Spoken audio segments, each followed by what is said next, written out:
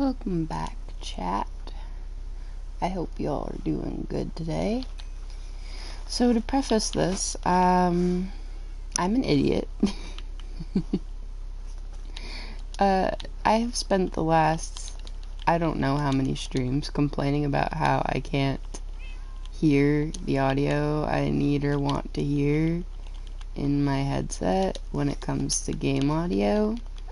And upon taking off my headset last night, I found this lovely little scroll wheel on the back of my headset that is for headset volume. Yeah. So the game wasn't the reason I couldn't hear anything. It was my headset, which is kind of what I suspected, but it wasn't my headset cord, it was my literal headset. You know, I never claimed to be the smartest person in the room. I did not make that claim. So, therefore, I am not a... There's nothing wrong with me. Everything is fine. I was fishing for a little just because I was getting on this world before I started streaming while I was still finishing the YouTube video I was watching, so I was like, well, I may as well fish a little and see if I get a mending book, but I didn't get a mending book, which is fine.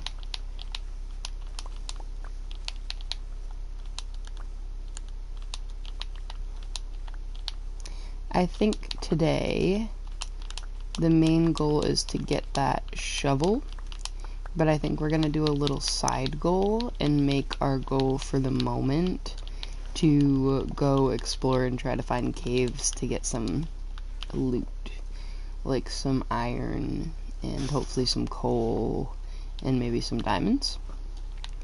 So I think we might go exploring that way, like I said I wanted to. Because, you know, we'll get levels, so we'll be fine. I do generally want better armor if I'm going over that way, because I have all my enchanted gear on me, and it'll be a ways from home, so it'll be hard to go find it if I do die. But I don't think we really have any better armor options right now, so I think we're just gonna stick to it and head that way. So, yeah. We are gonna find where we left our boat. Oh yeah, it's over here because we were using it for the drowned farm. And then we're gonna go in that direction. I think I have everything I would need. I'm not gonna pick up that rotten flesh. So I just want to go in this direction, which is negative Z. So we just have to keep going negative Z. But yeah, I have about roughly an hour and a half to stream today, give or take a little bit of time. So I figured I'd do some streaming, play some more. The biggest goal today is to get that shovel finished and to try to get some enchants put on the armor that we have, the boots and the helmet. But it's not necessarily the only goal of the day. So I figured we'll, you know, kill two birds with one stone, and we'll get some gear while we also, while we also do what we want to do.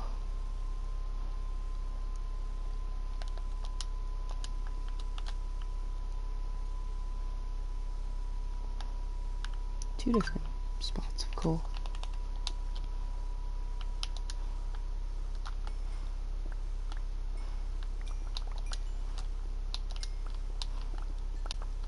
I especially wanted to go out and mine a bit because of the fact that we have this fortune pick now, and I want to be able to get some quick and effective gear. I will be checking that in a second because that is my friend Christy, and I want to hear from her. Alright, I think we'll go back up and we'll get this coal here that we were gonna get, and we'll also break where our boat is so that the water falls down in, so that we can get back out after I go down there to check out everything. Like, we'll break like right here. There we go. Alright, because I wanted to check out down here, because there's some coal underwater. And some lapis. I didn't expect that.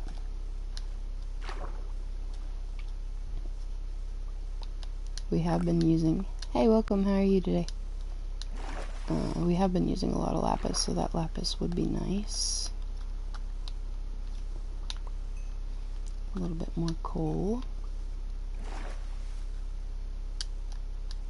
So yeah, it definitely turns out that I was just the one that was dumb when it comes to this headset not giving me audio, but I solved it, so, you know, now it'll work. I don't want to wander into that other end of the cave. Yes, it might have some good gear, but no, it's not worth it. I also didn't realize Minecraft gives you, like, bubble noises while you're losing your air bubbles. I'm glad you're doing alright. Alright, so we found a little bit of stuff. It's a little cave, but it's fine. We found a little bit of stuff, so we're gonna continue out towards the ocean like I was talking about. I know that's cool, but I already looted it, like, early game. I like that it's so close to our house, though. Maybe we'll, like, empty it out and decorate it or something fun. I gotta check that message. That's Christy. Yeah. Well, I'm glad you're doing alright. I don't know if I already said that. My brain's a little scatterbrained today. I was up until 4 a.m. last night, even though I had the opportunity to go to bed at, like, midnight. I ended up staying up for a while, and then I'm glad I did, because my friend needed me at, like, 2 a.m., so it was, good timing. I like that we have tropical fish right near us, because that means we can do axolotl stuff when we find axolotls. I don't think I'm going to do the thing I'm doing in the other world where I try for a blue lotl, just because that's exhausting and we still haven't gotten one in the other world and we've spent ages trying to. But I definitely think we'll have some, like, of each color or something. Squid. I'm just kind of keeping a general eye out for any lootable stuff down under the water. I'm not going to be super detailed about it. I mean, I could always hunt down a dolphin, because I'm sure they spawn since tropical fish are spawning, but I don't think I really want to. Yep, there they are. Yeah, I don't think I really want to. I think I'm just going to kind of keep half an eye out for things. There's a big old ravine that spans, like, the entirety of this ocean. It was way back there, and it's all the way up here, which is kind of cool. That's a ruined portal, so I might go down there to check that chest. And there's a coral reef. Alright. That sounds like an interesting topic. Lodestone, gold chest plate, obby, gold pressure plate, and... Okay. I was like, I'm not gonna get to the surface in time, and then I remembered that the magma helps. Okay, not the worst loot, not the best loot. Pretty average, I'd say. Pretty cool to find it underwater ruins, though. And that's a shipwreck, I think, right there, isn't it? Looks like wood. There's a coral reef section. Nope, just a big block of coral that's up near the surface. Big old coral reef area. I don't really know what coral reef can offer you. I mean, sea pickles and stuff, I guess. It's pretty, though. And it's pretty close to home, so if I ever need coral, I could come get some.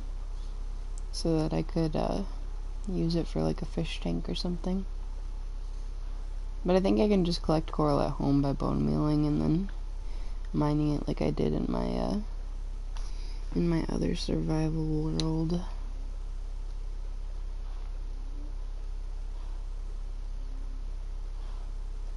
Very large coral reef though. And we spotted land on the other side finally. That's a desert, so I might go check that out because there could be some villages or temples. That looks like one of the little wells.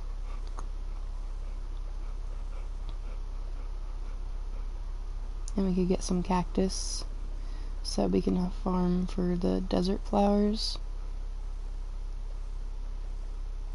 And we could get some of those tufts if we want, but I don't think I want to right now because I don't want to fill my inventory too much without needing to. Yeah, that's just a well over there. Got a couple cactus. I don't know if we already have cactus or not, so that's why I kind of wanted some. Just generally looking around. There's a cave there. Just a little weird river thing. Maybe it goes down alright. It looks like it's not going to go very far though. Whoa, cave noises.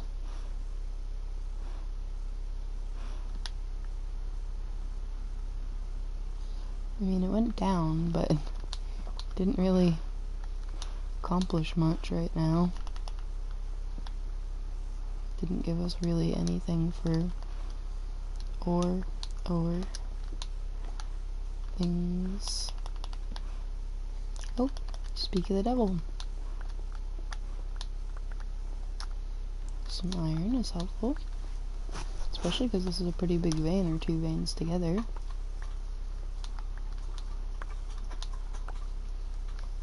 I think two veins together.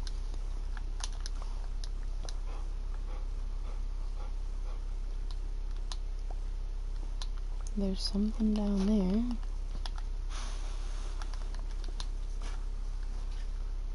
Just water, I guess.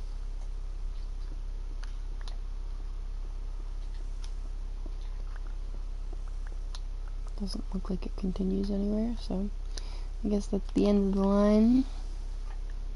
Well, we found some cool stuff. Not really. I mean, we just kind of went into a crevice of the earth just for however many iron. 30 iron ain't bad for that trip. Hello? Trying to get back out is going to be such a pain because of how weird and craggly it is.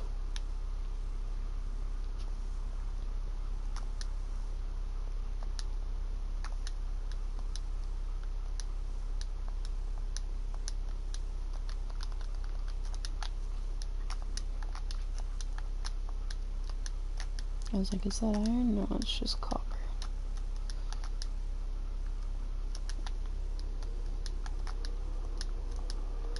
And it's nighttime out there, which makes things a little bit more dangerous.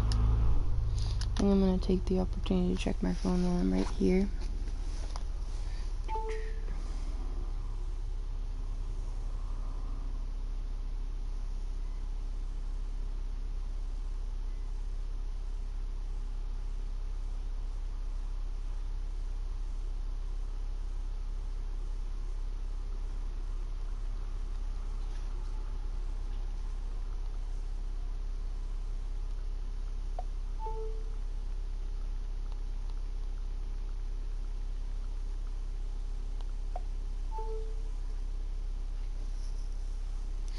Anyways, I was answering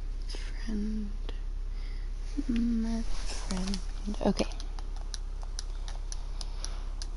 I've been talking to her very consistently all night and all day, so I don't want to, not answer her. She knows I'm gonna be streaming, but she also knows I literally message her even when I'm streaming, so. Let's just keep going this way and see what we can find. Like I said, the main goal... Okay, I'm like getting startled by how loud the audio is in my headset now that I figured out the dial thing. But that's okay. I can't believe I didn't even realize that that was a feature on this headset, but like I said, it was a gift for someone else that I had bought, so I never really took much interest in how it worked besides using it. That's probably a lava pit under there. I never really learned in depth about this headset or anything. I've just been using it.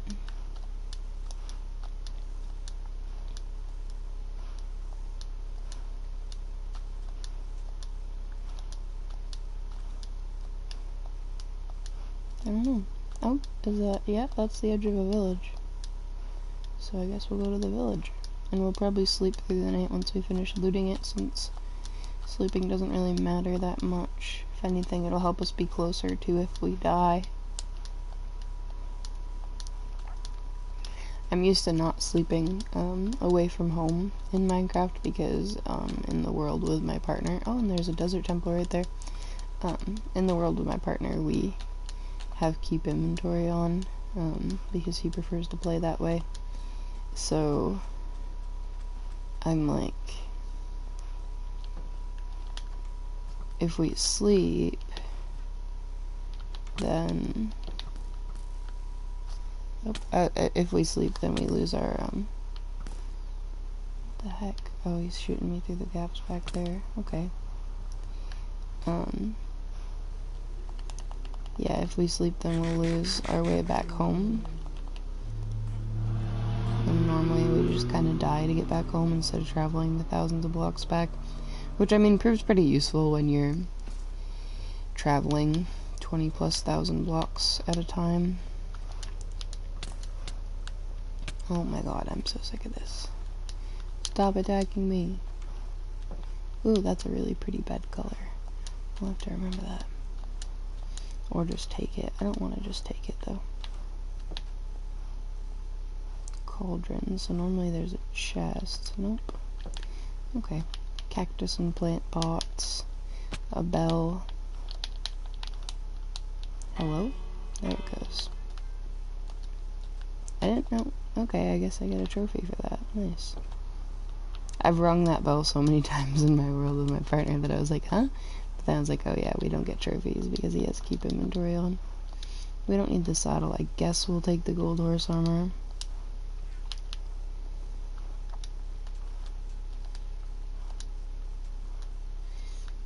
Alright, and there's definitely chests in here. We're just gonna go right on by these guys. Oh, he went out to his own death. It's not my fault. He could have stayed in. I was gonna close it before the zombies could get in, but he went out. I don't think I need this gold pressure plate. Yes, I'm giving up gold pressure plate in favor of dead bushes. I like dead bushes, okay? They're good decoration.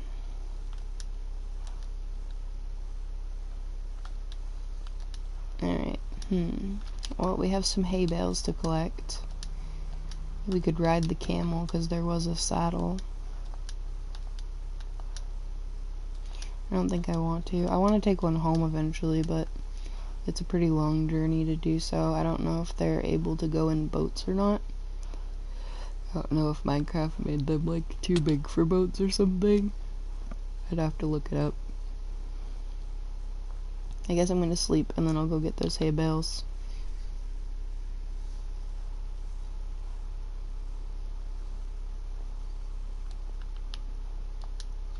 And then we'll continue on to the temple.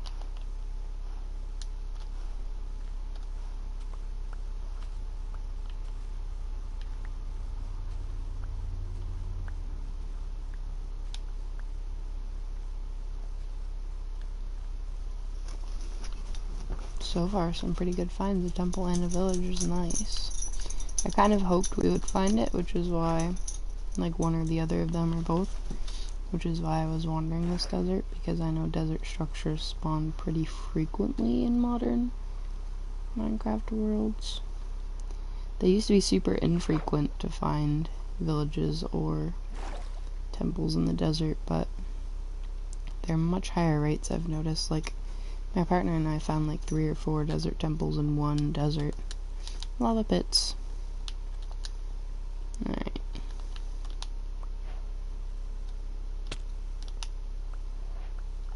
There we go. TNT is disarmed. I didn't mean to do both. Oh, no kidding. An enchanted apple. Nice. We'll take the gunpowder as well. We don't really need string. Armor trim. Okay, we're already running out of space. We'll get rid of our iron axe because we have the diamond one. We don't really need the iron horse armor right now. I might make... Do we have any leather on us? Oh my god, 2 more enchanted apples? That's insane. I was wondering if we had any leather on us to make a bundle, but we do not, which is a little frustrating. I guess we'll put away the gold horse armor in favor of the iron horse armor. Oh, there's leather right here. Okay. I missed it in the midst of all the rotten flesh, so we will make a couple bundles.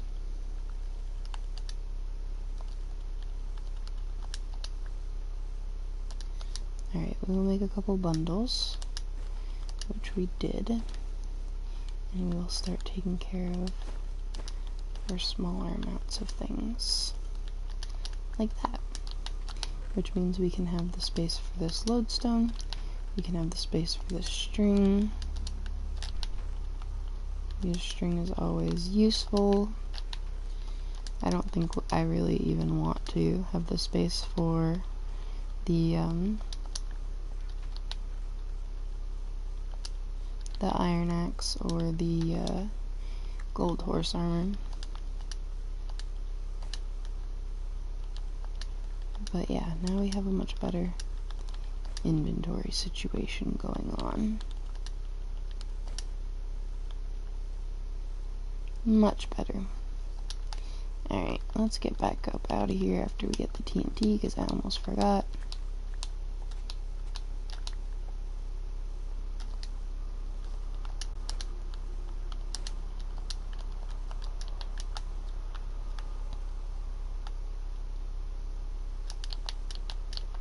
Not bad loot, especially considering there was 3 god apples. That's, like, actually insane to me. I did not choose this seed. Like, I promise I didn't try to choose this stuff and just happen to know where things are or happen to have good loot. Desert temples involved in the seed.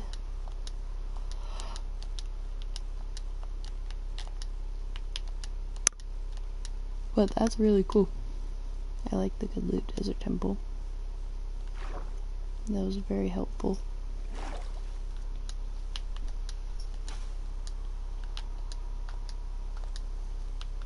There are a few caves kicking around, so we might dive into a cave and see what we find.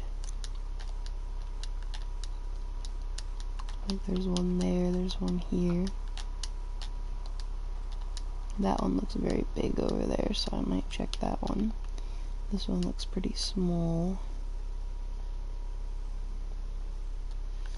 Yeah, this one's pretty small, mostly just sandstone. Sandstone caves are so interesting looking, I quite like them. I thought that was another desert temple on the horizon, but it's the one we already checked. Ah, it's a big lake. Okay. Thought it was a big cave, but it's just a big lake. There's another desert temple. Told you they spawn like crazy now.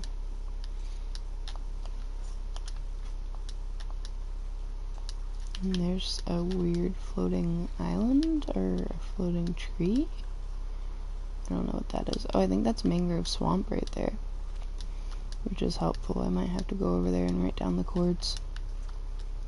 Because we could use a mangrove swamp to, get some frogs to bring home at some point.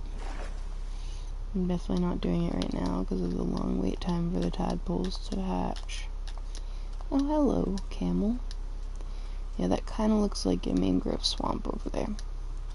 Not 100% on that statement, but I'm gonna go down there after I loot this because, oh, and a village. I'm gonna loot this, go down there, and then go to the village.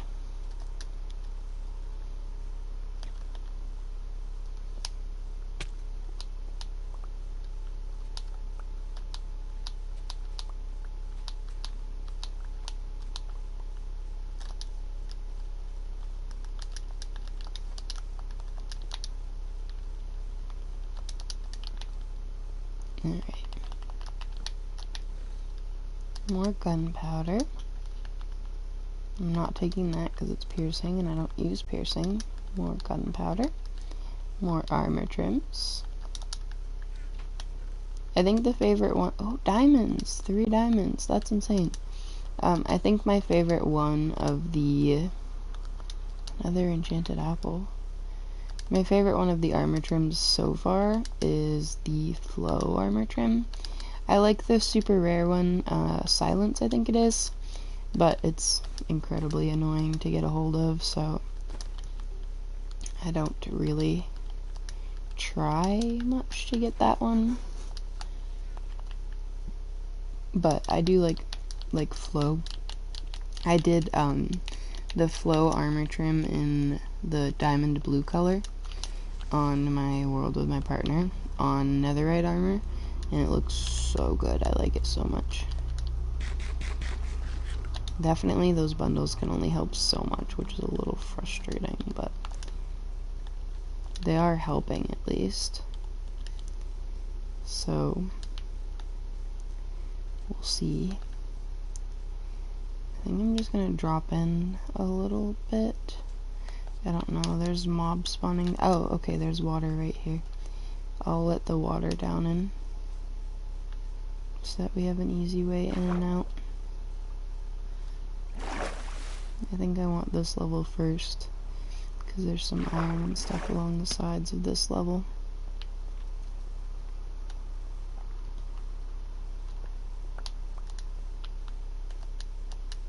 Just a little bit. And then this lets me go down kind of slowly. Gotta keep an eye out for the mobs because I did see mobs.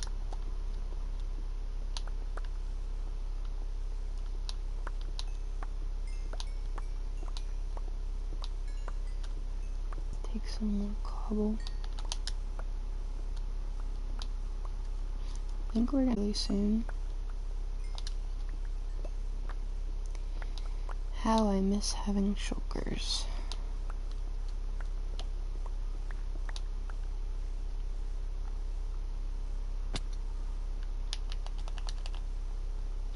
That is a lot of skeletons. That is a lot of skeletons.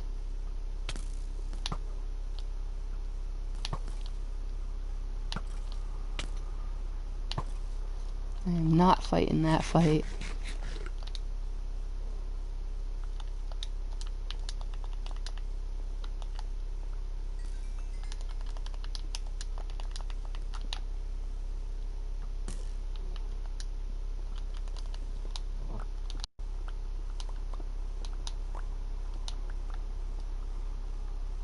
There's coal up there we could go get. I'm definitely being a little obsessive about the coal and iron, but there's a reason behind it.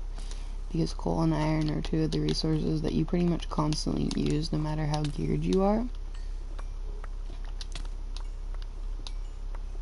And you run out very easily because of that. So I get a little obsessive about making sure that I have a lot of it. Especially because it also helps with villager trading like we've seen. Okay, you're just getting annoying. I was gonna let you live, but no. Not happening.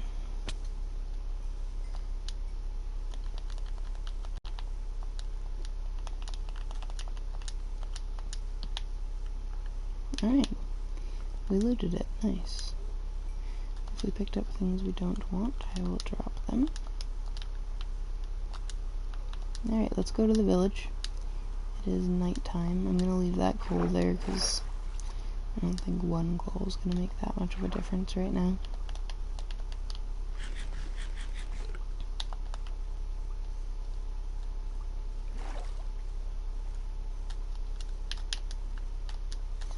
Alright, let's go to the village.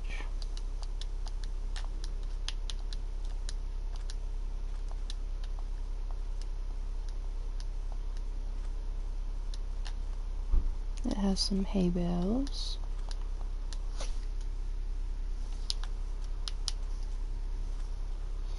Has a few little farms. I love seeing that we have maxed out diamond tools in our inventory now all the time. It's so satisfying. Go fight a villager or something, you idiots. Oh, you broke my helmet. How nice. So nice of you. Go get angry at a villager.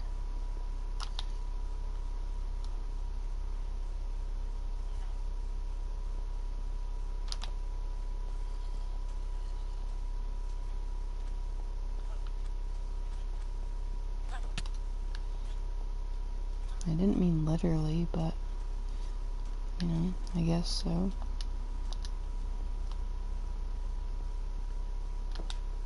Oh, that's a cute cat. It's a calico one. I'm just sacrificing these villagers that I survive, which is kind of cruel.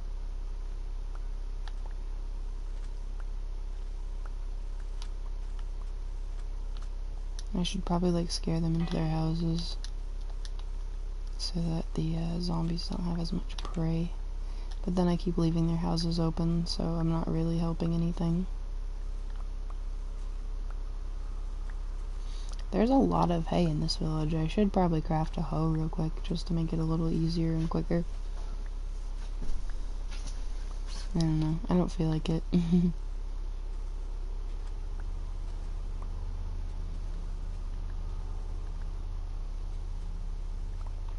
Entire village gets massacred because I keep leaving doors open.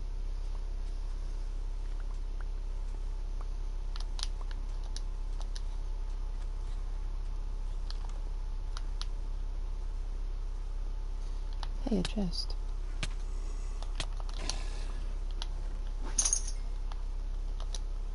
I don't need wheat since I do have the hay bales. I will take the extra... Oh god, that's a creeper. Oh no, it's a zombie villager. Okay.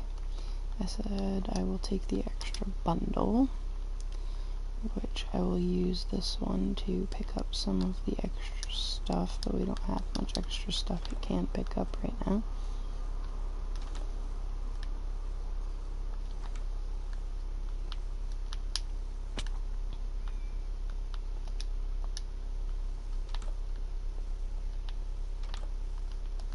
Books are always useful.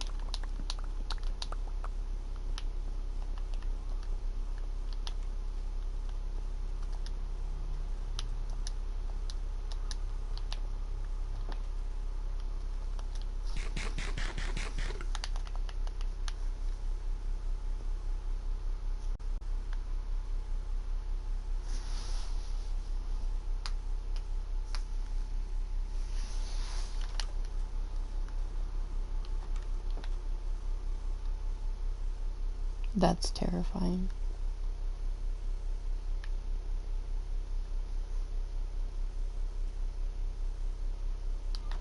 Pricks itself on the cactus.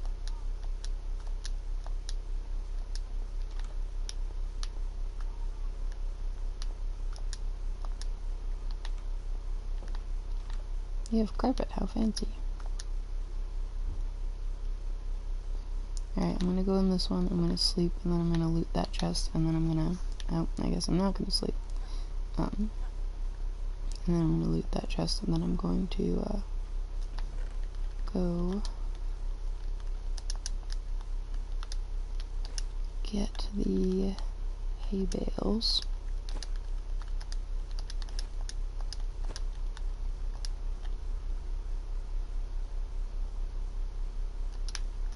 Running out of space very rapidly.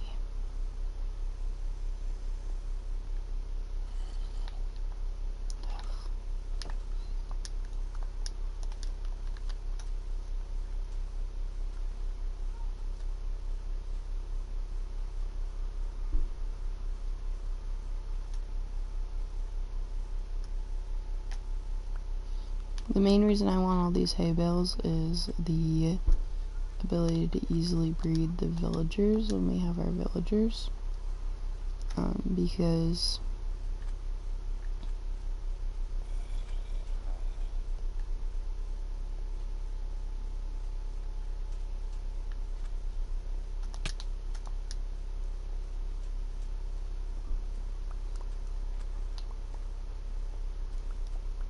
I can't believe I managed to do that. That's awesome. Okay, because being able to breed them would help with getting a lot of population very quickly. I'm trying to like circle around everything and then get back to a house that's fairly secluded and sleep. This one should be fine. Ooh, I get to sleep in a pretty cyan bed. And then we're gonna go over to that mangrove swamp because that is in fact what it is. And write down the chords.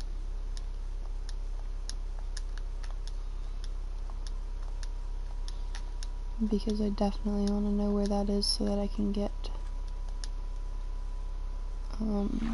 frogs in the near future. That was a teeny fish. And then I think we'll keep continuing to explore that desert. Yeah, frogs would be nice, some mud would be nice for some builds. Mangrove wood would be nice for builds. The roots would be nice for ponds, so it'd be nice to know where this is. Everything is nice. It reminds me of, I wonder if you can take those flowers yet. I hope they put that in as a feature.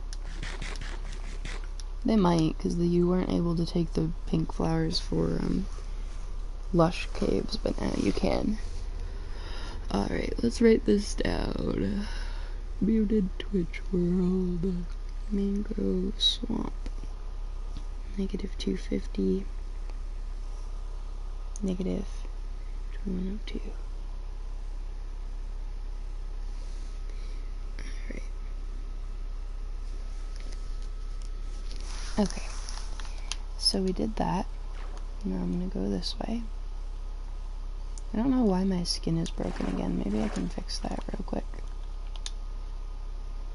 I don't like this skin because I like my devil skin.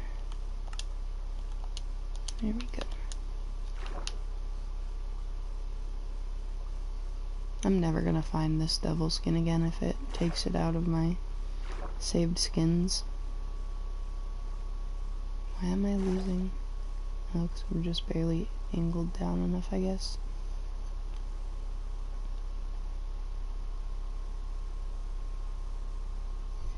I agree. I think most of the dogs are cute. That was a very strange sound that just came from my water bottle. But okay. Yeah, we're running out of inventory space, but we're gonna keep going for now. Oh god, I don't even know. I mean, I know a small chunk of dog breeds now.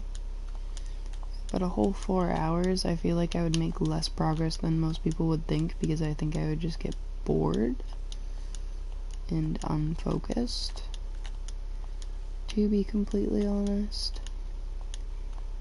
But I don't know.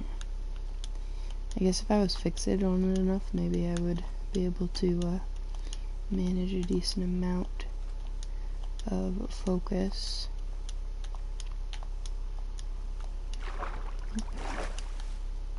I know I have a boat on me, but swimming is easier for me for these short distances than having to take out the boat and then pick it back up. I'm just wondering if that's a decent cave. That's a really cool world gen though. That would be awesome to put a house and stuff on. That's a cave for sure, so if this one isn't, we'll go to that one. Yeah, I don't know. I know a small handful of dog breeds, but I don't know. I used to always watch like the dog show and everything every Christmas that would be on before or after the parade on TV, and stuff like that.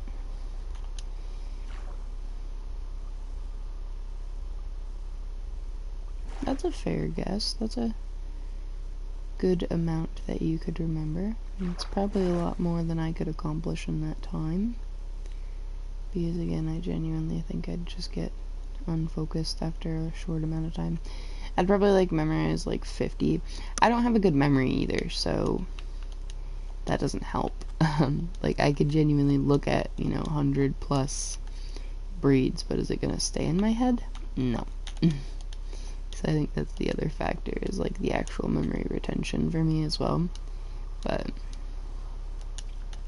yeah, I don't know. I'd say probably like I'd hit like maybe 50, but how many of those 50 I'd even remember would also be iffy.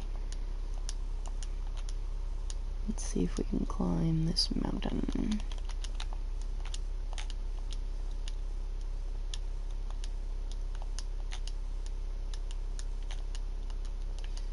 Wow, this is very interesting world gen. It's like stony combined with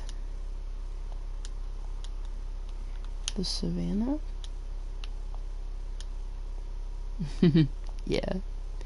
Yeah, like I definitely think I could go through a decent list maybe if I was focused enough, but actually, you know, remembering them to have any information on them after the fact, or have their names after the fact or whatever, I don't know. I think it'd be iffy for me. I like the Dillos. We might come back sometime for the Dillos. Just to be able to... Wow, that made me way lower than I expected. I'm so used to having feather falling. Yeah, I think we might come back for the Dillos at some point to get either a couple all the way home or just to get some scutes. Because they're not called scutes, they're called scales. To get some scales, because dog armor would be cool to have.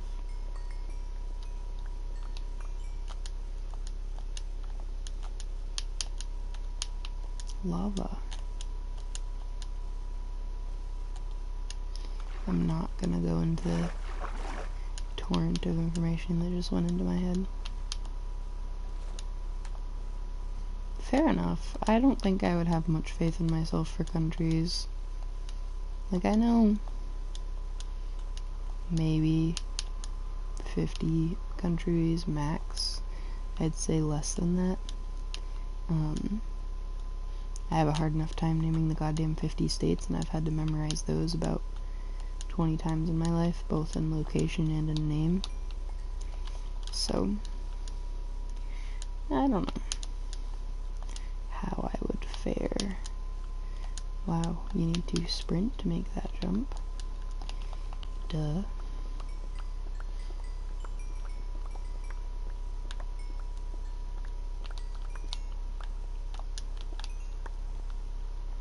I'm kind of a little more happy about the coal existence than I am about the iron existence in our inventory, because, like I said, we use coal a lot. You use iron a lot too. Oh god, don't look at that. But I don't think I use it as much as I use coal, especially once you start getting into having, the,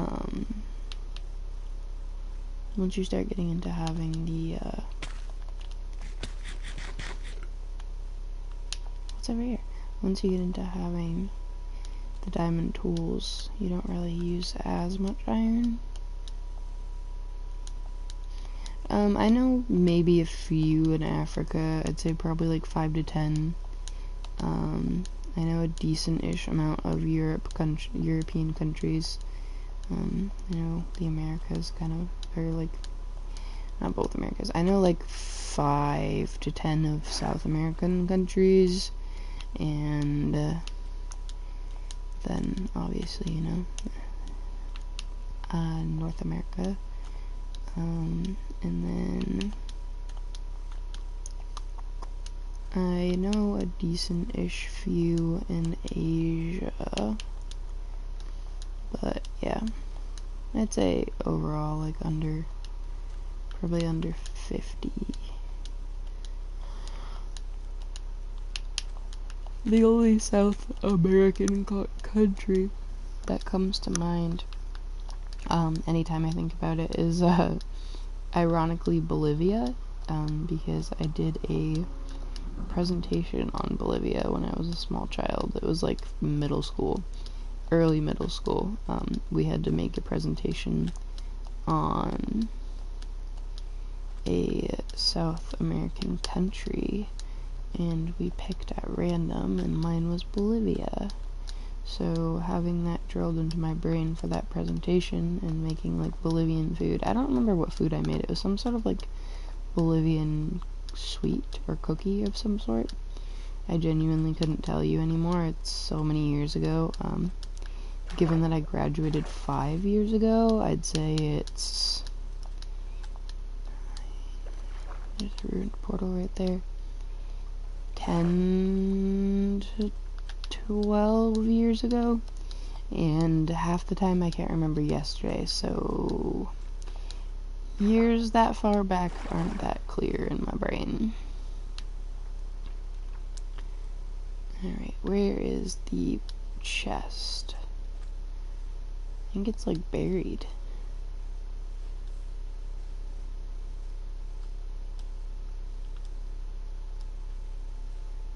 Yep. Flint and steels, we don't really need those. I wouldn't mind this gold, and I wouldn't mind these fire charges. But flint and steels are super easy to make, so I'm not going to waste our inventory space with it. I was trying to update the lava so that I can pick up this gold block safely.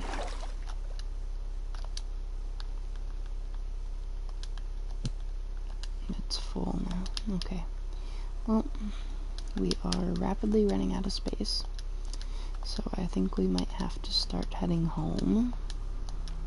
Which is why I'm heading in the positive X direction at the moment, because that will help us get back towards more of a straight shot back home.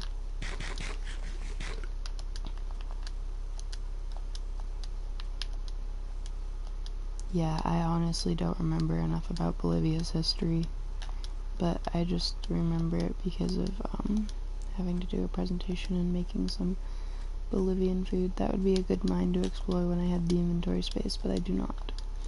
I don't even know if I'll have the inventory space for this temple, but I'm gonna try.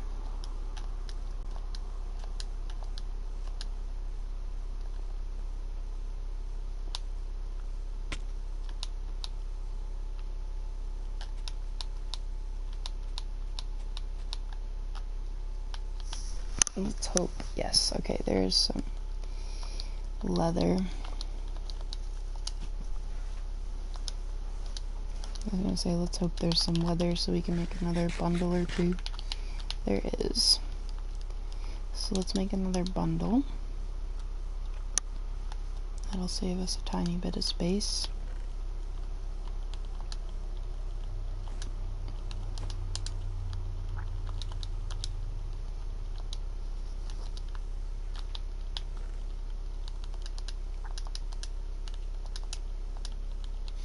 I could make more bundles with that extra leather, but I don't think it would help us any.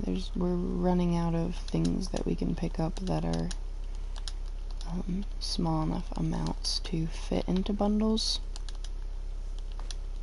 So I think that's where the problem begins. Yeah, we don't need that Bane of Arthropods one. I'll keep the leather on me in case, but really I don't think most of this would really even fit into a bundle.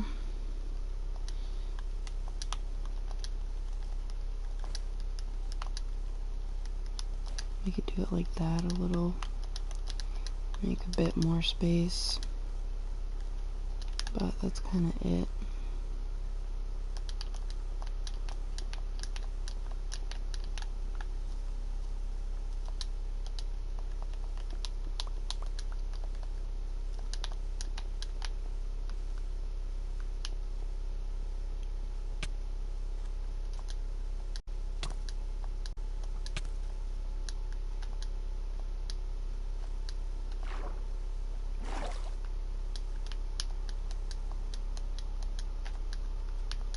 I really wish I could remember what food I made for that presentation.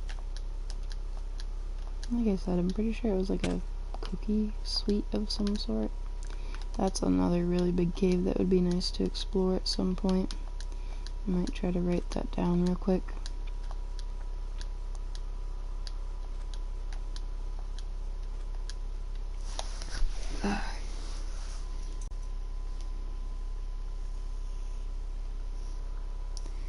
448. 2891. Yes, and I hear the zombie creeping up on me. So I'm running. Come on, phone, charge. I don't have time for your nonsense. I need to get my upgraded phone set up.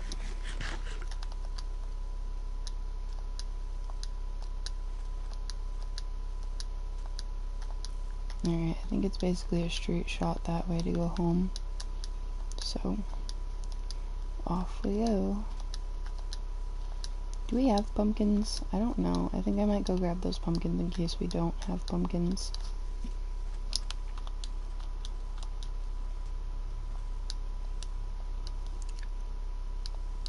I'm not 100% sure if we do or we don't.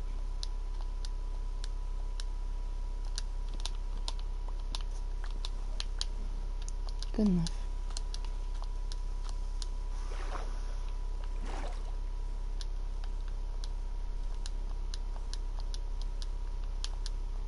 Another desert temple? I mean, I'm grateful, but holy moly.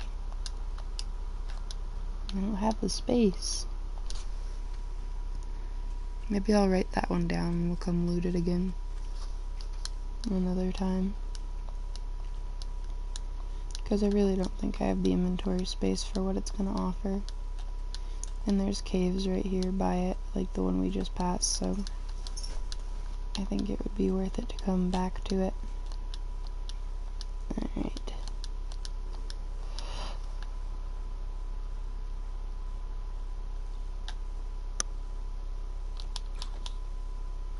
And there's another village too. Okay, let's write this down.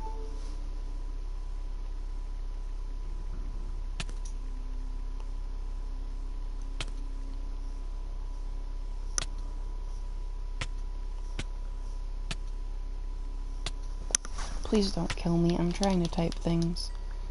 God, I was letting him attack me at first, but then I realized I was literally dying.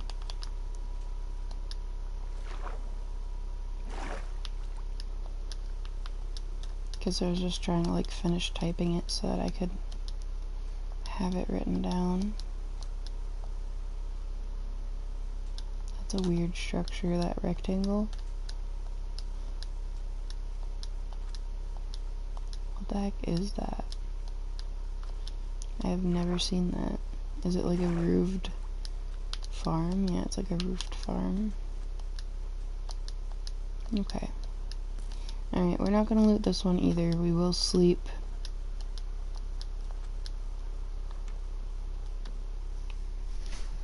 Just to make life a little easier right now.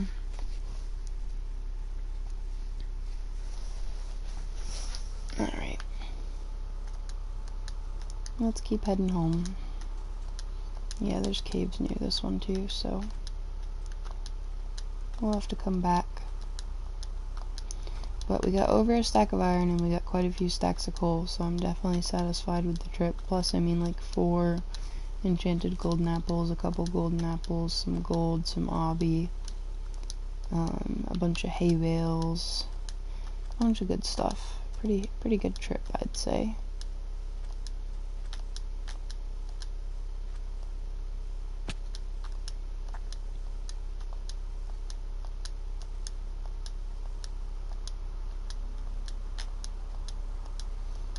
More desert wells. I wonder if those would have like suspicious sand around them. I don't think so, at least not right on top there. I don't remember what structures generate suspicious sand and suspicious gravel. I know like ocean ruins do.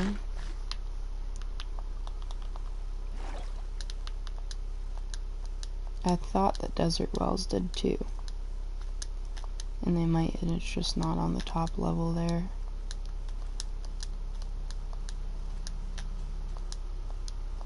And that's another village we would have to loot.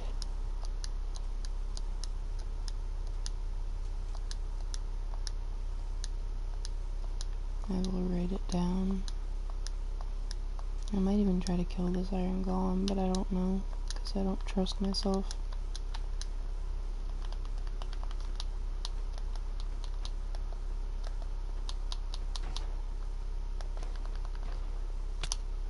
Are you kidding me? Thank God I just slept right near that village. I knew he was gonna easily kill me, but I was like, I'm high enough away. Ugh, good. That's just frustrating because we lost so many levels, but it's fine. We can get levels back. I'm just glad we can get our stuff back because we literally slept so close to that village. That was really dumb of me. I knew in doing it. Nixie! Getting in my face is not helpful right now, honey. You made me jump into a cave, Oobaba. I'm not angry at you, and I'm not even that angry. You're fine. Every time I get, like, slightly frustrated when I'm driving or when I'm playing, she's like, Mom! Mom! Don't be angry! Huh. My dopey butt. Okay, at least, like I said, we're really close to that village, so it's not a huge loss. It's a loss in XP for sure, but it's not a huge loss, and I think because we died, he hopefully shouldn't be aggroed at us when we get back. If he is, then we're screwed and we have to do this journey again.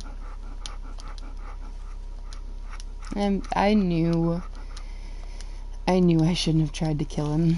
My brain was like 80%, you probably shouldn't kill him because you're gonna die. Every time you try to fight a golem, you die. And the 20% of my brain was like, but iron, because I have a looting sword and I can get iron. Oh no, he's so gonna be aggroed at me still because he was still on fire from my sword. Right? Buddy? Are you mad? You're not mad? Nix, I'm not talking to you, silly girl. I know you're not mad. You're my good girl. My stuff flew from that death. It's everywhere. God, I just got nervous to, like, poke into his space because I was like, ah. Alright, well, that wasn't my smartest decision of the night. Or the day. But it also wasn't entirely the worst. It didn't end as terribly as it could have. So I will take it. I don't know if I want to continue to attempt to kill him or not. Probably not. Probably not the best idea. Wait, I have this organized wrong. My food goes over here. I always forget how I set up my own hotbar 90% of the time. And I had my fishing rod here. And I had my building blocks, but I don't have any. Something's missing from my hotbar. No, I think that's everything. Okay. Well, there's another bundle and some coal. Well, that wasn't entirely my smartest decision.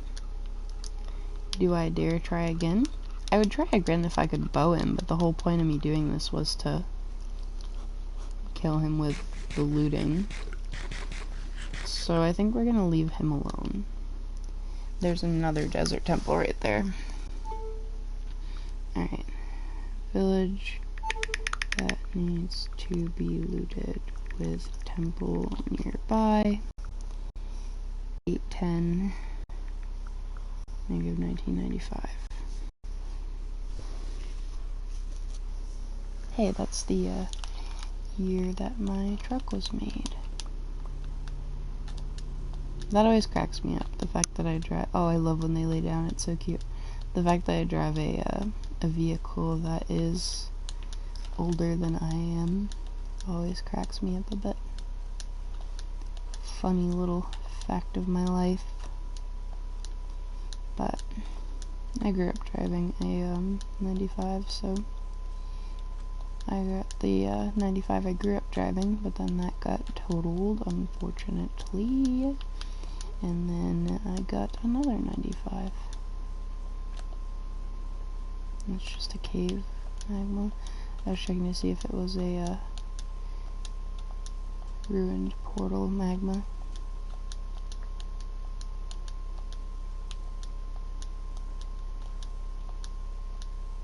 Alright, it looks like we're back to the ocean finally.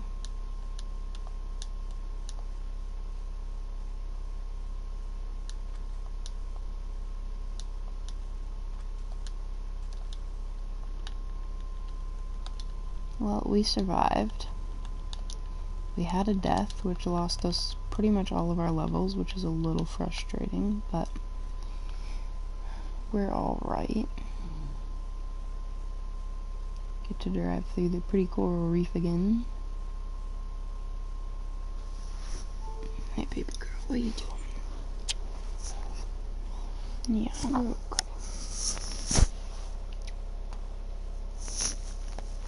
I don't imagine you rubbing on my mic sounds very nice, but I guess you can stay.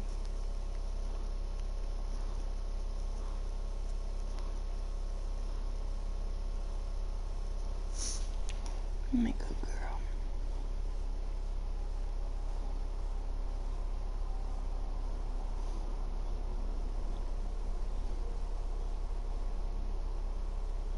She's super clingy, I think because I freaked her out a little last night because I was laying in bed when my friend called me because she needed to talk, and I had to go downstairs because I didn't want to wake my partner or make the dogs bark, so I had to go downstairs, and I was downstairs for over an hour on the phone with her, and when I came back up she was like, "Where were you? What were you doing?"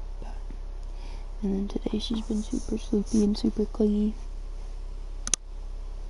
Oh, baby. You're a good girl. But yeah, I have probably another 15 minutes, maybe more, to stream, so we're gonna get back to home. I'm upset that we didn't get, that we lost our levels, because I was hoping to get that shovel finished tonight. And given that we're back at level 7, we might not be able to. Ugh. She was laying on my hair, which was an unpleasant feeling.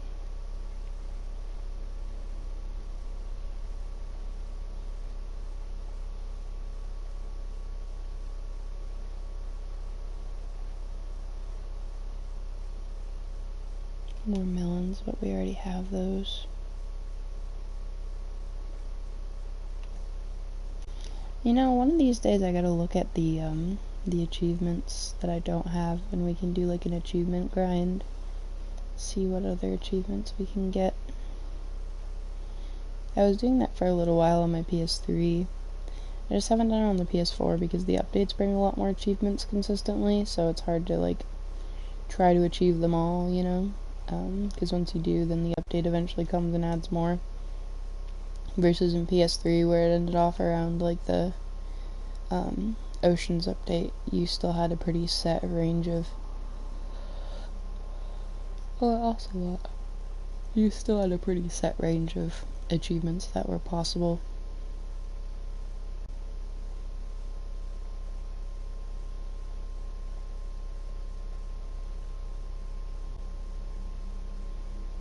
You didn't have to worry about them being added to it.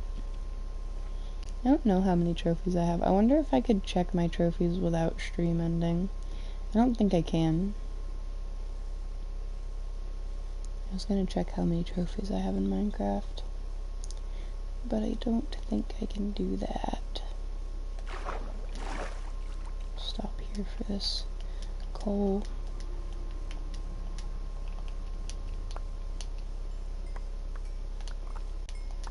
Get us a tiny bit more levels.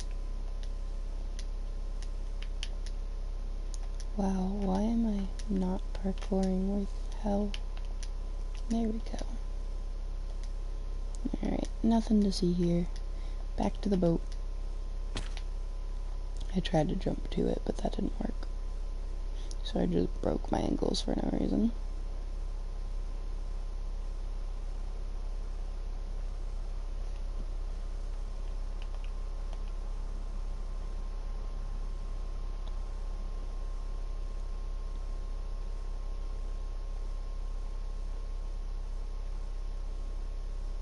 Another underwater cave / ravine.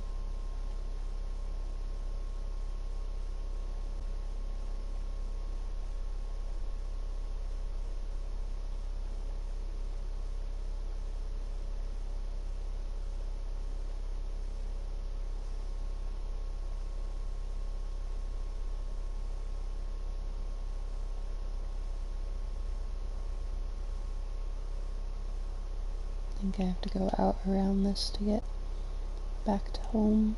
I think this is the one that has the desert temple. Desert temple? The jungle temple. My dog is laying over the top of my arm right now. God, my tiredness is definitely kicking back in. I got like 4 hours of sleep last night, and then I slept for 3 hours as a little nap. Yeah, like 3 hours as a little nap. So, I've got enough sleep to function, but my body's not happy about it. Hopefully I'll get some more sleep tonight, because he gets home early today, so hopefully that means, oh shoot, I gotta ask him to pick something up for me after work, and I don't know if he's going to or not, or if it'll start another damn argument.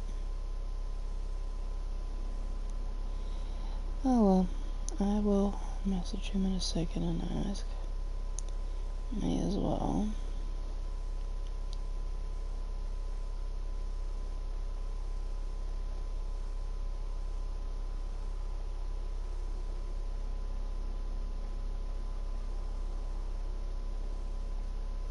Hey, there's home. I almost drove right by it. I was trying to still head that way.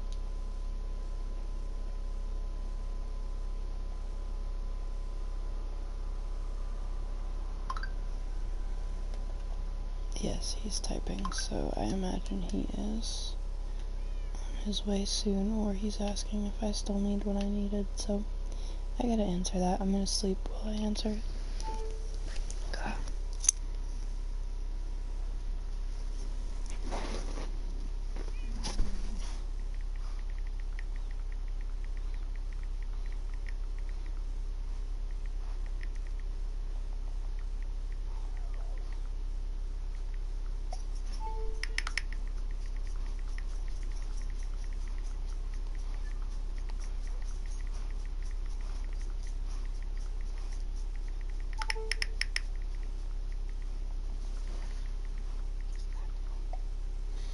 Alright, I asked him. I don't like questions like that. We're not like, having atrocious arguments or anything. There was just a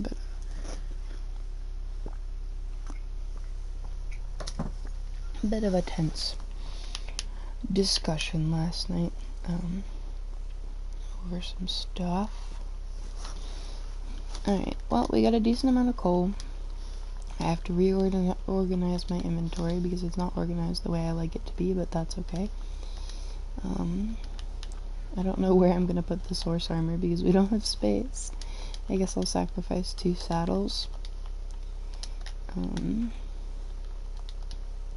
We gotta smelt that iron, so we'll go put it down in the correct place in the blast furnaces. I think I'll put away. Would you keep charging for once, phone? Hello. I need to upgrade my phone. I have an upgraded phone, like, actively sitting in my house. I hate that whine sound they make. Why do they do that? Yeah, there is an upgraded phone actively sitting in my house, but the problem is that I have to figure out how to use it. I mean, I know how to use it, but how to switch it while still keeping my number, which is a bit of a pain in the neck with my provider, or carrier, I guess. My carrier is not fun to deal with. I use Straight Talk for my cell service, so they're not very fun to deal with switching phones anymore. It used to be super easy and simple, but now they're a little more difficult because they don't allow you to just switch your SIM card anymore like you used to be able to do.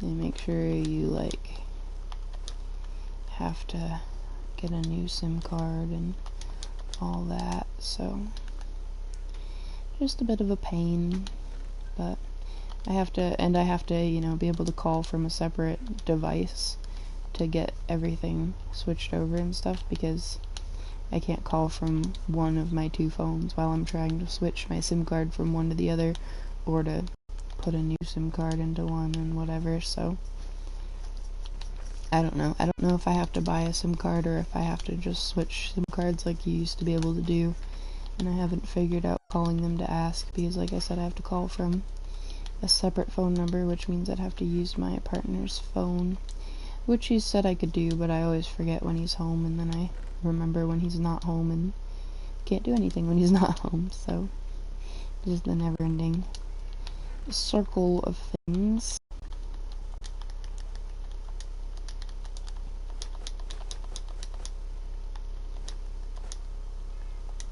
Alright, we get a few diamonds. I forgot that we got those. I can't believe we got 4 god apples. That's insane. That's very, very lucky. It makes me feel like I chose the seed or something weird, but I did not. I hate that noise in my ears. Why does he keep whining like he's being killed? The dog. Maybe I liked it better when the game sound was muted. You know? Alright, let's get this stuff smelting. I'm gonna put half of both into each furnace. Get rid of these saddles. And then put away these. I think we'll keep the apples in their own barrel since we do have the space to. We'll keep the golden apples in their own barrel. Granted, we'll never accumulate enough to need an entire separate barrel for them, but we'll just for fun. Alright, he answered me. I gotta answer that.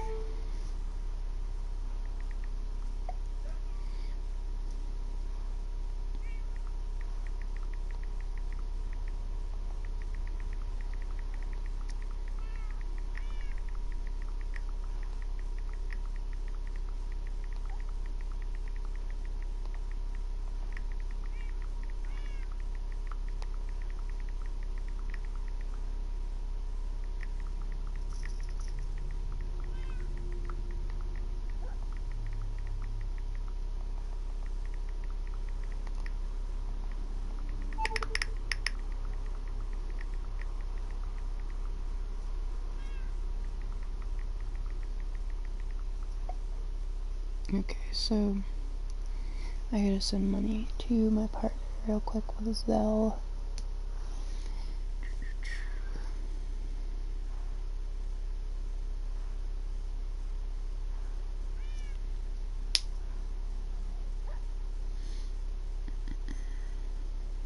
Transfer. Oh wait, not transfer. Whoops, discard. Pay. Zelle.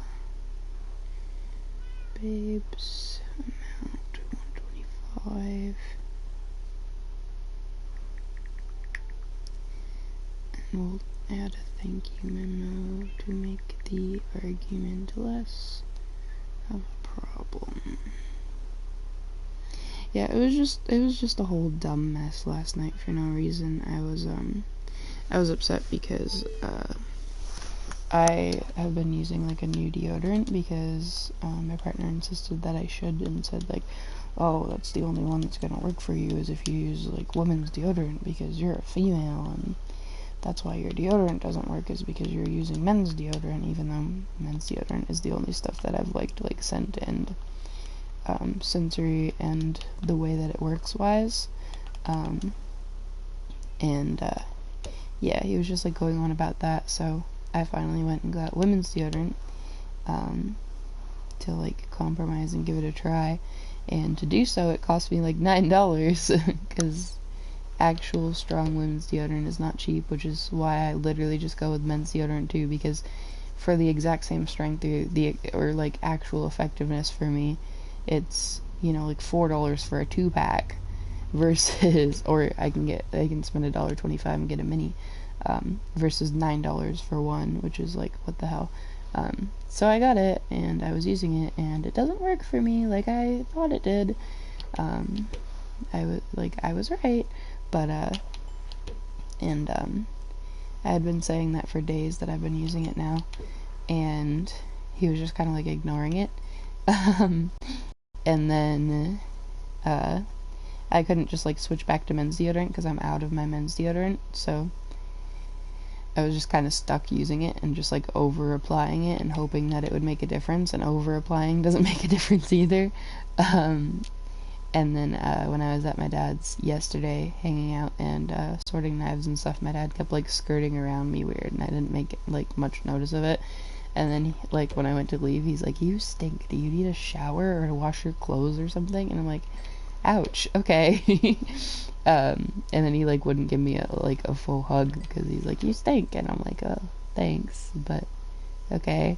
And then I was like kind of upset because I see my dad like once a week at most, so I really wanted like an actual hug from him, and I didn't get one because of stinking, and I stink because my partner was adamant that I needed to change deodorants instead of just using the one that's cheaper that I know works for me.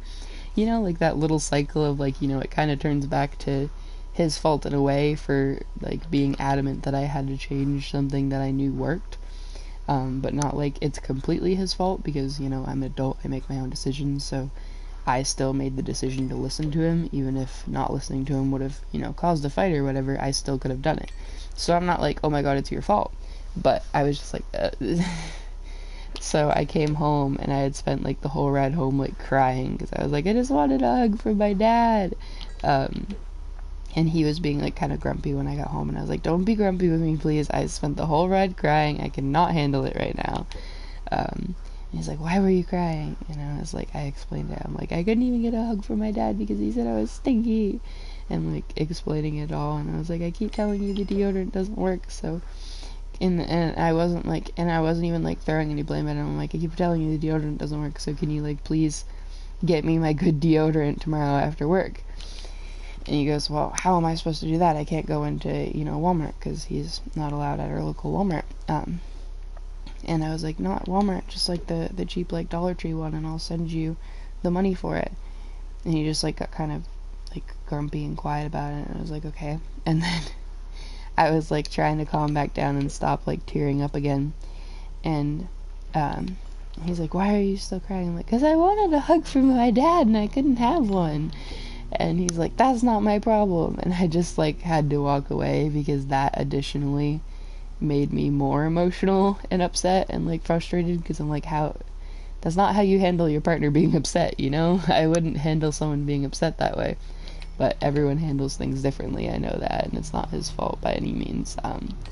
So I just like had to walk away. And then he like made some comment when I was walking upstairs of like, you've had plenty of chances to shower in the last couple of days and you haven't. And I'm like, that doesn't make a difference on the deodorant working or not working. Because even if I had showered like every single day, the deodorant still isn't working, so it still wouldn't help.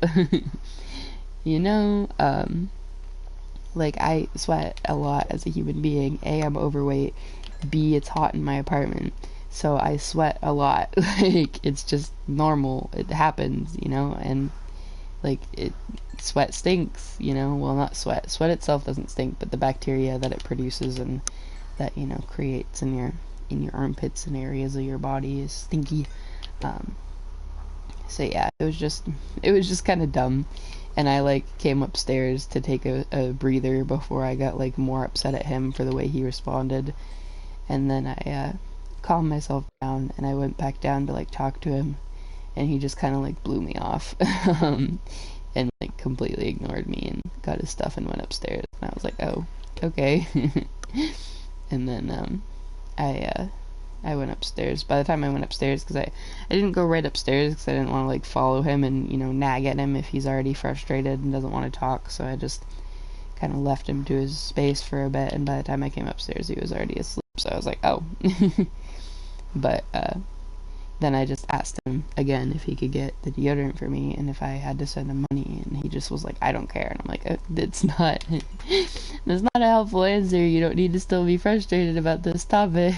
But I get it. We didn't get to actually, like, talk about it to, like, diffuse the situation because he fell asleep, and then, you know, by the morning time, it's just about getting him out of the door for work, so it's not about, like, here, let's sit and have an actual conversation.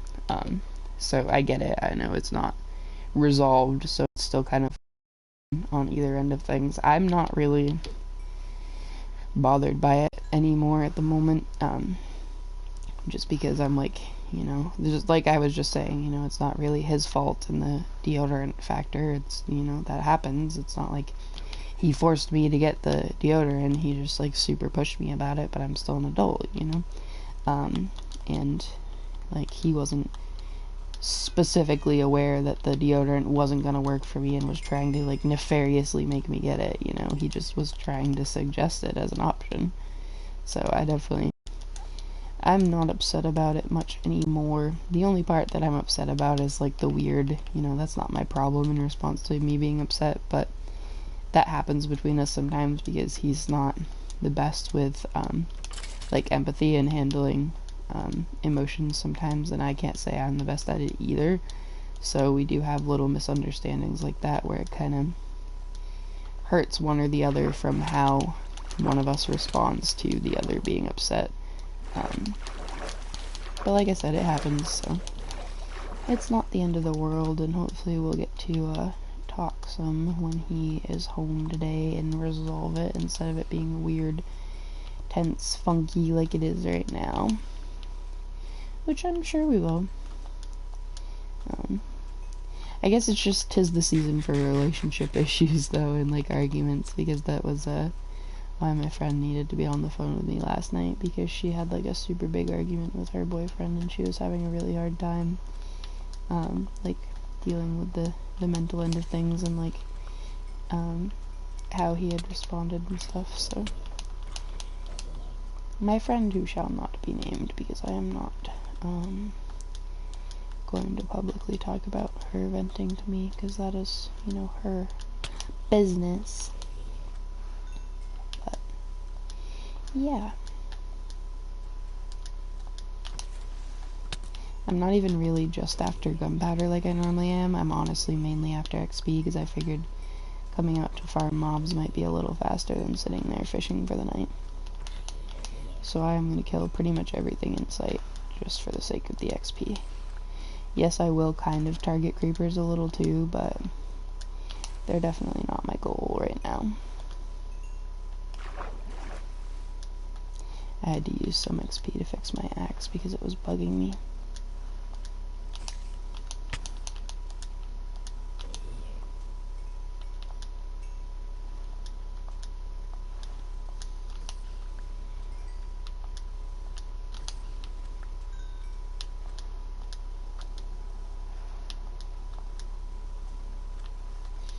I just didn't want to go over there into that whole gaggle of skeletons.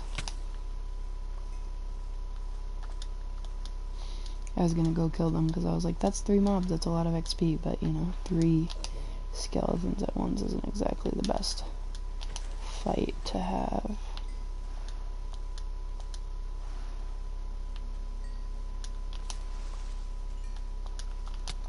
Oh. Okay, I'm not good at critting zombies sometimes, or critting in general sometimes. I need to eat.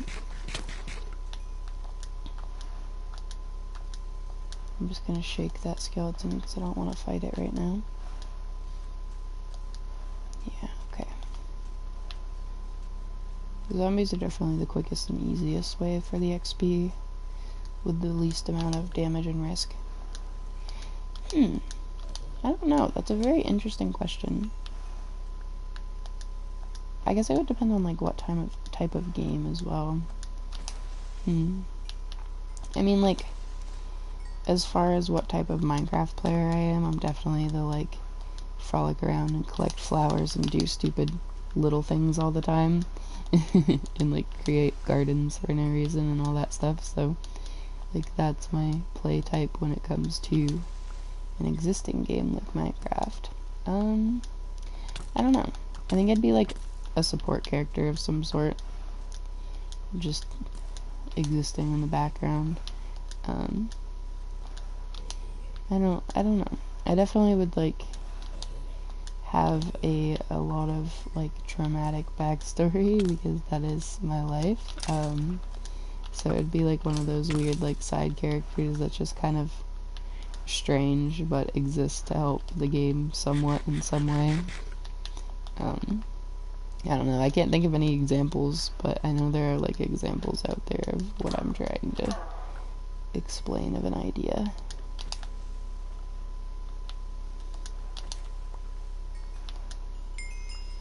Yeah, I'm not sure. I've never really thought about it. That's a very interesting question. I would be curious what your answer would be. That's a creeper. I heard it coming that time, but I couldn't... Yeah. Pretty much. Because, like, I do not give off, like, main character vibes. Yes, I totally believe in being, like, confident in yourself, and it's not, like, a confidence thing of me saying I don't give off main character vibes. I think I'm just a little too chaotic and off track to be main character vibes, like, specific and, like, my special interests and everything. I don't think I would, you know, actually succeed well as a main character. I would just kind of be aimless. So that's where the, like, I'm not really a main character thing comes in my mentality, in this question. But, I mean, you should be the main character of your own life, and I'm definitely the main character of my own life. But as far as in a game, I definitely wouldn't be, you know, singularly focused enough. Yeah, basically, you know, 35 different interests and, like, a random special interest in crystals. Yeah, that's gonna help me with a game, you know? Definitely gonna help me with my storyline.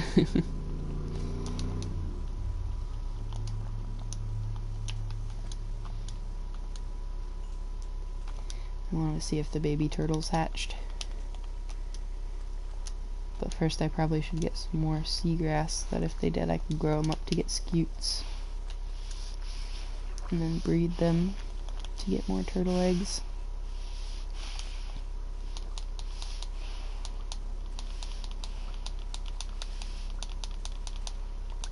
Alright, back up we go.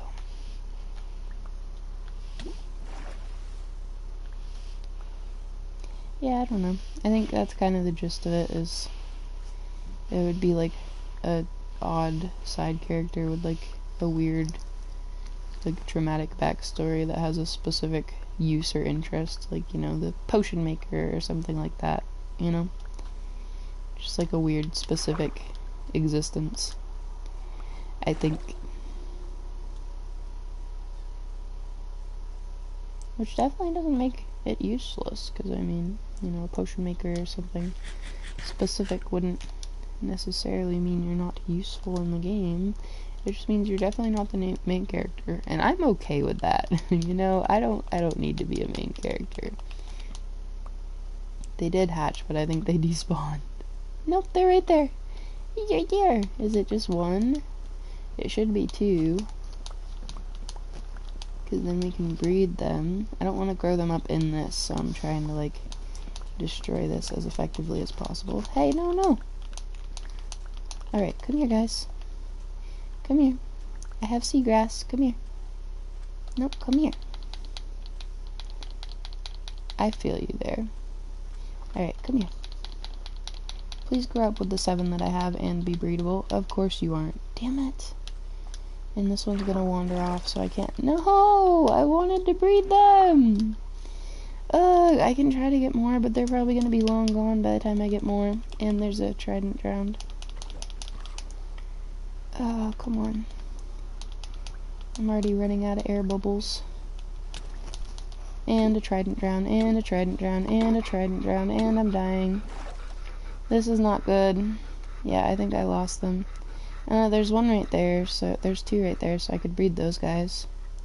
I'm mad they didn't get to grow up the baby, though. I'm trying to, like, be quick, because that trident drown can take me out fast. Alright, this one's right here, so I can hopefully still lure it. Come here. Come here, buddy. Come here, buddy. I have your treats. Treats. Treats.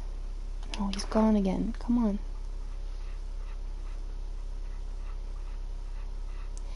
Yeah, I think so, because I think I've seen Java players, like, super struggle with it, so I think I kind of knew that. Now I don't know which two to breed. Come on. Because there's 3 of them following me now. Come on, guys. I need 2 of you to come up on this beach.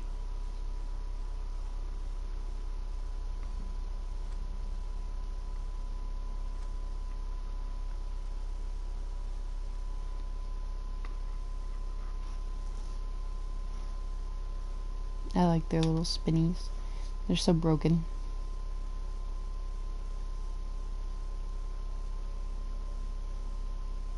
I hear the drown noises. Come on, guys, why can't you figure out how to get up here?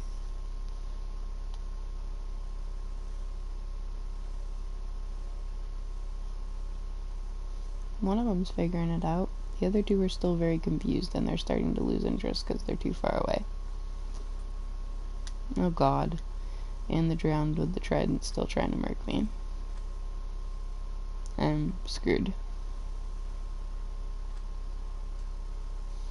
You know, I think breeding the turtles isn't gonna work out right now. Maybe we'll breed some other time. Oh, we can breed these 2. These 2 should breed right here. Yeah, I think that I kind of knew that because I've seen people on Java, like on videos and stuff, really struggle to find tridents. How many are they gonna hatch? Probably 1. Or lay, probably 1. Yeah, just 1. That's okay. Alright, we're gonna protect your egg, buddy. Maybe we should just, like, pen in these guys. No, enough of them spawn that I don't need to, like, pen these guys in. I'm just gonna let them be free. But they're like, but those are my babies.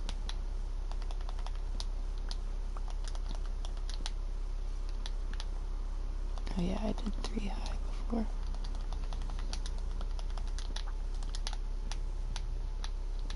Yeah, I've seen people struggle a lot with it.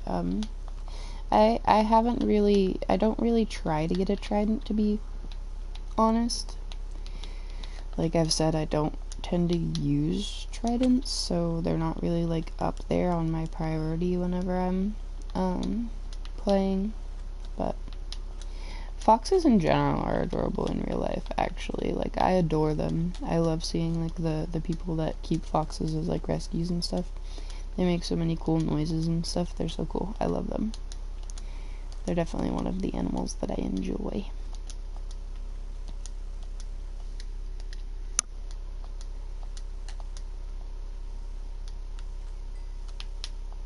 Well, we got back up to level 21, but I don't think that means we'll get to level 30 before I have to get off tonight. I have to get up and go pee real quick in a second once I empty out my inventory. Priorities, you know?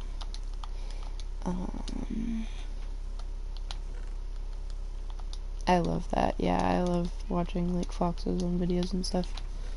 They're very cute. Otters are very cute too, but I think you mentioned otters the other day, so you know that.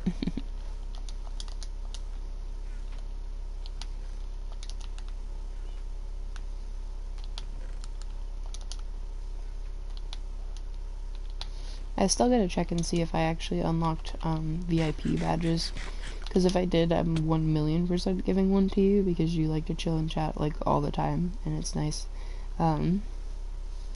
That's basically, like, the only requirements for me to give someone a VIP in my channel would be just, like, that they're, you know, around in my streams often and they chat a lot. And you always do, so I think that would be cool. I don't know if I have it unlocked or not, because the other day I thought I only had 4 unique chatters in the, or like 4 chatters in the stream, but it said on my stream summary that I had 5. So that means I would have unlocked VIP badges, because I needed, that's the only thing I had left to unlock VIP badges, was 5 people in chat at once. So I'm curious. But anyways, I'll continue this topic in a second. I have to go to the bathroom. I will be right back.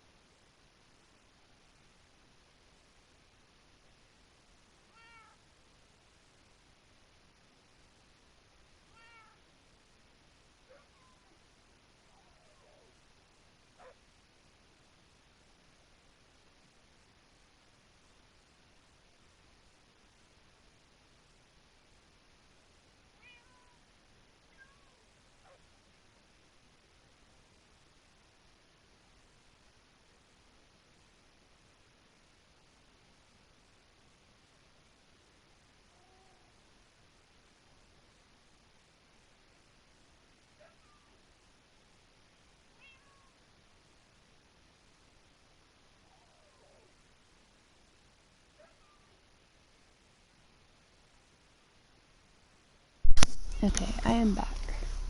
Hi, honey, you're standing on my controller. Thank you. I'm surprised you didn't hit any of the buttons. Okay. Yeah, that's basically what I was thinking. There are definitely people from, like, my early days of the channel that I would have given VIP in a heartbeat, but they haven't been around in a while, because I had a hiatus from streaming for so many months. Which is fine, you know, you shift over time as to your viewers and stuff like that. Hi, girl. I can't resist giving you a kiss because you're just a cutie. You're just a super cutie. I love when my puppy's sleepy because she's, like, so tolerant of me. Like, she's never not tolerant of me, but when it comes to, like, giving her pets or cuddles or kisses, she's, like, super about it for the most part. She's not a super touchy dog. But when it comes to her being sleepy, she'll, like, snuggle right up with me.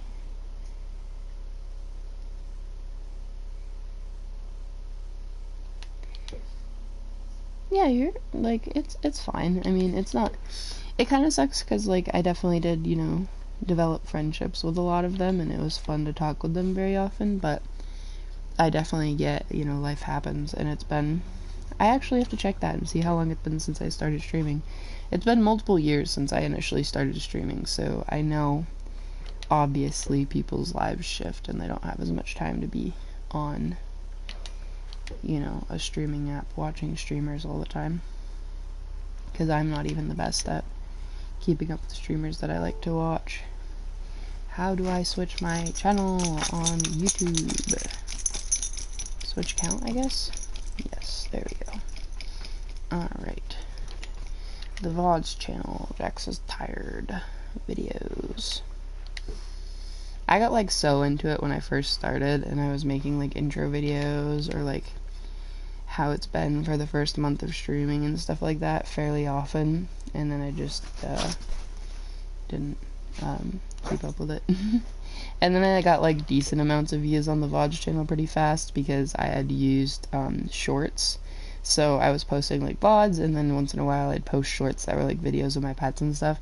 And pet videos on YouTube Shorts go wild. Like, you don't even have to have anything interesting going on or, like, an actual plan to your pet video. Literally, the videos that I was posting were just, like, my pets playing around in a normal day-to-day life.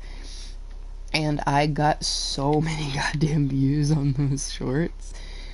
God, you know, if I was trying to rebuild my main channel, I would definitely get into using shorts, because YouTube Shorts has been blowing people up. But I haven't really been trying to grow my main channel. I think I might get back into YouTube at some point. I had, like, this whole plan for a video, talking about, like, why I went super quiet after making consistent YouTube videos as a teen, and, you know, what life's like, and all that sort of stuff. I'll talk about my channel, my main channel, in a second. Yeah, so I did, like, a whole Twitch streamer intro on the VODs channel, and then I did, like, VODs from the other world starting in episode 11. So the first 10 episodes of me playing didn't get turned into VODs because I didn't realize I could, or, like, I hadn't figured it out and set up a YouTube channel yet fully, so I hadn't been able to use it. But yeah. Jeez. My intro, my streamer intro, was October 12th, 2022. So I have been streaming for almost 3 years, which is wild. I can't believe it. It feels like it was yesterday that I started streaming. And during part of that, I took, like, almost a year-long break, at least once or twice. So I definitely understand that a lot of my viewers shift over time. My main channel has 48 subscribers, which, it's like my personal channel. I don't really care if people know about it and know that it exists, but it's just, like, my personal side of things. And it's not, like, you know, I'm not super faceless on this. I just don't use a face cam because I don't have that ability.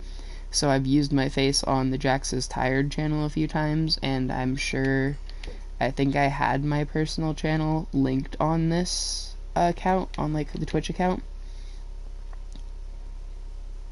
Yeah, I know, like, actually, like, being consistent, and I think what really helps you as well is you do a lot of, like, variety of games, and that definitely helps to like get in viewers from different sides of Twitch and get like consistent followers. I think I did really well with followers at first, or like in the middle. I did really well with followers in the middle, where I was pretty consistently getting followers. For like almost a year straight, I was pretty consistently getting followers. I was like climbing up there, and then I was just stuck in like the 40 something of followers for so long, because that's when I started taking the hiatus from streaming fairly frequently from like life situations. You know, the first time was almost a year because my partner lost his job and he was home the whole time, and I didn't really have the time to stream because we were so busy trying to figure out money and day-to-day life and all that. So it just wasn't something I had the time or energy to put into. And then I came back to streaming, and then I left streaming again for a few months. Like, I came back to streaming and I created a semi-consistent stream schedule. I think my stream schedule and like how often I was streaming early on helped too, because since I took my first initial hiatus, I haven't been that consistent with like a streaming schedule. When I started streaming, I was streaming like 3 times a week, and I was streaming, you know, for very long times. I was streaming 6 to 8 hours a stream most of the time. I was like always on. I was always chilling. So it was a lot of building the channel, I would imagine, because I do think that Stardew Valley does have like a decent range of people that like the game. But yeah, like my first hiatus I took in like the 40s follower range, and I kind of stayed there throughout the next couple hiatuses I took, and then now that I'm back, I managed to get up a little bit more in followers, and we're up above 50, which is cool because that's the VIP badge grant. But we have 55 subscribers on the VODs channel, and my personal channel is 48 subscribers. And my personal channel I used to consistently post on all the time as a kid and a teenager. Like, I was able to start that channel when I was, I think, 11 or 12 years old.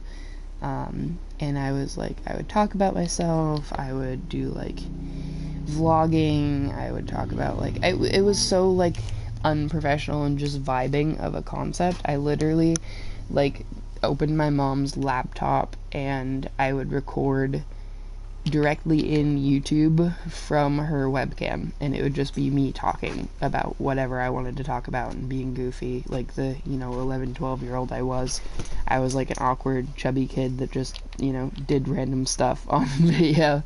And I still have them because, like, as much as I didn't want them uploaded anymore, I kept them like private instead of deleting them, so I still have all those. And then I got into singing really bad, so I would do like covers all the time, and I would like cover different songs, like either, you know, in my bedroom, or that's when I got like a little, I don't remember what it was called. They had, when I was like a young, like preteen / early teenager, they created these things that were like mini laptops. I think it was called like a netbook. It was like basically a mini laptop that had very limited capability, but you could use it for certain things. It was like super terrible on battery life and not, you know, that helpful for using for anything besides like basic small internet uses. So it never really helped much with anything else besides making videos. Like, I don't think I could even upload from my netbook. I could only like record from my netbook, and then I'd have to try to like upload it somewhere else. I might have been able to upload it, but I think it took like super long. I think when I did upload it from my netbook instead of my mom's laptop, I would have to leave my netbook set up for like friggin' hours on end for like even a short like 5-minute video. Yeah, that's fair. I was just like the goofy, awkward kid. I fell into the group of like the emo and LGBTQ groups in my school, because all of those kind of overlapped for my school. We had like one group and we were all like LGBTQ or like emo. So like we all kind of had the similar interests. But yeah, I had like more popular friends when I was younger in that age, because I had friends from like being in band. I was a band kid, so I had friends from band and stuff. Yeah, I understand. I feel you there. I mean, part of me wishes I did not fall into friend groups because there were so many, issues with being in a friend group that happened, but I also appreciate it. And I mean, I'm not friends with literally any of the people I was friends with in high school in that group.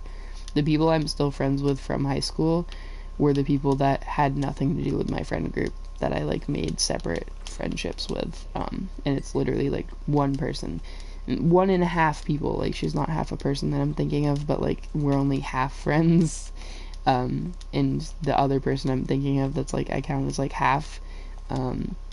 She was like my best friend long before the friend groups became a thing, but she was in my friend group as well. Once we hit that stage, and her and I are like kind of, I mean, I wouldn't say she's not my friend, but I also wouldn't say we're close at all by any means. So yeah, I agree. I definitely agree with you there. It's a lot harder to deal with like completely being alone than it is to like have a crappy friendship. I definitely agree with you there. Loneliness is crippling, and I can't stand being alone. It's something I seriously have to work on because you should be able to be comfortable being alone, especially now that I'm an adult. I should be able to be comfortable being alone and like doing things on my own and stuff like that. And I'm not, and I need to work on that really hard. Because it would help with my social anxiety, and it would help with me, just existing as a human being, and like being a more well-rounded human. But I haven't gotten that far yet. But yeah, like I got into making covers on YouTube, and then I got into playing piano, so I was like doing, I mean, you're here, I'll tell you, my YouTube, you can have a fun little deep dive into it if you want. It's Creatively Me, like all one word. I think you can also search my nickname, but I ain't giving you my nickname. I'm sure you'll see it, but my birth name nickname I don't really use. So yeah, and then I did like covers, which are all privatized now. I did like little update videos. I did some piano covers, which I originally made private when I was trying to clear my old videos, but then I kind of re-publicized them because even though they're kind of fumbly and short, I don't mind them. I was doing my best back then. Like I did like yearly slideshows. I did like what I called like adventures.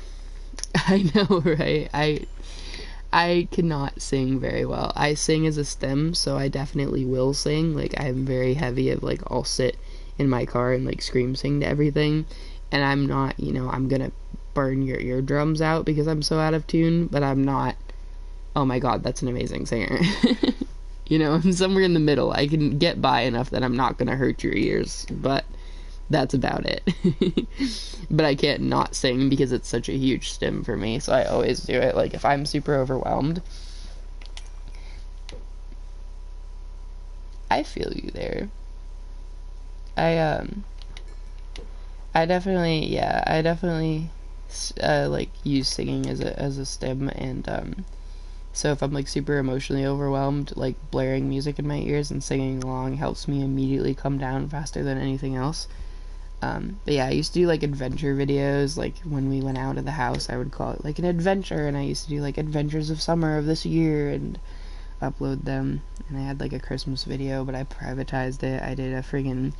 I uploaded a video that I had made of doing like Bean Boozled with my little brothers. I made a video of when my mom let me dye my hair for the first time and her helping me dye my hair with like box burgundy dye. I'm a sucker for a good burgundy dye. I still would 1,000,000% throw box burgundy dye in my hair. I friggin' love it.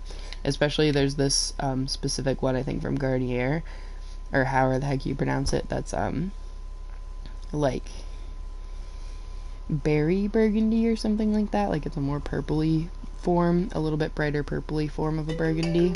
Oh, I gotta mute for a second.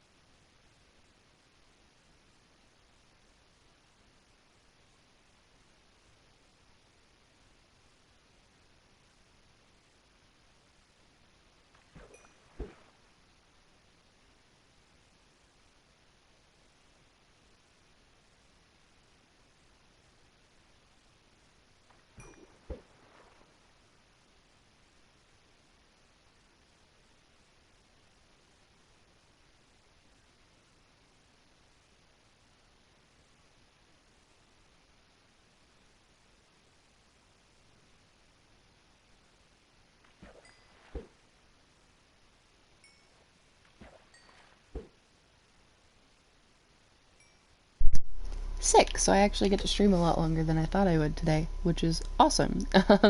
I thought he was calling me because he was on his way home, but he was calling me to see what I needed for the deodorant, and then he was saying he's gonna go out and do some stuff, so I get to stream longer. Ah, of course it is. That's the notification for my battery being low. Damn it. I think I can play and charge it if I stand by my TV, so I'll do that if it gets too low. I can stream longer, and then PS3's or PS4 is like, aha, nope. I think I have another controller I can use while this one charges, but I don't know if it's charged or not. I'm gonna get up and I'm gonna see if the other one's charged. The other one has a stick drift, but not too bad. But anyways, yeah, the first time my mom let me dye my hair, I did like a whole, like, the whole head of just a random burgundy, because I liked the color the most out of everything, and I had like the whole video upload of like her doing my hair, which was a mess because I had a lot of hair back then. I have a lot of hair again now, but I didn't for a while. And then there was like adventure videos, and then I did like another cover, and then I did like a whole like 4-minute video of me trying to do my little brother's makeup when I didn't even know how to do makeup myself.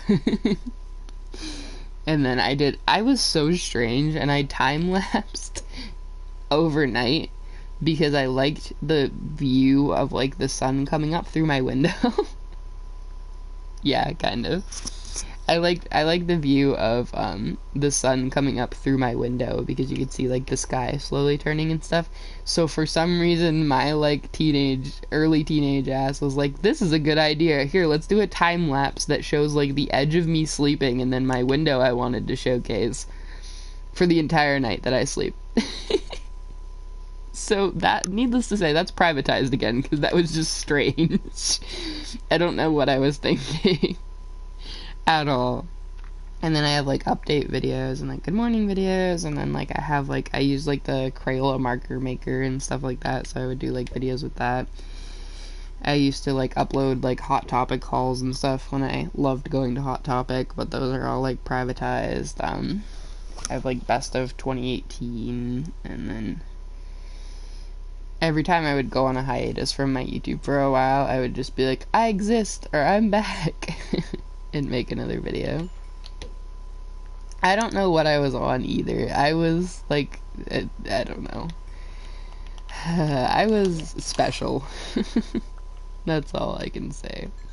And not in the like you're precious way, in the like special way, but yeah. And then I like had like a Whoa I Exist, and then a bunch of Adventures of Summer, and then some Etsy merch when I got a bunch of button pins, and I made videos about my ferrets a lot because I adored them. One of my most viewed videos is a 240 view video when I shaved my head. Because I got bored. I already had like a 3/4 shaved head for a long time at that point, and I had been thinking I wanted to shave my head, and I kept talking about it all the time. And my parents were pretty chill about what I wanted to do with my hair. My mom's only rule about it was, you still have to go to school, so if you hate it, you're screwed. So make wise decisions, because I'm not calling you out of school just because you don't like your hair. I love that. That is the vibe. That is definitely the vibe of old school YouTube, and it's fun. But yeah, so I like one night decided that I finally was gonna do it, and I gave in and shaved my head, and I made it a whole video, which was a mess, but you know, it was cool. I liked it. It was like gender euphoria for me for the first time ever, which is kind of what made me think, you know, maybe I'm not a girl.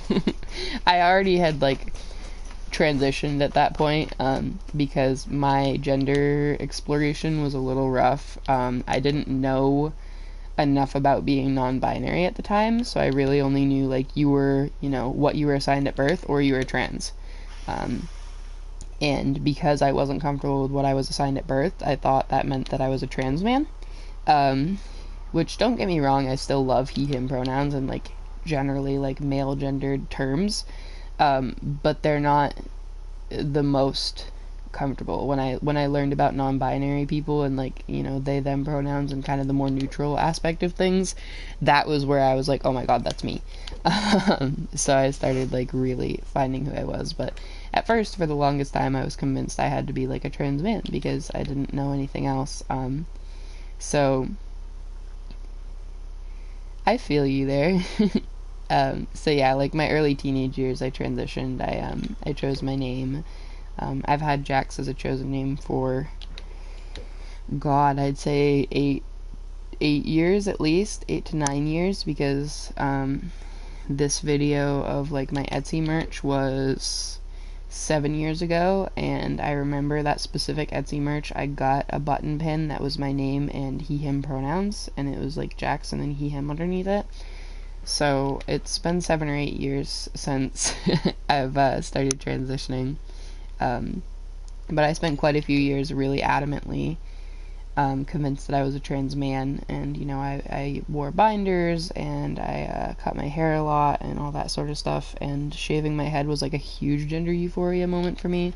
Getting my hair cut short at first in general, which was like a couple years before I shaved my head, was like absolutely, oh my god, this is me. But then shaving my head was like, whoa, which I miss it. I would shave my head again in a heartbeat, but I haven't because I've been growing out my hair. But yeah, and then I uploaded like aquarium stuff and like my crystal collection when I started getting into collecting crystals, and a bunch of random games and stuff, and my favorites. And then I was uploading like pocket edition survival videos, and I did, because my shaved head update got so much views, I tried to like play into that when I was trying to play into getting views, and I did like a 1 year update after I shaved my head, which was me with like really short, really purple hair. And yeah, just like bunch of channel updates and Minecraft Pocket Edition and adventures. And I got into sharing when I was stretching my ears, because right now I have 3 ear piercings on each side. I had more. I had cartilage piercings, but I took them out to shower one time so I could clean them, and they closed up, which was not fun. So yeah, I have 3 on each side, 3 lobe piercings on each side. I have 00. I believe my seconds are an 8 or a 6, and then my thirds are 12s, and that's like in gauges. I don't know the millimeter equivalent. So when I was doing that, I started making videos about it, because I used to watch videos about it a lot to learn how to stretch. So I would like post like, this is how I stretch my ears, and I'd like post when I got to new sizes and stuff all the time. And then like family days, and I made like all kinds of stuff. Oh god, I didn't realize that's actually my most viewed video on my channel. Holy when did that get to over 1,000 views? What? Okay, I haven't checked my channel in a long time. I did not even realize one of my videos had 1.6k views sitting there. What? Okay, well, I guess that's interesting. Oh yeah, once my mom first let me dye my hair when I was a kid, I was a mess. I would dye my hair all the time. I went from going to salon, so my first experience dyeing my hair I did at home with box dye. Oh, 1 second.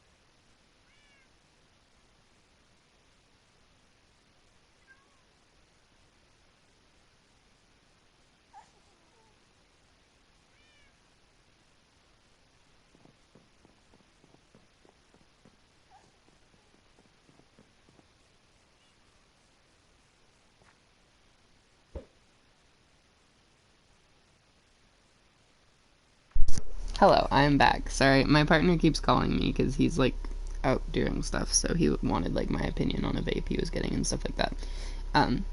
But yeah, my mom first let me dye my hair when I was in my preteens, and we did box dye at home. And then when it came to bleaching, she didn't want me to bleach my hair, even though she didn't realize that like most box dyes can have, you know, basically bleach in them. But she didn't want me bleaching my hair at home. So she was like, thank you. She was like, she told me that if I wanted to get it bleached, I'd have to go to a salon to get it done. So I went to a salon and I got like my ends bleached, and I was supposed to get teal, but I'm not gonna lie, the salon that I went to did not know what to do when it came to direct dyes, and it turned weird green when they did it for the most part. They didn't like bleach my hair well enough, I think, or something like that, or like a combination of, you know, not using direct dye correctly and not bleaching my hair enough for the color they were using. So it was like a greenish teal, and it faded out like almost immediately, which was mainly my fault because I didn't know how to care for hair that was direct dyed. So that was like a not good experience. So I just had like regular hair color with like blonde tips for a really, really long time. And yeah, I screwed around with color all the time. I did like half black, half dark blue one year for high school, like right before school started, and I had my dad help me, and it took like hours because we had to bleach all of my hair and then like separate it out and do the coloring and everything. And then when I did that dark blue, I used a brand called La Riche, and it was the Directions hair dye, which is really cheap and really good value, but some of the colors don't let go, ever. Like some direct dyes, you know, you get one color and it stays in your hair for super long. Yeah, that's what happened. The black faded right out of my hair fine. The blue, however, decided to take over almost my entire head of hair. Like, I went from having blue in just like the bottom half of my hair, like the under layer of my hair, to it being like all the way up 3/4 of my head, which was fine. It was cool. Like, I had more blue without having to do more blue. But then it turned like a weird green. And like it just stayed there for so long. I still had some of the leftover blue from the La Riche Directions dye when I got my hair cut short, and I'm pretty sure that was multiple years after I first did it. I might even be able to tell from my old YouTube videos. Where was it that I did it? Yeah, I had the blue hair going on for well over a year, and usually with direct dyes that's not the case. You know, you take enough hot showers and direct dyes fade right out for a lot of them, which is why I won't invest into like most manic panic dye and stuff like that, because a lot of it just fades way too fast for the price. So like yeah, there's a lot of things that go wrong doing dye at home, but I've loved it. Even when it goes wrong, it's so fun. I just like work with it. I had a hair nightmare a few years ago that was a whole mess. I have super dark brown hair naturally. I'm sure if you're seeing like my old videos, you can see that. So bleaching it is not fun. It takes a lot of time and a lot of effort. And when I have longer hair, you know, I have to like apply it towards my ends, because when you apply bleach on your roots, the heat from your head accelerates the bleach really fast. So on your ends it doesn't get that heat and it doesn't go as fast, and then if you put it all over your hair all at once, you're gonna get the ends being like half bleached while your roots are bright white, and that causes breakage and damage really fast. So you're supposed to do like most of your hair first and then let it sit for quite a while, and then when it's close to done, you do your roots. And a few years ago I decided I was going to bleach my whole head of hair when I had long hair that was all my natural color. And I had my partner at the time help me, and we did not know what we were doing. Like, he had helped me with bleaching my hair for my underlayer a few times, so I thought we'd be fine. We were not fine. I didn't get enough bleach, I don't think. B, we didn't apply it very well. And C, I had a hard time waiting long enough for it because I was super impatient. So instead of, like, bleached hair, I got hair that was, like, 80% bleached with some of the dark still there. and the 80% bleached was copper colored, from the leftover effects of how many times I had black box dyed my hair. Because when you do box dye enough times, it actually affects your hair tones underneath when you bleach it later on. So it turned like a copper color, and then there was blonde, and then there was brown. So I had to, I looked like a calico cat. I did not look good at all. It was so uneven and it was so bad. And I was like bawling my eyes out, freaking out, because that was the one time I did hair dye that went wrong, that I was like, this looks ugly, I don't like it. I've done so many instances of dye wrong, but I kind of just work with it and go with the flow. Like when I did my purple hair, I got, I don't remember what brand I got first, but the first brand I got for purple hair dye did not work. Like, it was fully bleached hair, and it was like barely purple, even though I had left it in literally overnight. Because direct dyes you can just leave. They're pretty much conditioners at the same time as being dyes, so as long as you're not worried about dyeing, you know, your pillowcases and stuff when you roll around at night, you can leave it as long as you want. So I would usually leave it. I'm sorry. Breathing is important. But yeah, I like would leave it. I left it fully overnight for the first time I did purple, and it was just like a weird pale purple with a bunch of bleach spots still there. And then I switched to, I think, Arctic Fox, and I put it in for maybe a couple hours, and it was like grape colored. It didn't last super long, like most direct dyes, you know, they don't last very long, but it was fun. So yeah, I've done a lot of hair dye in my life. I've had, oh god, I've had blonde hair, I've had black hair, I've had burgundy hair, I've had red hair, I've had blue hair. I've done like copper, because when I messed up that hair dye, I ended up putting like copper box dye over everything to even it out some. I've done pink on like half my head. I kind of want to go whole pink someday, but it's just so much pink. I don't know how I feel about it. I've done pink hair on like half my head before. God, I don't remember what else. I mean, I've done a bunch of shades of blue, so like blue's an overarching one. I think that's pretty much it. I think I did like a dark blue box dye that was like a midnight something weird, but that still counts in the blue category to me. And so does the other reds I've done. I've done a few shades of red. So yeah, I've done all those colors. It's like, what, 7 or 8 colors over the years, and at different lengths of hair and at different times in my life, just because I like dyeing my hair. It's something I can do that's fairly cheap. Yeah. Alopecia is not fun to deal with, and I apologize that you have to deal with that. It's a real fun time. Not really. But, yeah. I don't know. And then I started, like, my partner started getting kind of frustrated at the time. My ex, not my current partner, started getting frustrated that, like, I kept, you know, trying to shave my head or trying to mess with my hair color so often, so he would, like, buy me wigs that I wanted just for me to be able to feel like my hair was changed without doing drastic changes. And then I, you know, that was probably one of the breaking points in that relationship, was I said, screw it, I don't care if you don't like it, and I, shaved, like, 3/4 of my head. So, friggin' blue arrows, turn you into Avatar. Oh my god. Well, not Avatar, Aang, but you know. Yeah, I feel that. But, yeah, I didn't realize that video got like 1.6k views now. That was when I shaved my little brother's head.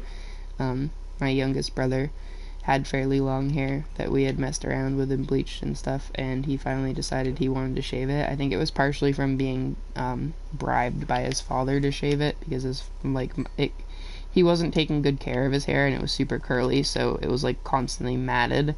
And both of my parents, both my mom and his dad were like, dude, you gotta do something about it, and he kept not doing it. So I think his dad finally bribed him like $20 if he shaved his head. Fair enough.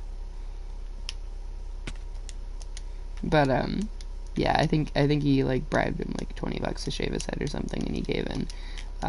So I was the one that got to do it because I loved using clippers, and I had my own clippers set, and I was like, any excuse to use my hair clippers. So And I asked him if I could record it, and he said yeah, so I made a video out of it, and evidently that got quite a few views. It was like a 5-minute video. I think that's why a lot of my views were pretty high on some of my videos, because I made super short videos, so they're a little easier to keep up with. But yeah, that was evidently super big of an update that I did. I didn't even know that became so popular. Last I checked, that one had like 200 or 300 views. But I haven't looked at my old channel in a while.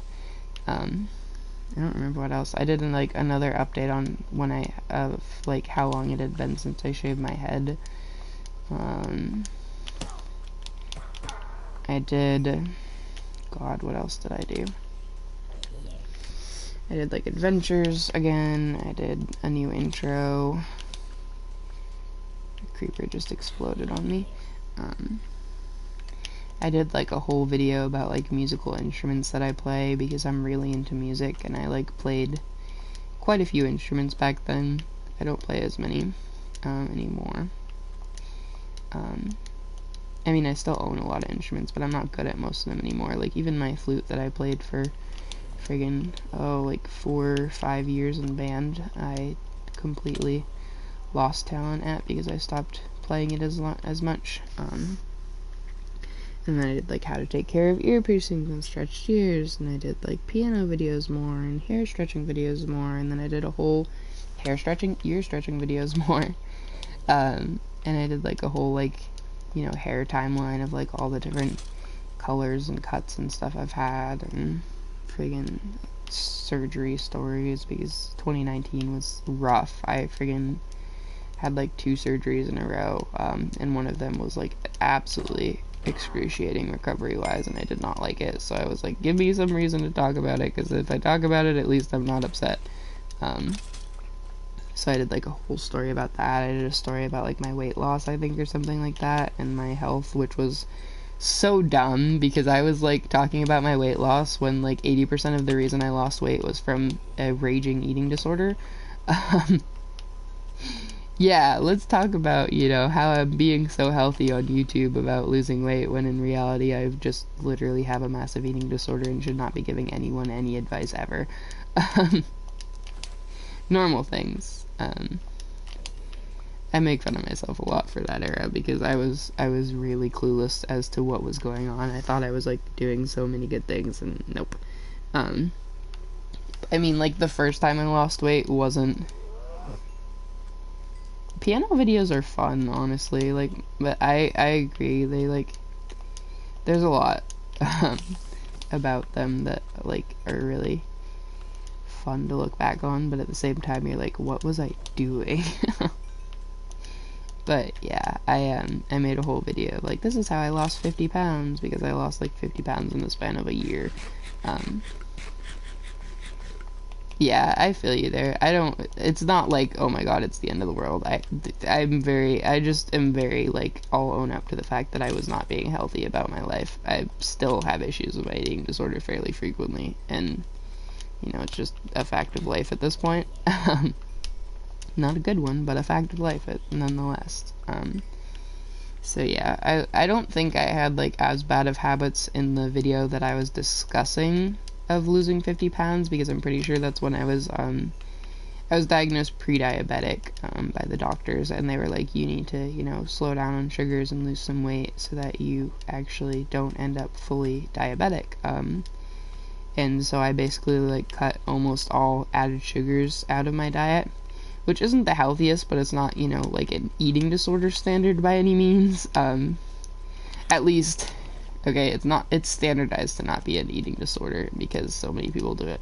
And it's like a whole dieting thing, but diet culture is usually eating disorders in disguise, in my opinion, so, you know, to each their own. But yeah, I was just talking about like how I lost 50 friggin' pounds and all kinds of stuff. And then I did like channel updates and stretching my ears, and another high view video was when I pierced my little brother's ears, because I bought sterile needles off Amazon when I wanted to do more piercings. My plan was to use them on my cartilage piercings I wanted to do, instead of spending like $40 per piercing and having to drive 2 hours away to a good piercing place, I was like, I'm just gonna buy sterile needles and do it myself. I don't care.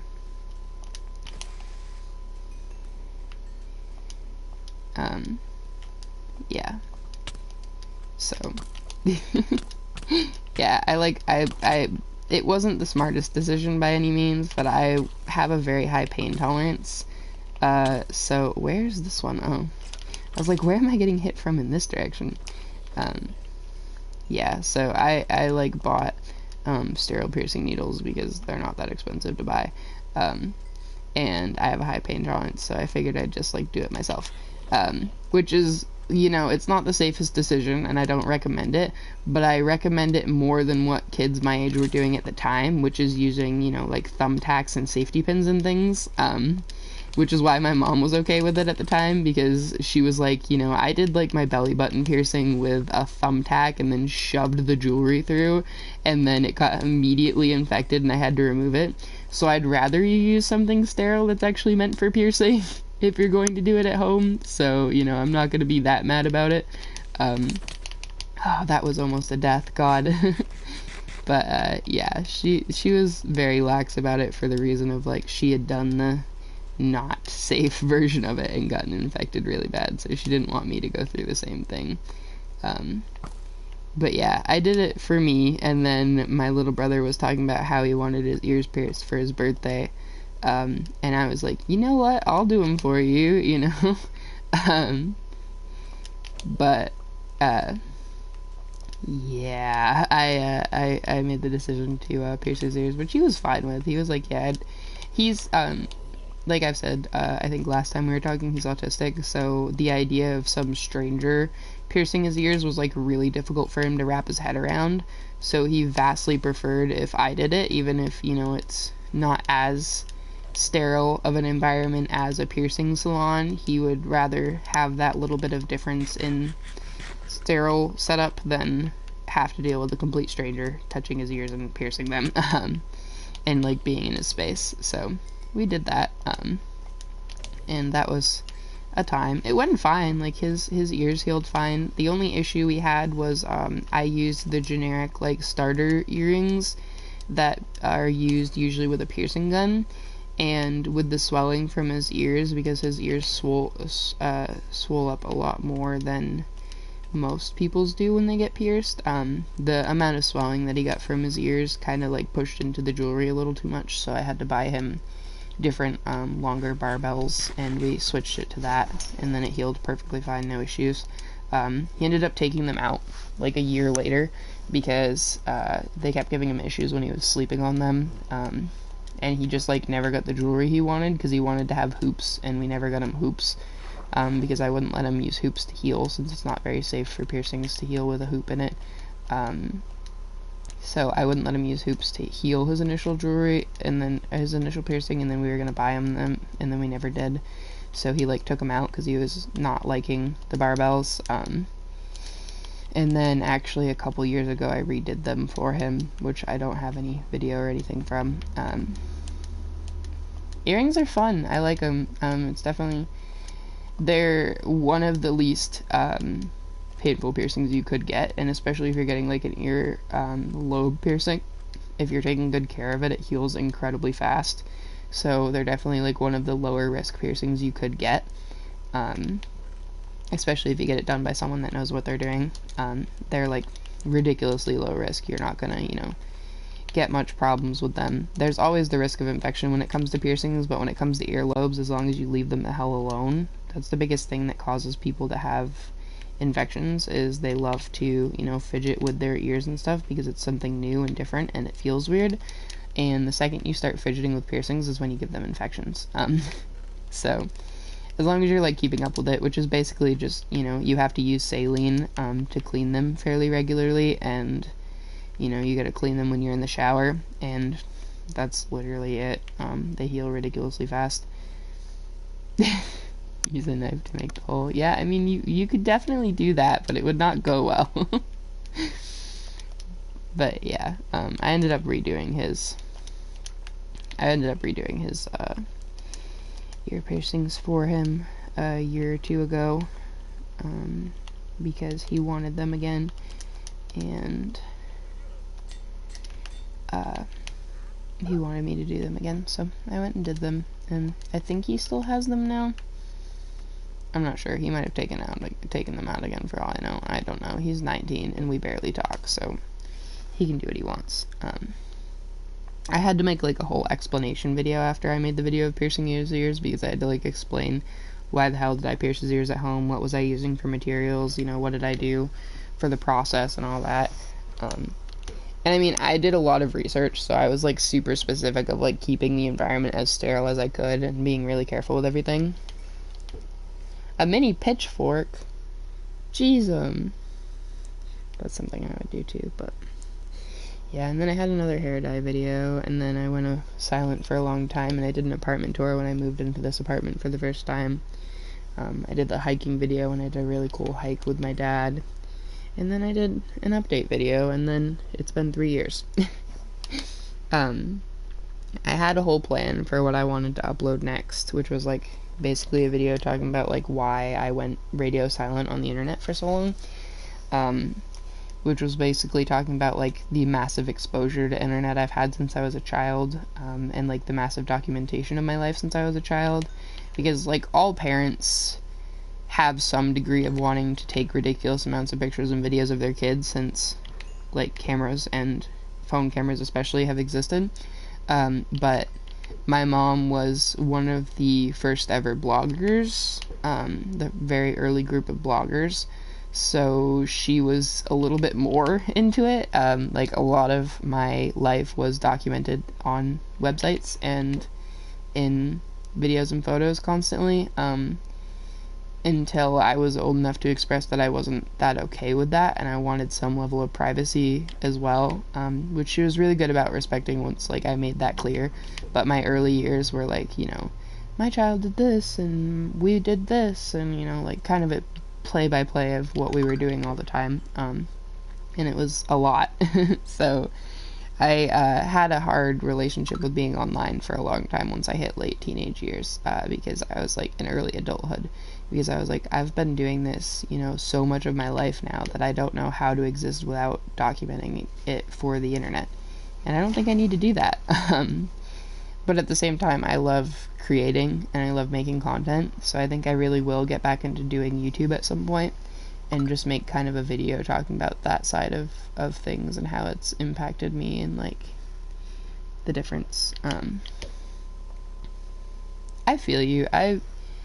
I wasn't in that vein of things, but I knew of it. Like, I've used Reddit, but I wasn't, like, growing up on it as much as many people have. But I definitely know it's a little cursed, and yeah. I grew up with, like, Tumblr.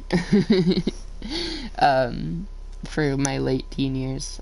My mom was, like, adamant that I couldn't have a Tumblr, and I still did anyways. I think my Tumblr pages are, like, God, I want to know how old they are. I got, like, the update of how old they were a little while ago, because you get like an email that's like, your page turned this many years today. I had a couple pages that actually got like decent, you know, traction for a while, because I posted about a lot of odd things. One of them was like, I did poetry for a long time. I still do. And then the other one was like a fan account for the different like fandoms that I liked. Yeah, Fanboy, my fan account turned 7 in June, so yeah. And then my Anxious Poet account turned 4 in 2022, so yeah. I had those for a while. I don't use them much anymore. I'm sure I could probably get back into them if I wanted to and see the old posts, but my poetry turned into more of a Wattpad thing after a while, and then now published books, so yeah, the whole process. It's very strange being the generation that grew up. Obviously, I don't know how old you are, but being the generation, as far as speaking from like my experience, being the generation that grew up when electronics were becoming more popular at an early age. Because I mean, like my mom's generation, electronics started becoming popular like decades into their life. You know, my mom didn't start getting into the internet and like cell phones and all that sort of stuff until she was like in her 20s. Really heavily is when it started, you know, upgrading really fast and getting really quickly developing. Versus, and even then it'd probably be more in her 30s because it didn't start picking up more until her 30s. Versus, you know, you're alright. I was saying it was strange to be of the generation where the internet and technology kind of developed with us as we grew up. Not as like it didn't exist before, but a lot of the really fast advancements and constant social media and all that stuff started being more prevalent as we were aging. I can't say much, like I said, I can't say much about you. I don't know how old you are. But, like, I grew up as a young kid, you know, we always were outdoors. We weren't, you know, playing video games and doing all that as much. They existed, but it wasn't, you know, a constant screen rot thing. We weren't iPad kids. We weren't on cell phones. I don't think I got my first cell phone until I was like 8 years old, and it was like a slide out keyboard track phone that like I was only specifically allowed to use to call my mom when I needed to because I had split households. Like, and eating questionable things and making like the outdoor potions where you like throw a bunch of random stuff into like a container and call it like a potion. Like all that stuff. You know, I grew up being out in the dirt a lot more than being inside on TV. And like we had, you know, PBS Kids, and PBS still exists, but we had the old school PBS shows and all that sort of stuff. Like friggin' Lamb Chop. Oh, I don't remember what the name of the show was with Lamb Chop, but I grew up with Lamb Chop, and like all that stuff. And then once we got, you know, into our preteen years, things started ramping up real fast, where there was like touchscreen cell phones all the time, and there was, you know, the little advancements in laptops getting more efficient. There was more efficient, you know, television with streaming service becoming more popular, and God, there was so much stuff happening at once, and social medias were cropping up and becoming more widely used, and just everything started existing. Teen Titans was good. I do remember that. That was kind of more my little brother's generation than me of what I watched, but I loved it. You know, because I have two little brothers, I kind of know a lot of the range of the early to mid 2000s for kids shows. I was born in '02. My younger brother is 4 years younger than me. The youngest brother is 6 years younger than me. So, like, by the time I had grown out of watching kids shows for the most part, my brother started watching kids shows again.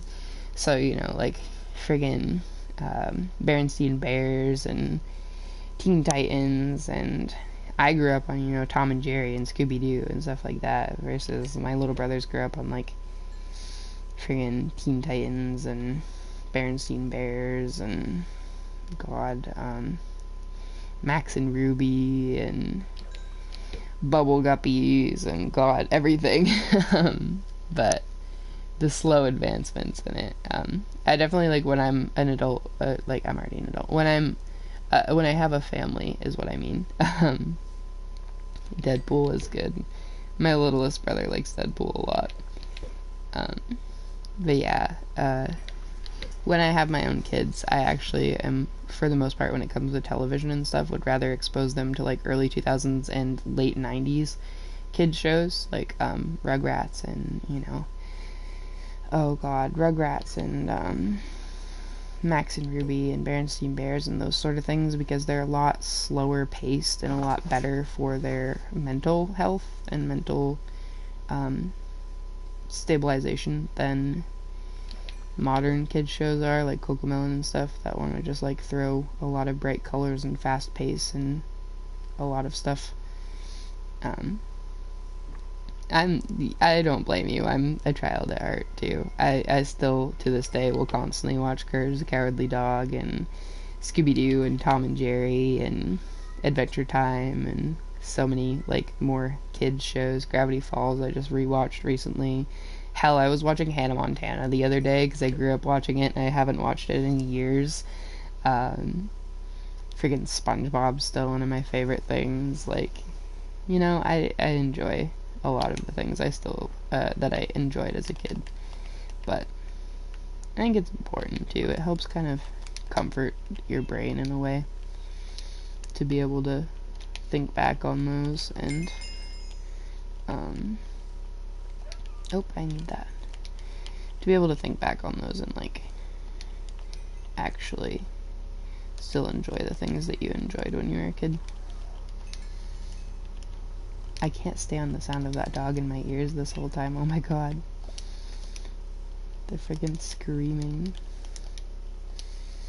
Hello, Mr. Wandering Trader. I think we gotta go to the village and offload some of those fish for emeralds because there's a lot of them.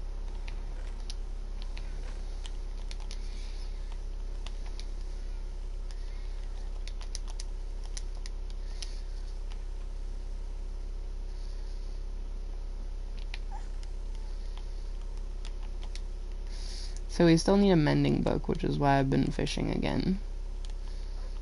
And then we need to enchant gear. I think I'm going to get rid of the thorns 1 on these because I don't think we really need it. We can go for better thorns a lot easier.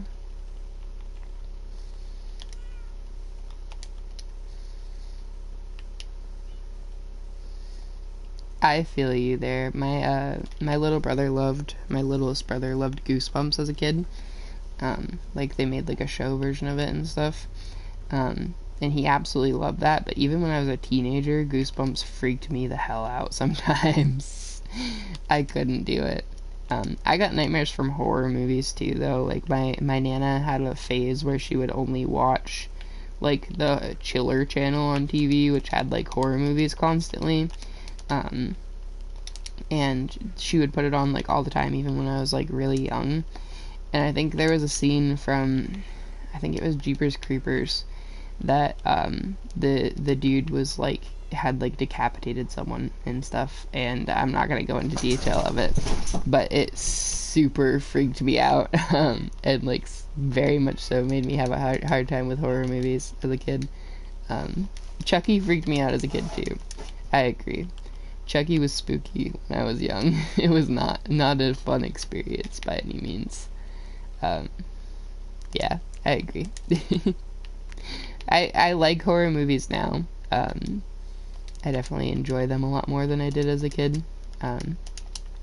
But when I was a kid, an early teenager, I could not stand them for the most part. I got freaked out so bad by them all the time. And it was not fun.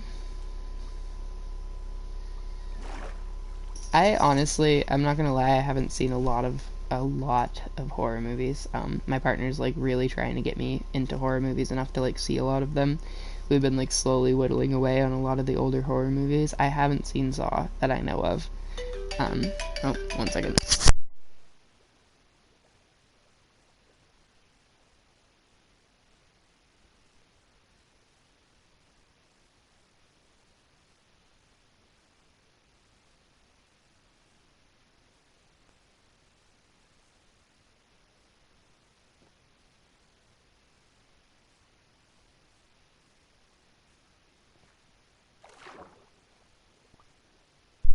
Okay, he was just updating me that he was heading to where he was gonna go next. Yeah, I haven't seen Saw, I don't think. Pretty sure I haven't. I was watching some of the Conjuring universe. I've seen, I haven't rewatched the Jeepers Creepers ones because they kind of freaked me out as a kid and I'm still kind of wary of them as an adult. But I've seen a decent handful. I watched like a lot of the newer ones, like the Tarot movie was kind of good. I watched a bunch of like Netflix original horror movies that were kind of meh, and I don't remember all of the ones we've watched. We watched the one with The Grudge, which I had never seen before. My dad used to make fun of my best friend when we were kids and say that she looked like the character from The Grudge, or like The Grudge, or whatever the heck. I'm not knowledgeable on the terms. But yeah, I saw that movie. I think I've seen Interstellar, but I don't remember most of it. Like, it sounds familiar enough that I'm like, I think I've watched it, but I don't remember a lot of it. I rewatch movies a lot because I can't retain information for them for very long. But I don't know, I wasn't really a horror movie kid. Like, I always had issues with them, or I would just watch. I was like a Marvel movie kid, Marvel and Disney. So, trying to get back into, you know, horror and stuff and expand my genres more as an adult compared to what I watched when I was younger. I'm a like huge fantasy and sci-fi movie person most of the time, but that's also like what I'm into for books and reading as well, so it's not that unexpected. I don't know, I definitely I like watching more movies. I have like a whole long list of movies that my partner and I want to watch, which I don't remember most of the stuff on it. A lot of it's like ones that we want to rewatch that like either he's already seen or I've already seen, but one of us hasn't seen, or both of us just want to rewatch it. Where is that list?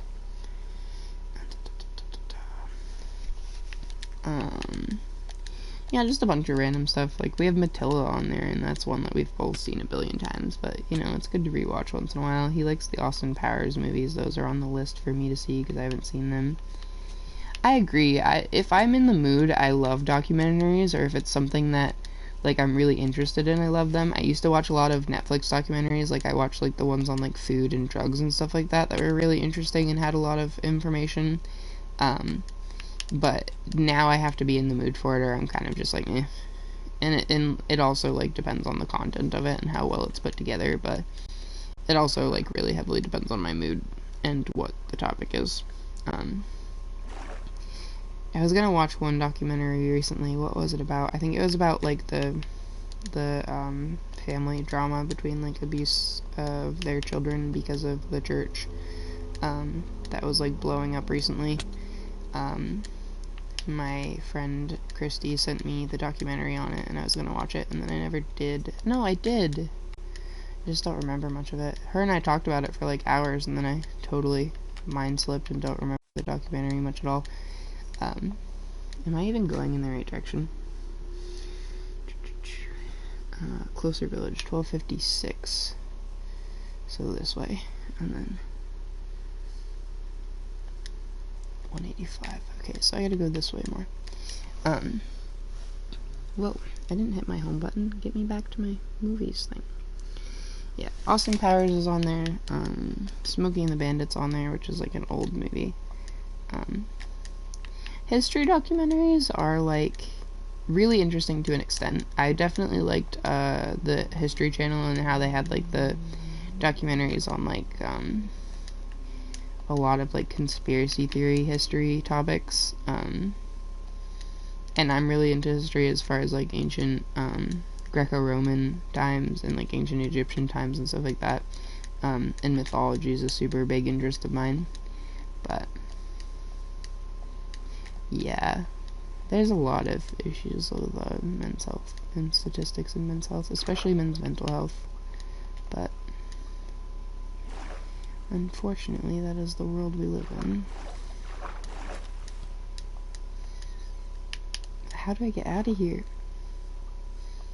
I didn't want to break blocks.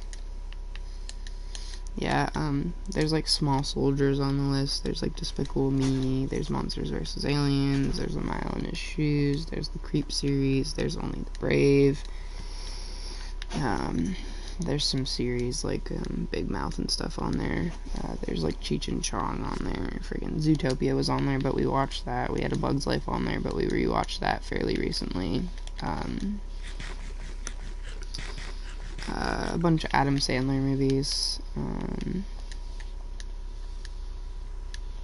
don't know, just a bunch of stuff. We had the Toy Story movies on there, but we recently rewatched those. We have the Ice Age movies on our list to rewatch, because those are so... okay, so I'm like a geek when it comes to the Ice Age movies, because they really showcase how... Disenchantment is very good. They really showcase how animation evolved in the early, like, 2000s, I think is when they were coming out. Like, they super duper change over the course of the movies, and it's really interesting to see. I'm a sucker for old school animation and like old school like handmade puppeting and stuff, and like stop motion films, like, and shows. Like, I loved Wallace and Gromit as a kid. I love like Dark Crystal, and that style of filming is amazing. I loved the Neverending Story movies. Those were like my immediate answer if you ever asked for my favorite movie as a kid and teenager. They still would be very up there as an adult, honestly. If I can't think of something, that's immediately what I'll say, because those are always good, so they're like an immediate recommendation for me. But I like Ice Age and stuff like that because it kind of showcases the difference in animation over time and how it evolved. To watch them like all in one sitting or like all within a few days at once is really interesting. We had Supernatural for the show on our list, but I'm pretty sure we already finished that again. I've watched Supernatural from start to finish, like, friggin'. Okay, so from start to finish, before they added season 15, the final season, I watched it, like, 8 to 10 times, and then when they added the final season, I watched it another 4 or 5 times at least. And then I watched it, like, again with my partner semi-recently, so I've watched it quite a bit. It's a good show. It's a comfort show for me, honestly. I'm really ticked that they're taking it off Netflix, and that it's not, like, immediately slated to be on any other streaming.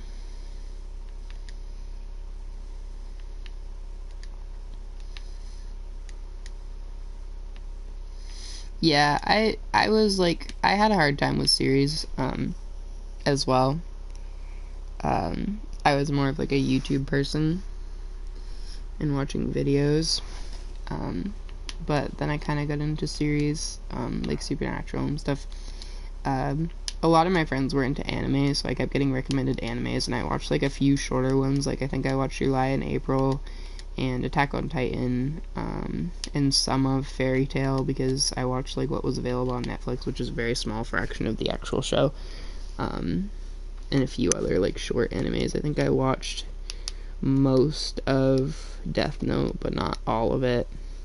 I don't know, just like random little bits and pieces of series and stuff. I wasn't really heavily retentive when it came to anime, but I gave it a shot.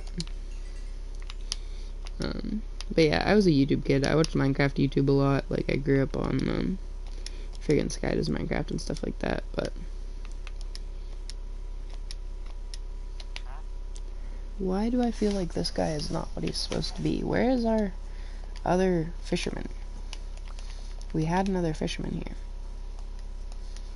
Come to your job station, please. Hello? Job station is open. Where are you? Yeah, I used to watch it on Netflix. I think I watched like the 7 Deadly Sins anime a little too. I still have animes I'm supposed to watch because of, you know, my partner liking them, and because I had them on my list a long time ago, but I haven't watched most of them. Where is the other fisherman we had? Did he die? He's gotta be somewhere, because it did the little green sparkles. Hello? Fisherman. My brother likes using Crunchyroll for anime. My little brother's like super into anime. Why? The older of my 2 little brothers. I don't know if he still is, but he was for a lot of years. Are you the other fisherman? I think you're the other fisherman.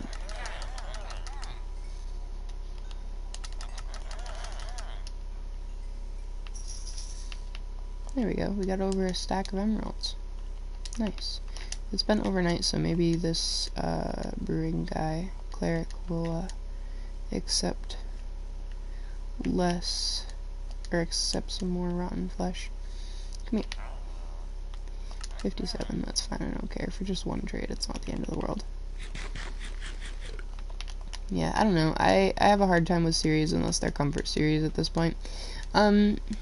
To an extent. So my partner and I watch TV together a lot, and we're both like at the point where when we were in our teenage years and stuff, we would always like watch TV or videos while we were eating food. So now we like need background noise while we eat, which usually means we turn on like a show or something while we're eating dinner, when we sit down to eat dinner together. So what we started doing was choosing shows to watch and making our way through them while we were watching them, like when we had extra time or when we were eating dinner and stuff like that. We've watched quite a few series that way now, and the one we just started recently was called Van Helsing. It's based off the movie Van Helsing, but it's like a full series that Netflix made, which is actually really good. We're gonna rewatch The 100 at some point because I've seen like most of it, but he's seen only bits and pieces of it. We rewatched Supernatural together because he had seen like the first 5 seasons and I had seen all of it. I don't remember what else we've watched. We started watching Peaky Blinders because he really wanted to watch it, but then when he started his like sobriety journey, it was kind of hard for him to watch the sheer amount of alcohol drinking that was in that show. Because he used to make it like a drinking game when we watched it together and be like, every time they drink, I drink. So it's kind of hard for him to watch that now. I don't know what else we've watched. We've watched some like witchy shows and stuff because I had choice for a few. We basically like trade off who chooses. Like he'll choose one series and we'll watch it completely, and then I'll choose one series and we'll watch it completely, and so on. So we've made it through quite a few series that way now. I'm good with a lot of the shorter series that have cropped up on Netflix, like the Sandman series was really good. Good Omens on... Is it Good Omens or Bad Omens? On Prime Video. That's based off a Neil Gaiman book. That was recommended to me by my friend. Bagels. Bagels sound so good. I would kill for a bagel with cream cheese right now. I could eat that for like 3 months straight and not get tired of it. Yeah. I don't have cream cheese very often in my house, because why does cream cheese go bad so goddamn fast? If I get like a tub of it, it doesn't go bad very fast. It'll take a while, but if you get the normal like boxes of it that have like the foil packet of it inside, you literally leave that stuff alone in your fridge for 2 days and suddenly it's all molded. What? I wanted another bagel, damn it. I hate it. I'll like, the ADHD brain will kick in and I'll eat like a bagel with cream cheese. I need to do that, honestly, because it's so frustrating when it's like a waste of money because it goes bad. I would eat like a bagel with cream cheese for like 3 days in a row, and then I'd have something else for breakfast or something once, and I would forget that I had cream cheese. And then the next time I remembered the cream cheese existed, like a few days later, it's all molded. And it's such a waste because cream cheese isn't that cheap either. But like getting the tubs works okay. It lasts a little longer and it normally doesn't go bad as fast. But we go through it like crazy in my household, because even when we're not using it for like bagels, we use it for stuff. We'll use it in place of like sour cream in food sometimes. Like, you know, if we're having like wraps, we'll sometimes use cream cheese if we don't have sour cream. Or we use it for seafood snacks, which I don't know if you're into seafood or not. If you're not, this sounds very strange. But we would take like a cracker and spread a little cream cheese on it, and then we'll put like seafood on it, like whether it's like sardines or anchovies, or we've tried a bunch of stuff. We did mackerel for a while. We'd mix up like spicy tuna and do that, or like just stuff like that. It's like sushi but without, you know, the rice or seaweed. It's just on a cracker. It's super addictive, especially when I add like hot honey, or like a little bit of honey and a little bit of hot sauce. Really good. It's a weird combo, I get it, but I like it. I'm a seafood person, so that's definitely been one of the better things of like my current relationship, because my ex could not stand seafood. Like, I couldn't even eat tuna fish without him being like super grossed out by it, which is like kind of weird to me because I don't like a lot of foods, being that I'm a picky eater and I've had ARFID in the past. or still have ARFID. I don't know. So, like, I'm really picky about things. But I've never been the person that, like, if I don't like a food, you're not allowed to eat the food. Whoa! Thank God I landed in water. Fair enough. I like coconut, but a lot of people don't, and I don't blame them for that, because it's like a specific flavor. Oysters, I can agree with on most accounts. I've had good oysters, but most of the times that I've had oysters, they're kind of just or just bad. So I can agree with that to an extent. I kind of understand the mindset on it. And then tomatoes, like, I don't like either on their own. I don't like, I can handle sometimes cooked down tomatoes, like canned tomatoes and stuff, like canned diced tomatoes I can sort of handle if they're in a food where they're not just the main food. And I mean, I like pasta sauce and I like ketchup and stuff like that. But I can't do tomatoes. I can't do raw tomatoes. But I have weird things like that about a lot of foods. Like, I can eat raw peppers, like green peppers and bell peppers and stuff, I absolutely love. But cooked ones, I can't eat at all. Like, I can't stand them. Same thing goes with onions, but opposite. I don't do raw onions whatsoever, but if onions are cooked down until they're soft, I can handle them for the most part. As long as it's not, like, the only thing I'm eating. Stuff like that. But I've never been the person that, like, because I don't like something, you're not allowed to eat it. You know? I'm just like, I don't want that. Versus, like, my ex was super, like, I don't like it, so therefore you can't have it in the house at all, ever. So I, like, missed out on seafood for a long time, and I love seafood. So, like, my partner now has been, like, he's super into most seafood as well. So we eat, like, that a lot more in our diets, which is nice. And he got me into the seafood snack idea that we do with, like, the cream cheese and stuff. He's like, it's so good, you gotta try it. And I was like, that sounds kind of weird. And then we had it, and I was like, oh, okay, I see.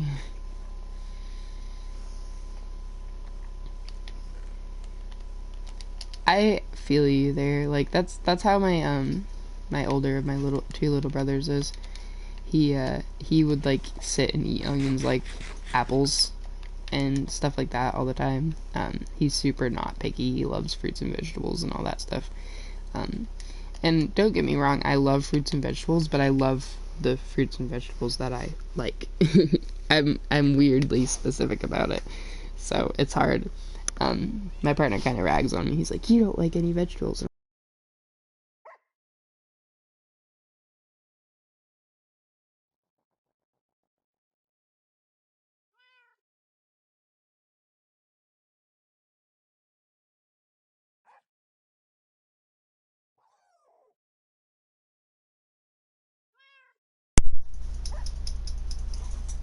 Am I back? Am I back? I'm not gonna lie, I forgot my controller was dying. It just died on me. Okay, let's see if my other controller is gonna work to temporarily get by. Do you have a charge, buddy? Do you have a charge? I don't think so, because it's not even turning on. Yeah, it doesn't have a charge. Okay, I guess I'm sitting on my floor to play for a little bit, because that's how my charger can reach me. It's fine. Everything's fine. My dogs are looking at me like I'm insane. I want a sip of my tea. Okay, yeah, I like plenty of vegetables, including vegetables that most people don't like Brussels sprouts and spinach and stuff like that. But certain vegetables I just can't do.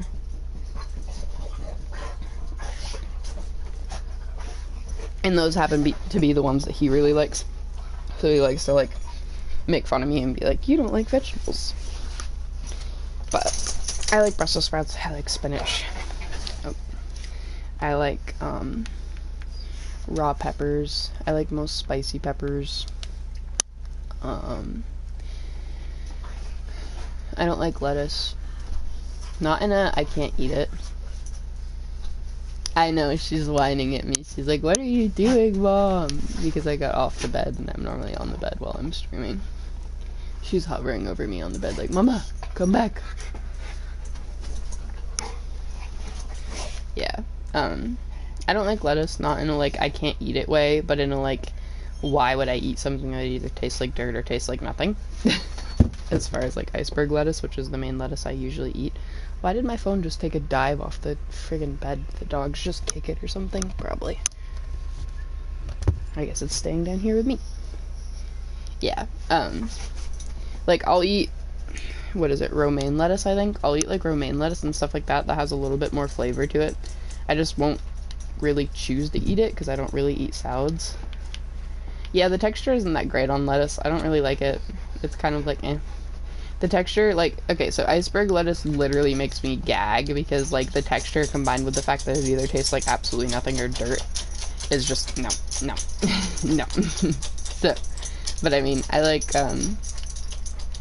peas, I like green beans, I like broccoli, I like potatoes, I like onions when they're cooked down, I like, God, I don't even know.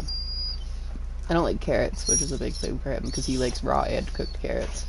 I can deal with cooked carrots if they're in, like, mixed vegetables, like, if they're, you know, with other vegetables, but I don't like cooked carrots on their own, and I don't like raw carrots at all.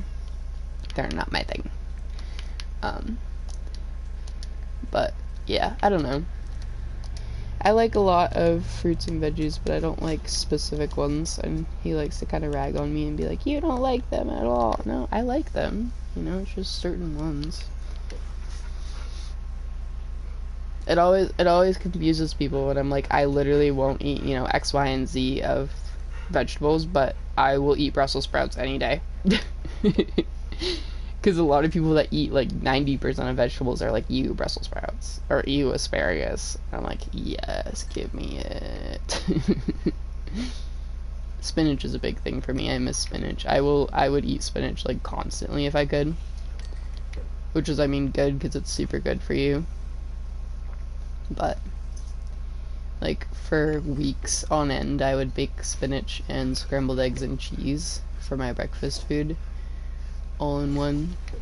And I used to make, like, chicken stuffed with spinach and cheese, and I used to make spinach as a side all the time.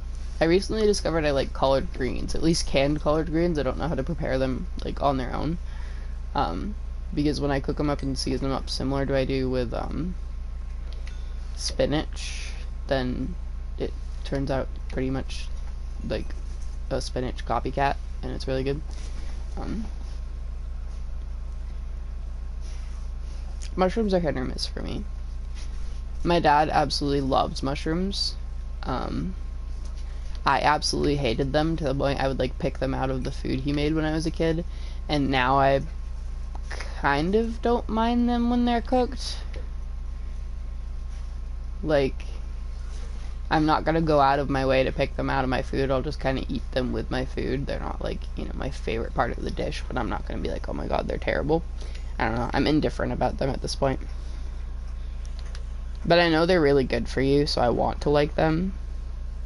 So I, like, try to. But, yeah, I've never liked raw mushrooms. I don't know why. Certain raw vegetables are just weird for me. I don't know. It's like a avoidant thing, I guess. Which is why I mentioned it's hard, because, like, I've had ARFID where I literally will only eat one food. Same thing with, like, when I had an eating disorder. Even though I had an eating disorder going on and I was, like, minimally eating, which, I mean, ARFID's a classification of an eating disorder, but, like, when I was, like, eating, like anorexic, I wouldn't eat anything, but I still had really low self-control about foods. So I was able to refuse foods because they weren't foods that I liked, or like that were like my safe foods, or like my favorite foods. And my ex figured out very quickly that he could get me to eat acceptable amounts of food if it was like specific foods that I had no way of controlling myself around, which wasn't the healthiest. But at that time, get where you're supposed to be and lay down, goober.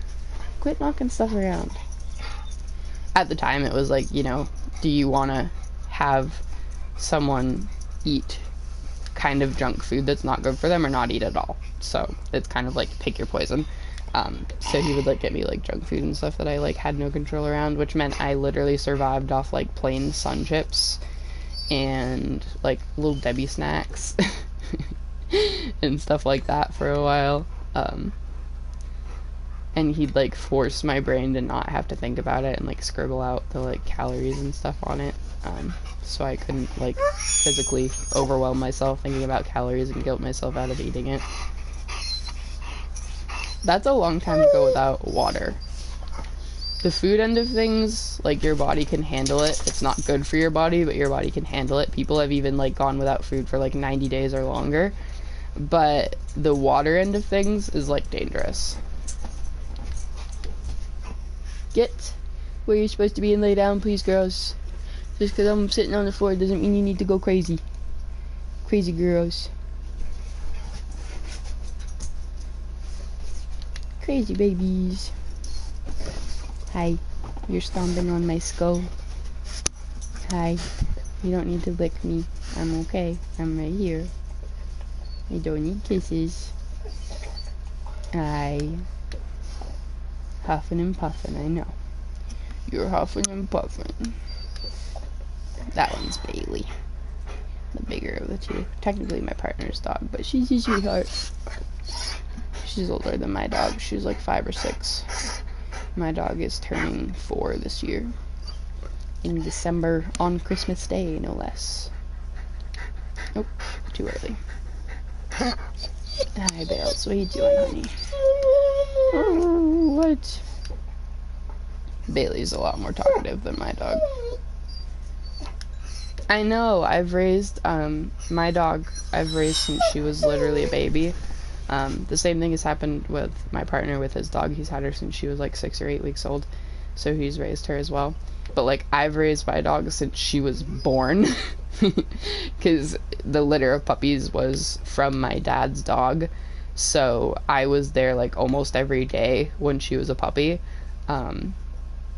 So like, even when I didn't know I was going to end up with one of the puppies from the litter, because I was kind of on the fence about it, I still was there with them almost every day, and like, I was like the one that started training them when they were like, they knew how to like do sit and stuff at like 6 weeks old, because I was training them and stuff like that. But I like grew up with them, so her being 4 this year is insane to me. And of course I thought, you know, she'd get past the terrible 2s of dog years. This year would be better than 2 years old. It really wasn't. So, I don't know if she'll ever get past her terrible 2s. But, she's my baby. It's funny because we think, I was talking to my friend about this, my partner and I think that she has favorites, in that she likes my partner better than me, because she gets a lot more excited when he comes home from work, and like, she tends to kind of cling to him more in the house, and she listens to him generally better when it comes to commands, which is iffy because he thinks she listens to him better in general, but I don't think she does, from what I've observed. But you know, whatever. So like, we think that he's her favorite, but one thing I noticed that was a big difference. Oh no, I agree, drinking water is hard. It's taking me a long time to get to where I am, where I drink plain water like 90% of my day. I drink like 3 64-ounce waters. At one point I was drinking about a gallon of water a day, which is about what my body needs every day. Because generally speaking, your body is roughly supposed to have about half your body weight in ounces of water a day. And being that I weigh over 200 pounds, the recommended was like 100 something ounces. So I would drink like a whole gallon a day. Yeah, distraction. You made my brain go on a different topic. It's okay, I'll get back to the other topic in a minute. So yeah, I got to the point where I was drinking a gallon a day. I've always kind of been a water drinker, even when I was a kid. Like, I would drink water more than most things. But I was never super like, oh my god, I can drink, you know, a gallon of water, until I got, you know, into my adulthood, and I, you know, trial and error. I think if you're drinking liquid, then you're doing something good, you know, because ironically enough, we actually don't get as hydrated as we think we do from water, because most water is stripped of its minerals and isn't actually hydrating us with electrolytes and things. So ironically, like, drink mixes and stuff are actually usually a little better for you, especially the electrolyte or, you know, the vitamins and stuff like that in them. and you need sugar in your diet to properly absorb electrolytes. So if you're having salt and minerals in your diet and you're not having enough sugar, your body's not using those salt and minerals. Which is why I find it weird and gimmicky when there's like electrolyte solutions for water that are like 0 sugar. It's like then the electrolytes aren't going to be absorbed unless you get sugar from somewhere else in your diet, which most people do, but you know. That's why Gatorade was a whole thing, because Gatorade has, you know, the sugar and the electrolytes, but Gatorade does it a little too imbalanced, where it's a little too much sugar to electrolytes. Monsters are an experience and a half. Monsters, okay, I like the flavor of them, but I'm not allowed to drink them much anymore, like a self-inflicted ban, because Monsters were what I was drinking when I was like super anorexic, and I didn't want to be hungry. I would just use them to like kill my hunger cues with the caffeine. So I'm kind of self-banned from them for the most part, because sometimes it kind of makes me fall back into eating too little if I have them too often, because it like kills my hunger way too fast and I don't realize it anymore. But they are good. They're very good. I like them a lot. But yeah, I don't think plain water is really that needed in our diet as much as people want to push it. I think it's helpful, but I don't think it's as necessary as people think it is. I think we still get hydration from a lot of other forms of liquid, or even from foods, because, you know, foods like watermelon and stuff are actually hydrating because of how, like, high content of water and liquid they have. That's not nice to have it, like, hurt that bad. But I don't blame you. I do the same thing sometimes, like eating stuff that's really not that good on me. I'm gonna check my phone while I talk, so I'm putting my remote down for a second. I've definitely eaten my fair share of stuff that's not that good for me, or drank my fair share of things that's not that good for me. You lucky. Okay, one of my friends is going to see a My Chemical Romance concert, and she keeps posting videos of it, and I'm low-key jealous.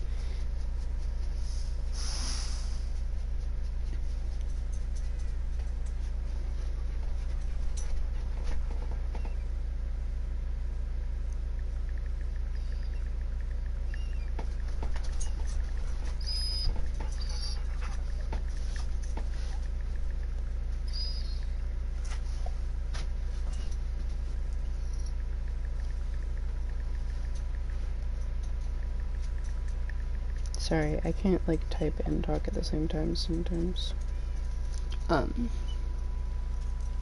It's a learning experience for future you to figure out. I feel that. Oh yeah, I was talking about my dog. Yeah, so we think that her favorite is my partner.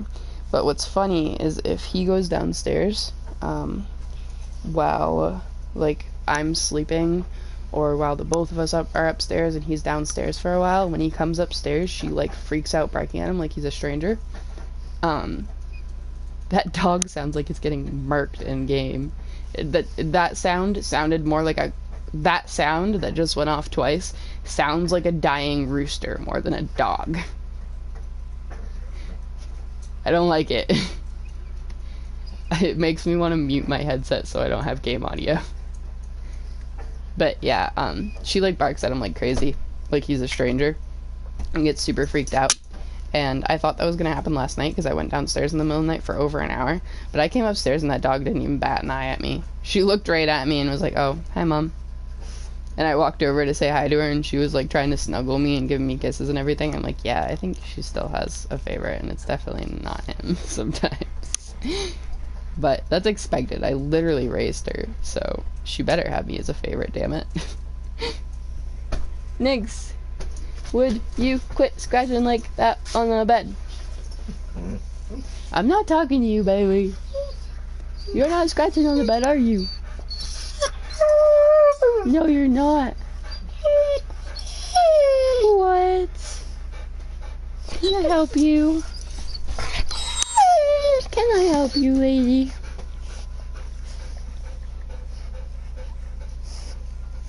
You're alright, pretty girl.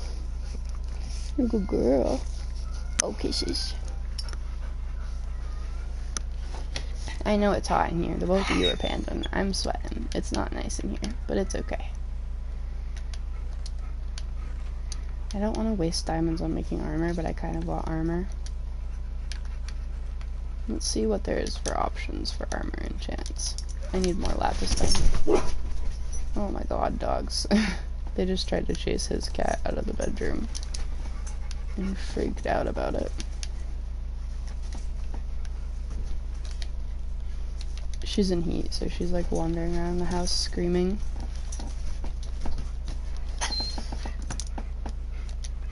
I feel you. Huskies are a lot. You know what's kind of funny is she's not even a husky, but she sounds like one. She's a German Shepherd, but she definitely sounds and acts like a husky a lot of the time. I'll try on breaking 3. Playing on breaking 3? Really? This sucks. Yeah, she's not a husky. She's a German Shepherd. Full-blood German Shepherd. But she sure as hell acts like one. So this really sucks enchant options wise. I don't know what to do. I mean, Aqua Affinity is helpful. What are the maxed enchants I need for a helmet? I know you need Aqua Affinity. Max enchants for a helmet. I know, I like thorns, even though most people don't.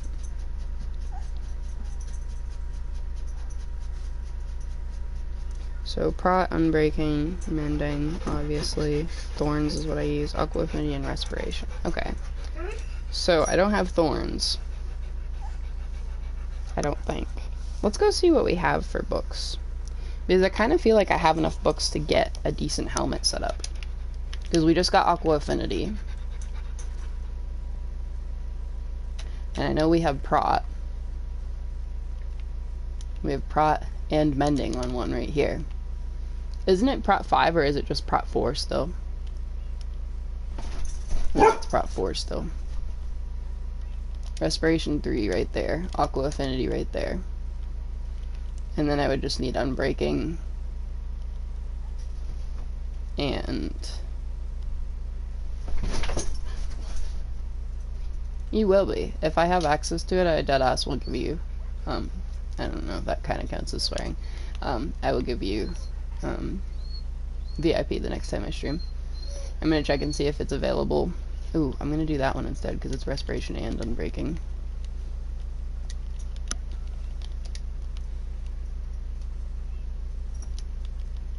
So then I would just need thorns.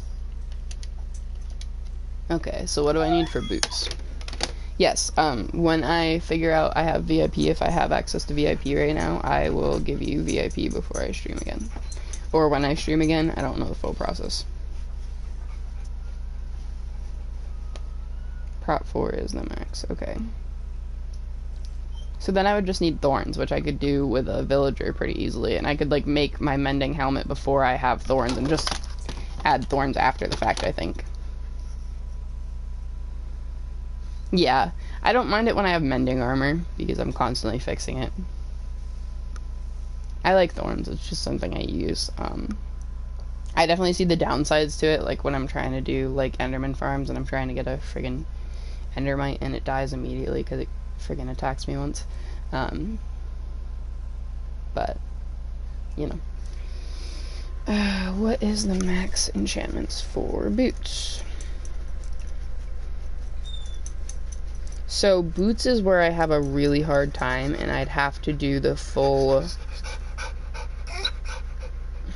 like tutorial somewhere to do it, because I made boots successfully on my world with my partner once. I gave him all the enchantments it needed. I did Depth Strider, I did Soul Speed, I did Thorns, I did Feather Falling, I did Prot, I did Unbreaking, and I did Mending. All on one set of boots.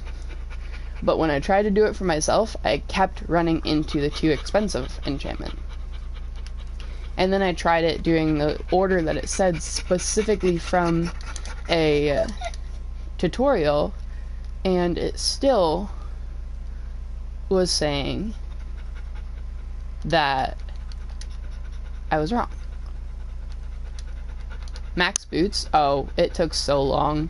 Luckily in the world with my partner, I was using a lot of librarian villagers, which makes life so much easier. But it was not an easy process by any means. There's a Thorns 2 book. I thought we had another Thorns 2 book already.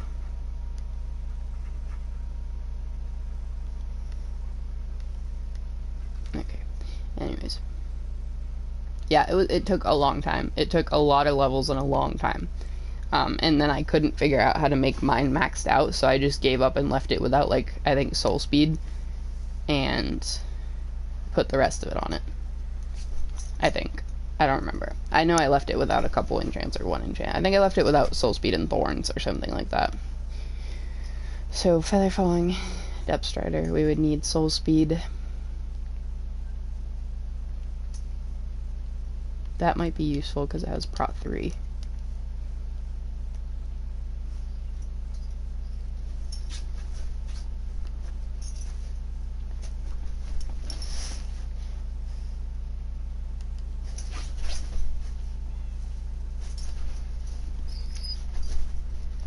So there's 2 prot 3s. Depth strider, feather falling. Do we have a prot 3 that's unbreaking?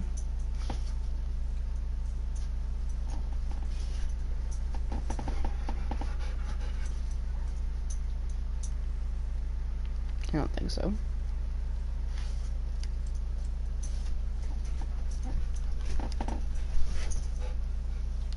And we have soul speed 2, not 3. I'm gonna put this one back up top. I wasn't a building person, to be honest with you, and then I kind of got into it some. So then I would just need unbreaking, mending, and thorns for boots.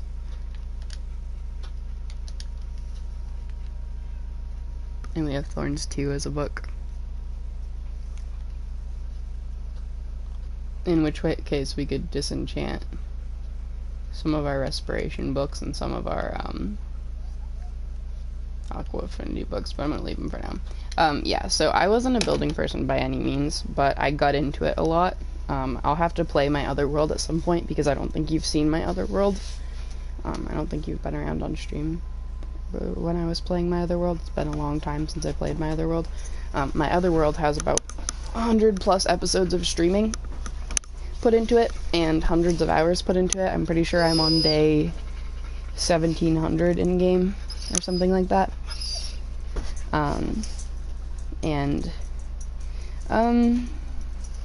I honestly don't remember the last time I played that world. I think it's been months, like many months. But that world is where my builder personality started existing, and I started like actually spending time learning how to build correctly. And like I put a lot of detail into my builds, and I've been building a lot of different things. You know what, screw it. I might get off for a second of this world and I'll show you a quick tour of that world. It wouldn't hurt. And as far as PvP, I'm really not good at PvP, as you've seen with me trying to fight mobs. But I try. Let's see if this loads in. If it loads in, I'll show you real quick some of my builds. Probably not all of them, because they're kind of spread out everywhere, but some of them.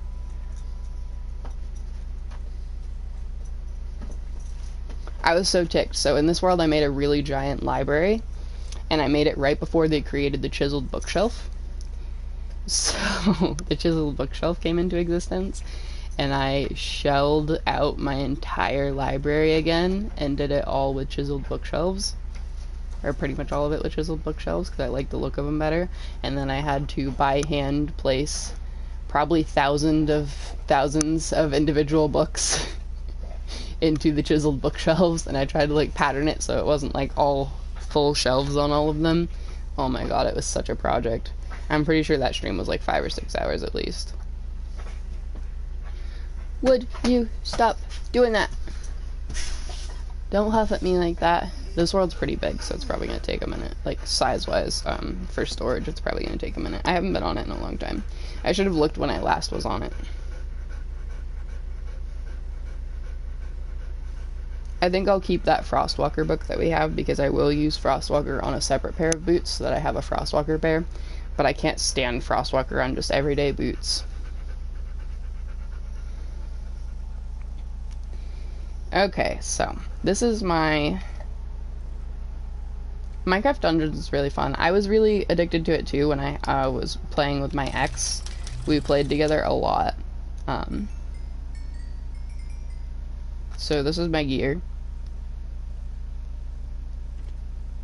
You know, maxed out. I named all my stuff. Like, I have Axie, and then I have another axe that's... Oh yeah, I feel you there. That's definitely a lot. Yeah, I have a lot of things on this world, and that's my bow. Yeah, I like it. I still have it. I still play it on stream once in a while. I definitely gotta get back into playing it on stream, because I kind of miss playing it. Anyways, that's my optimized spawner. It's just a skeleton spawner optimized. Welcome to my world. And the fact is, this isn't even a completed build, and it's not even that impressive. This is my aquarium that I'm working on. Yeah, it's gonna have like an entrance area and like what's on each floor, and then axolotl areas, and a giant middle tank with like a bunch of stuff. It's got dolphins over there, it's got turtles over here, it's got a giant tropical fish tank here that goes up the whole side of the thing. Upstairs there's like a restaurant and more enclosures and all kinds of stuff. And then we get into this. So there's the outside of that. Right there is a horse arena for like jumping horses and stuff. This is one of many of my little farms around the house, around the place. That's another outdoor horse arena. Oh, the lag. It's a little well I made. This is my horse stable, horse barn. This is a giant gardening area, or not garden area, like woodsy area, garden type thing. It's got a river and all kinds of stuff. I keep forgetting sweet berries are everywhere. The lag. Okay, this is my witch tower, which has like potion brewing and stuff in it. This is my food truck. This is just a water fountain. This is the full pool and hot tub. Small pool, hot tub, big pool, diving boards. Yeah, this is the library.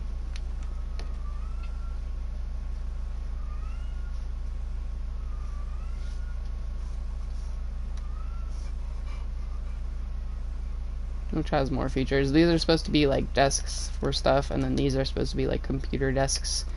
And then, yeah. Which the library has LGBT flags for the outside, because I felt like doing it. And then this is one of my early builds. This was a little cave system, and I turned it into a full little lush area with my cocoa bean farms and all kinds of stuff. This is a chicken coop. Yeah, it took a long time to make those bookshelves. And then I've got like a little gazebo. This is my melon and pumpkin farm. These are all my animal farms. I've got a pig pen, I've got a sheep barn, I've got a cow barn, I've got a little pond. I've got my sheep barn with every color of sheep.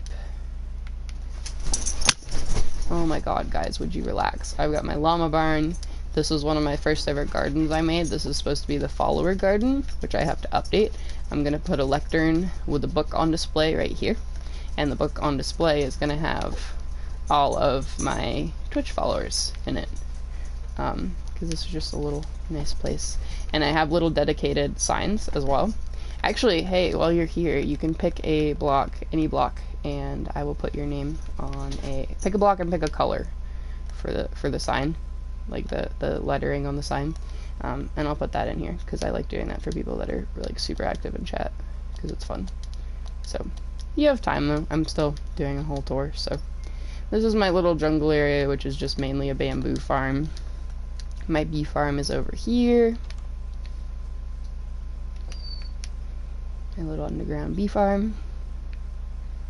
They be vibing. Another farm. And this is my backyard of my house. I have like 3 different segments of yard to my house. This is like the backyard area. And then this is my goals board, what I'm trying to do and what I'm trying to think of doing. This is a map of the world. Right now, up there is my work in progress of Greek temples. Over there is my work in progress of a campsite with a cabin, a few cabins. That's the house, that's the pool, that's the aquarium, horse arena, horse barn.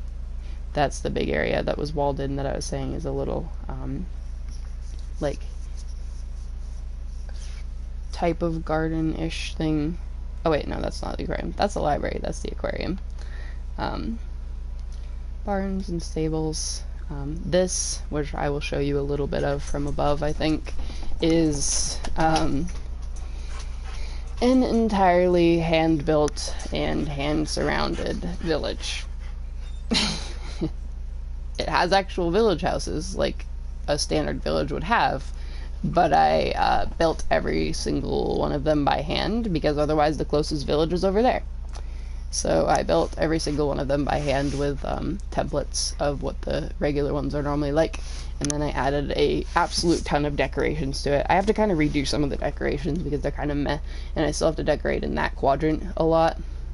And then I have a villager statue that'll show you. This is a hand-built little island. There was no island there. But yeah, so that's a little island, which is basically like a fishing island. I've got a little hut and a little dock. I had a lot. I'm not kidding when I said I've spent hundreds of hours. Do you see the day count on this goddamn world? I've played 1,791 in-game days. I have had too much time on my hands, okay? I have like huts here. There's a floral one, there's a potions one, there's a clothing dyeing one, there's a blacksmith one. This is my front yard over here. That's my front yard. This was the first time I ever made a build that was actually attempted and actually had a bunch of stuff going on. This is my house. I have a kitchen, which I do literally all the time. I have a dining room. I have a living room, which has like cat towers and a TV. I have like a witchy and growing area. I have a cat tower, a little section for all my cats. I have a book tower, which is all just reading in books. I haven't updated this to chiseled ones. I did the old trick where you could use the back of a loom to look like an empty bookshelf. I didn't really update it with chiseled. I think I'm going to leave it not the chiseled because it kind of looks nice. This goes to the backyard. Back here is the laundry room, which has a washer and a dryer and storage, and out to the backyard. Up here I have my enchantment room. I have the clock. I have the spare bedroom, which has like a little desk and cat and dog beds and a bunk bed, and then access to the upper level of the growing area. I have an office space, which has like a computer and all kinds of stuff. I have a little closet here. I have a little porch to look over everything. Right there is the built village. Right there is the villager statue. Those are some of my first ever farms. I have a bunch of sweet berry farms kicking around. Over there is a hand-built geode area that surrounds my nether portal, because I thought a geode would look really cool with like the purple from the nether portal. This is my bedroom, which is like got like light curtains. This is actually modeled after my real life bed, because my real life bed I made as a like platform bed by using bookshelves. So like I have bookshelves and then my bed, and then yeah, I remember. And then this is like the cat that's based off my real life cat. And then bookshelves. And then this is my storage system. You said green and white, so I will do an emerald block, and I will do a white text sign. I think I used a birch sign before, so I'll use a birch sign again. I don't think it would be very visible on a birch sign. I'll do like a dark oak sign. I feel you there. That has happened so many times with this game for me because, like, something will happen and it's just ridiculously annoying, and I'm just like, no, I'm getting off. I'm done. It happened a lot with the other world we were just on, which I'll get back on after I show you this stuff. It happened a lot with that world because I was trying so hard to grind for level 30 to start enchanting, and it took me so many hours because I kept dying when I was at, like, level 20 something. Oh my god, it was a nightmare. But yeah, this is my sorting system, which I'm a little overstocked on just about anything you could think of. Just a little. And then this is the attic, which is just supposed to be like a decrepit vibe. I've got like windows you can climb out of in the roof. Yeah. And then up there is the cabin and stuff. Over there is the temples. That's another farm. I'll show it from here for the village because I really don't feel like going through the whole thing right now. That's the village. Those are all hand built. There's a bunch of decor and stuff like carts and a whole pathway through the whole thing and a bunch of stuff. I built this whole wall myself. Yeah, thank you. I still kind of don't know how I feel about some of it because it's one of my early builds, but I like it. It was early days for my building stage. This was like my second build I made on here, so I really didn't want to try to go full custom and make like specified customized village houses, especially because I already like village houses as they are. So I just started like looking up village houses and then going from there. I wish I used more variety because now in the updates there's a lot more variety of types of villager houses, even in regular oak villages. Like I wish I did like a traditional blacksmith, which I didn't do. I used a lot of those 2-story houses. There's like 4 or 5 of them. Stuff like that. I just like repeated a lot, which was kind of sad now because there's so many ways I could have done differently or not repeated as much. But yeah, that's another portal. A little closer look. Over there is the island and then the other village that wasn't hand built and just all those things. But yeah. Yeah, gravel paths were so good back in the day. I remember. That's kind of what I incorporated in mine. Like, I added some gravel and some, like, andesite and then regular path blocks, like, all mixed around because I like the look of it. It kind of, like this. Where I added, like, coarse dirt and gravel and then pathway dirt. It just kind of, like, adds a cool vibe. Where shall we put you? Ah! Phantom! Man's got in my face but then decided not to attack me. Yeah. OG villagers were nice. Okay. I'm putting your Twitch name on here, because that's what I did with, Orange. They used to hang out and stream. Hey! I was typing you! And then we'll do... Oh. Ta-da! Now you're a part of the little... memo of good people. Did I add glowing to that one? Is that why it's like outlined weird? I might add glowing to yours to add like a better outline because it kind of blends in. I'll do that another time when I get back on this world though. I'm gonna start playing this world again soon because I'm trying to like fill it in really well before I do another big world tour at 1800 days played. Maybe I'll wait until 2000 days, but I kind of wanted to do it at 1800. So I'm trying to like fill in. Yeah, I gotta find a glow. I have some in my chest somewhere. I'm trying to like finish this area of being filled in. I'm trying to finish some of the temples, but god, those are so time consuming. Even with a fortune pick, getting enough quartz for those goddamn builds is so irritating that I just gave up on them for now. I couldn't. I guess I'll fly up and show you the campsite real quick, because that was one of my favorite builds I did more recently. So this is a very large like entry cabin that I'm gonna decorate. It's just a shell right now, and then I have groups of tents, and they're like all the wool colors, and they have like their own little campfires in the middle and stuff. And then I'm gonna make this into a big like swimming lake, And then I'm gonna add some more cabins and some more tents across like this, basically this whole platform. So it's gonna be like a campground type vibe. I can't build trees, so that says a lot to me of you as a builder, because I cannot for the life of me build trees. These are all planted trees. I would not be able to build trees. Alright, but yeah, anyways, I'm gonna leave that alone before I play too many days.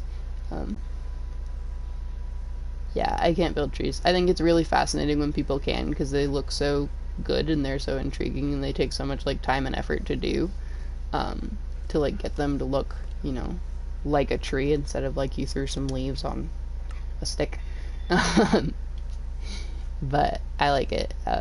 It's taken, like I said, it's taken me a lot of practice to be decently good at building, which is why I'm kind of procrastinating on decorating this house, because I want to make it really well decorated and everything, kind of like my other houses. But I don't know what direction I want to go with the decor. I want it to be like its own thing rather than just a copycat of my other world, and I haven't figured out what that own thing will be. The reason why this house is a lot simpler in comparison is because that other house, I basically was just watching like tip videos on how to become a better builder, and one of the biggest tips that they gave you was to just start with an outline, like a super, like, kind of all over the place outline, you know. You don't have to do straight lines, do some like rectangles that stick out, do some circles that stick out, you know, stuff like that. So I just went ham and I just made a big old outline that was like a big old rectangle with a bunch of little rectangles and outcroppings and, you know, all that stuff. So that's how it kind of started, and then I just went from there. I like cozy cabins as well. They're very nice to build, and they're really nice, like, aesthetic wise, which is why I kind of like that big cabin I made, and I can't wait to make some little ones. But this one I built the way that I did as a little more simple, because I was basing it off of a movie. I was basing it off of the house from, why can't I ever remember the new movie name when I'm thinking about it and trying to talk about it on stream?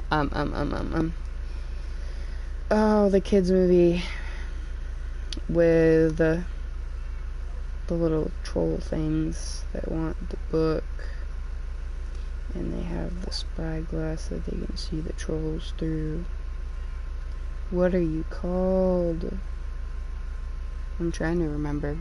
My brain's just blanking.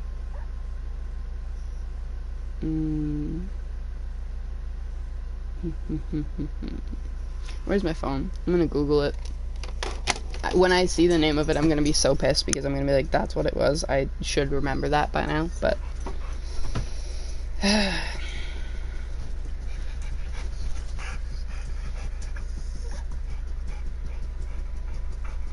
Spiderwick Chronicles. The Spiderwick Chronicles. That is the movie. So if you look up the Spiderwick Chronicles house,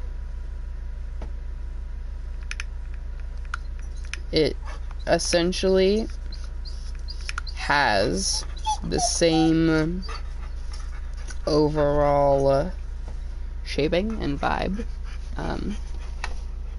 Yeah, hydrate definitely needs to be in my I have a headache from lack of water right now.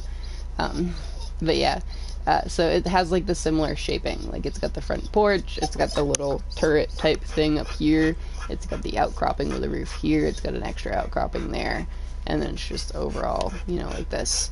So I want to make the decor like whimsical and stuff, and kind of like eclectic and cluttered, because that was like the vibes of the Spiderwick Chronicles house.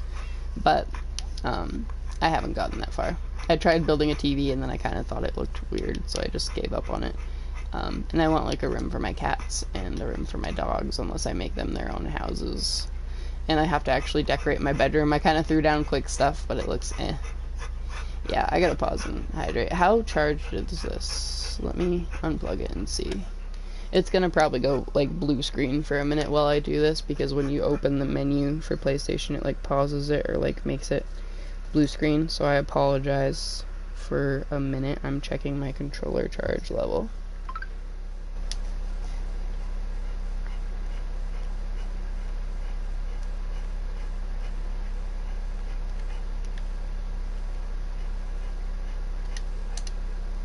Alright, I'm back up to 2 bars.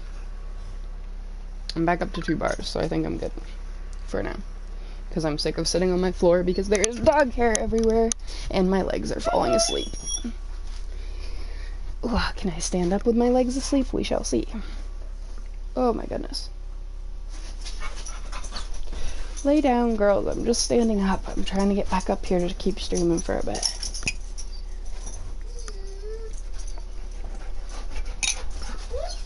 Lay down, buggers.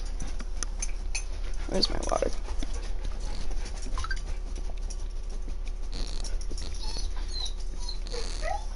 Okay, I just chugged some water and I chugged the last of my tea.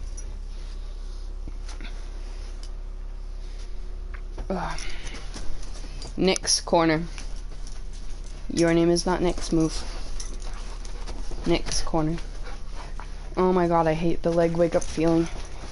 Nixie, down in your corner. You need to listen. Thank you.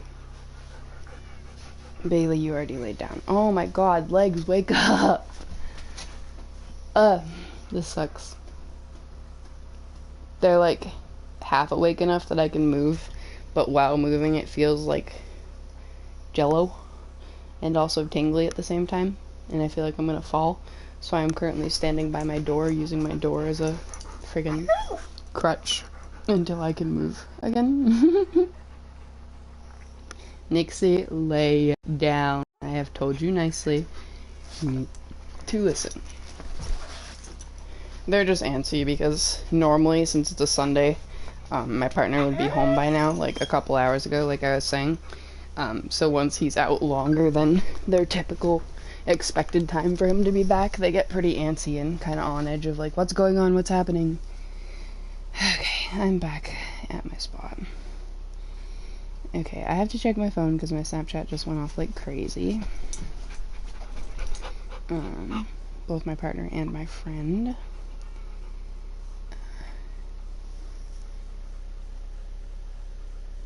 Oh yeah, I'll get started on that topic in a second. Don't you worry.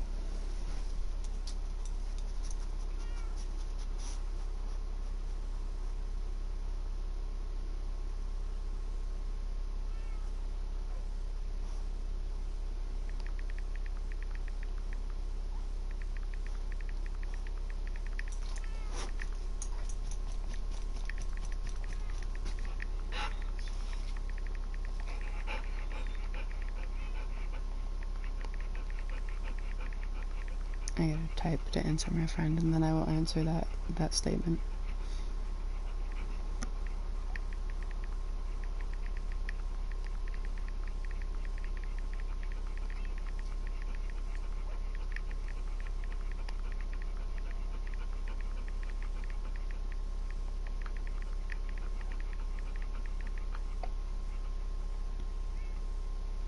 Okay, anyways. So, yeah, I have a lovely heart condition called POTS, which means that happens just about every single time I stand up, whether I stand up fast or slow. It's not fun. The science behind that is actually really interesting, though. So what happens is when you stand up, gravity makes your blood pool to your legs, because obviously it's pulling all your blood downwards, which is normal. That's just a natural thing that happens. But in doing so, your heart works extra hard to pump the blood back to where it's supposed to go. And in my case, my heart doesn't work hard enough to do it, so it stays in my legs for longer.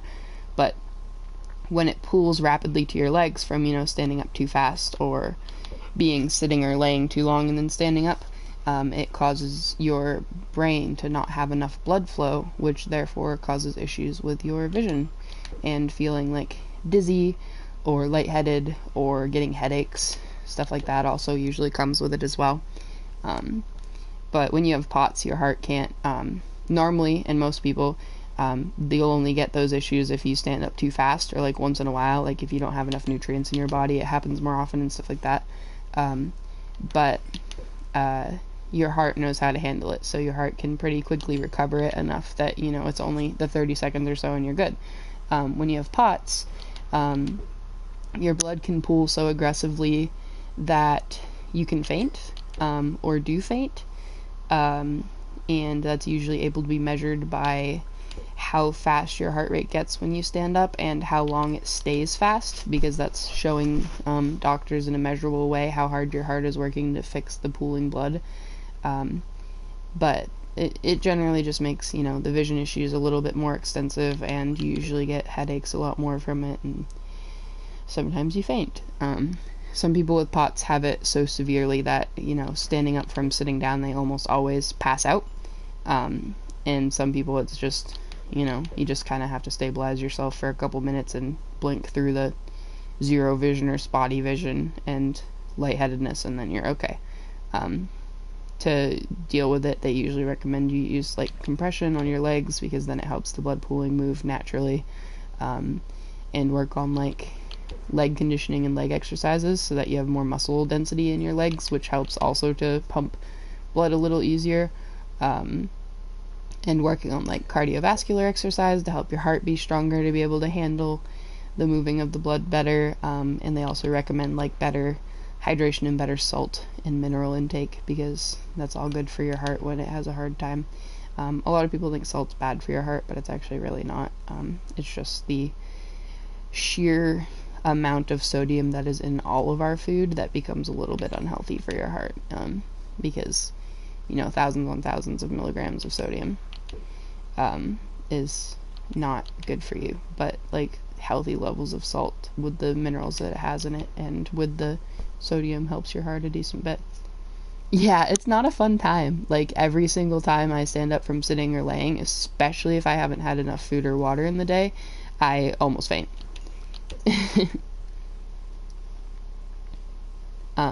Luckily I haven't gotten to the point of passing out, because it's been happening to me since I was like a kid, so I've learned how to cope with it pretty well and like be super slow about getting up or be ready to brace myself, and that sort of thing, but it's still a mess.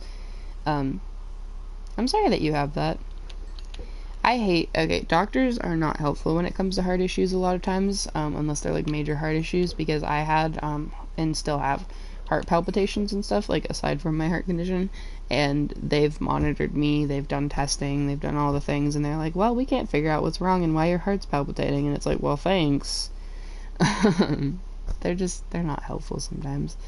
I've actually had the, heart ultrasound, which is really interesting.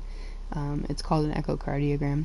It's really interesting because it's not fun by any means, because they physically push like the ultrasound imaging thing up underneath your rib cage, not like, you know, inside your rib cage, but they like push down right in front of the bottom edge of your rib cage and then push it forward a little so that I can like see from like the bottom angle of your heart, to see like certain valves of your heart and everything in your arteries, and that's a very uncomfortable situation to be in. But it was really fascinating to like be able to see my heart on a screen. It was really cool. But it wasn't helpful because it was vaguely painful and gave me zero answers, so. Oh yeah, doctors in general piss me off. I don't blame you one bit. Doctors are incredibly frustrating because they are absolutely atrocious at giving you the answers they're supposed to give you. And then when they do give you the answers, they generally just want to medicate you, at least in the United States, because doctors get paid to give us meds. Did you know in a lot of overseas countries, they don't even have, you know how like there's a billion trillion ads about medications all the time, even if you're just on YouTube, they're trying to advertise some medication for something to you? They don't have that in a lot of overseas countries because they aren't being paid. Like, big pharma isn't controlling everything that you're watching and everything that you're doing, and it's not like paying out to like billionaires and to advertising companies and stuff like that. They don't like advertise medication. They're not like, take this med. And also, I can't stand those ads. I am surprised because I see them constantly on TV and on like YouTube and stuff, and they drive me nuts, especially because they're hilarious in a like sarcastic way. Because they'll be like, this medication is to help with this, and then they'll say, oh, by the way, the side effects are, and they'll like scream, they'll like quietly scroll through the list of side effects, and it's almost always like, side effects can include depression, suicidal thoughts, and death. Like, yeah, understandable, so that's probably like a good thing. like that's a good example of what I'm saying, is that like people like outside of the USA don't typically get advertisements for meds. In the USA, it is a constant thing. Like you could literally look up like compilation of USA like medication ads, and I guarantee you there's a billion of them. Like we get advertised medications and pharmaceuticals constantly, even if it's like for something we could never possibly have. It's not even like, you know, advertising how it like tracks what you are searching and talking about and stuff. It's not even like it's doing that. It's like it literally just actually completely wants you to be on meds. Fair enough. I mean, out of those three, I'm closer to New York. I live in New Hampshire, which is like to the south a little and the east from New York. One of the more eastern states, part of the New England region. Like I said earlier, I probably know or could name like, I'd say 30 something states. I don't know if I could accurately label them on a map, but I could probably name 30 something states if I tried hard enough. Sure as hell not all 50. Hey, you have a decent knowledge. I will say, like, for someone that doesn't live in the USA, you probably have better knowledge on USA states than, like, 80% of the US population, and I'm not even kidding. That is why I've had to memorize the 50 states so many times in my life, because my teachers were absolutely appalled that we live in the United States and we couldn't name more than, like, 5 states. It's bad. I so messed up that crit so many times. I mean, literally, like, we live here. How do we not know them? I don't understand.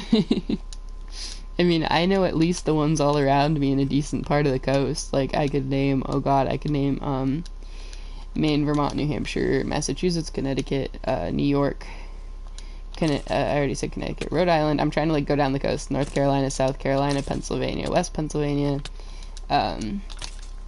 Florida, Georgia. Yeah. I don't know. That's like the main East Coast ones I can think of right now, while I'm also rapidly dying in Minecraft. There's North and South Dakota, there's Alabama, there's Texas, there's Tennessee, there's Oklahoma. I'll stop naming so you can name some and see if you get more.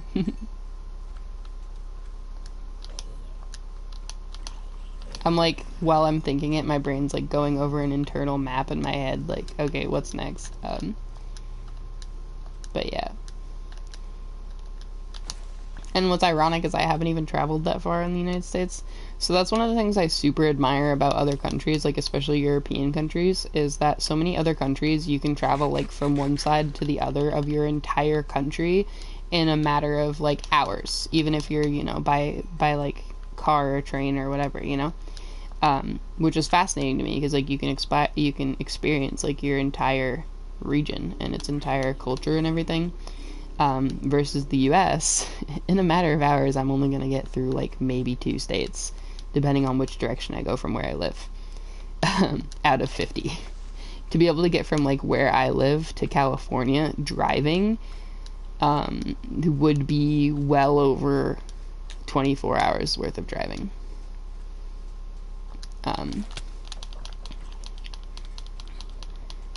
I actually want to Google it now and see, because I know for me to drive from where I live to Florida, it's over 20 hours. So I'm actually really curious what it would be to California, which is basically from like the East Coast to the West Coast, because I live almost exactly on the East Coast. Like if I travel about 3-hour drive east, you're okay. I don't mind this like spelling and stuff. But yeah, like if I drive like 3 hours east, I'd be at the seacoast on the east. So, like, I'm pretty far east compared to Cali. Now I gotta know. I'm gonna Google Maps it in a second when I'm not dying. You did get a lot of them. You do have a lot of them. Also, you don't even have to, like, complain about the spelling, because genuinely, I want to know what the, trying to think of a word that's not the swear I was just thinking of, what the people were thinking when they named 80% of our states, because they don't sound like they're spelled. Like, the biggest thing that always pesters me is we have Arkansas and we have Kansas. Arkansas is spelled like AR and then Kansas. But it's not Arkansas, it's Arkansas. And Kansas isn't Kansas, it's Kansas. Something ain't right here. I don't like it. I don't like it one bit.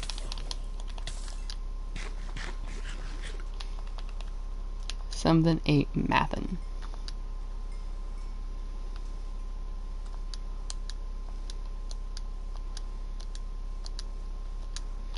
Oh, I hope that baby zombie was just gonna walk off the edge into the ravine and then I wouldn't have to deal with it. That's why I paused for a second. You do have a decent amount of them, I'm not gonna lie. Other ones I could think of,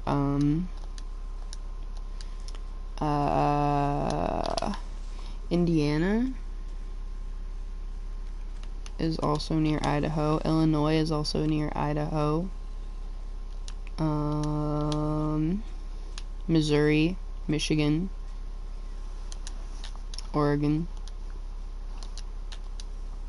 Yeah, I don't know.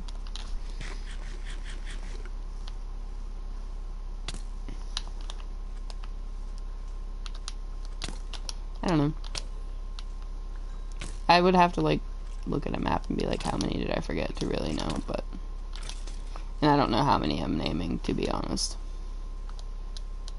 Yes, the Oregon Trail.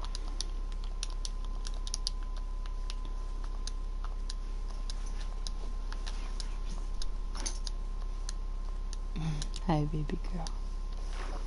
Do you need to cuddle with my hand right now? Yeah, I don't know. I spent, like, in 8th grade, I think it was, my social studies teacher was, like, adamant that we all had to learn all 50 states and be able to point them all out on the map if we were given a blank map of the United States. And she, like, graded us on it as, like, a test that was, like, 80% of our grade for the year. And it was a time, I'll tell you that. We spent a lot of many weeks focused on it, but I did okay with my test. I think I got like 40 something out of 50.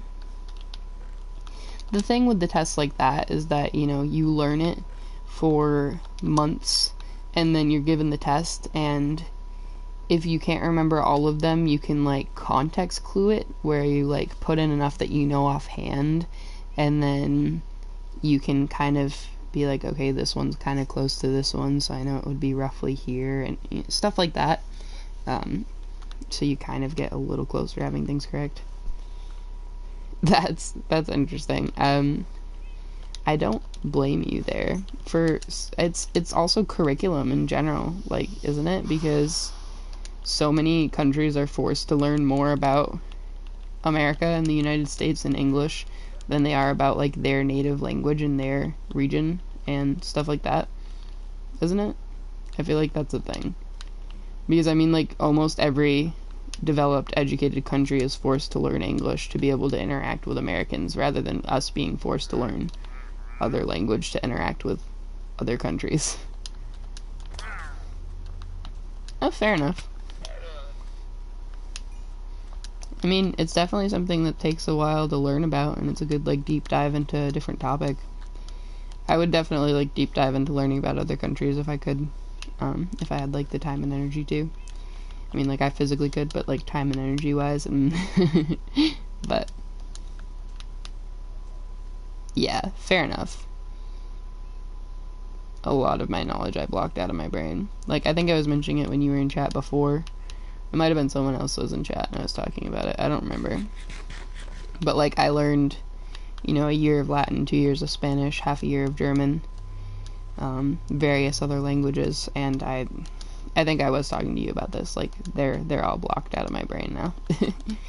I can't recall most of it anymore. I learned it, but do I remember it? Nope. Retention is not a strong suit of my brain.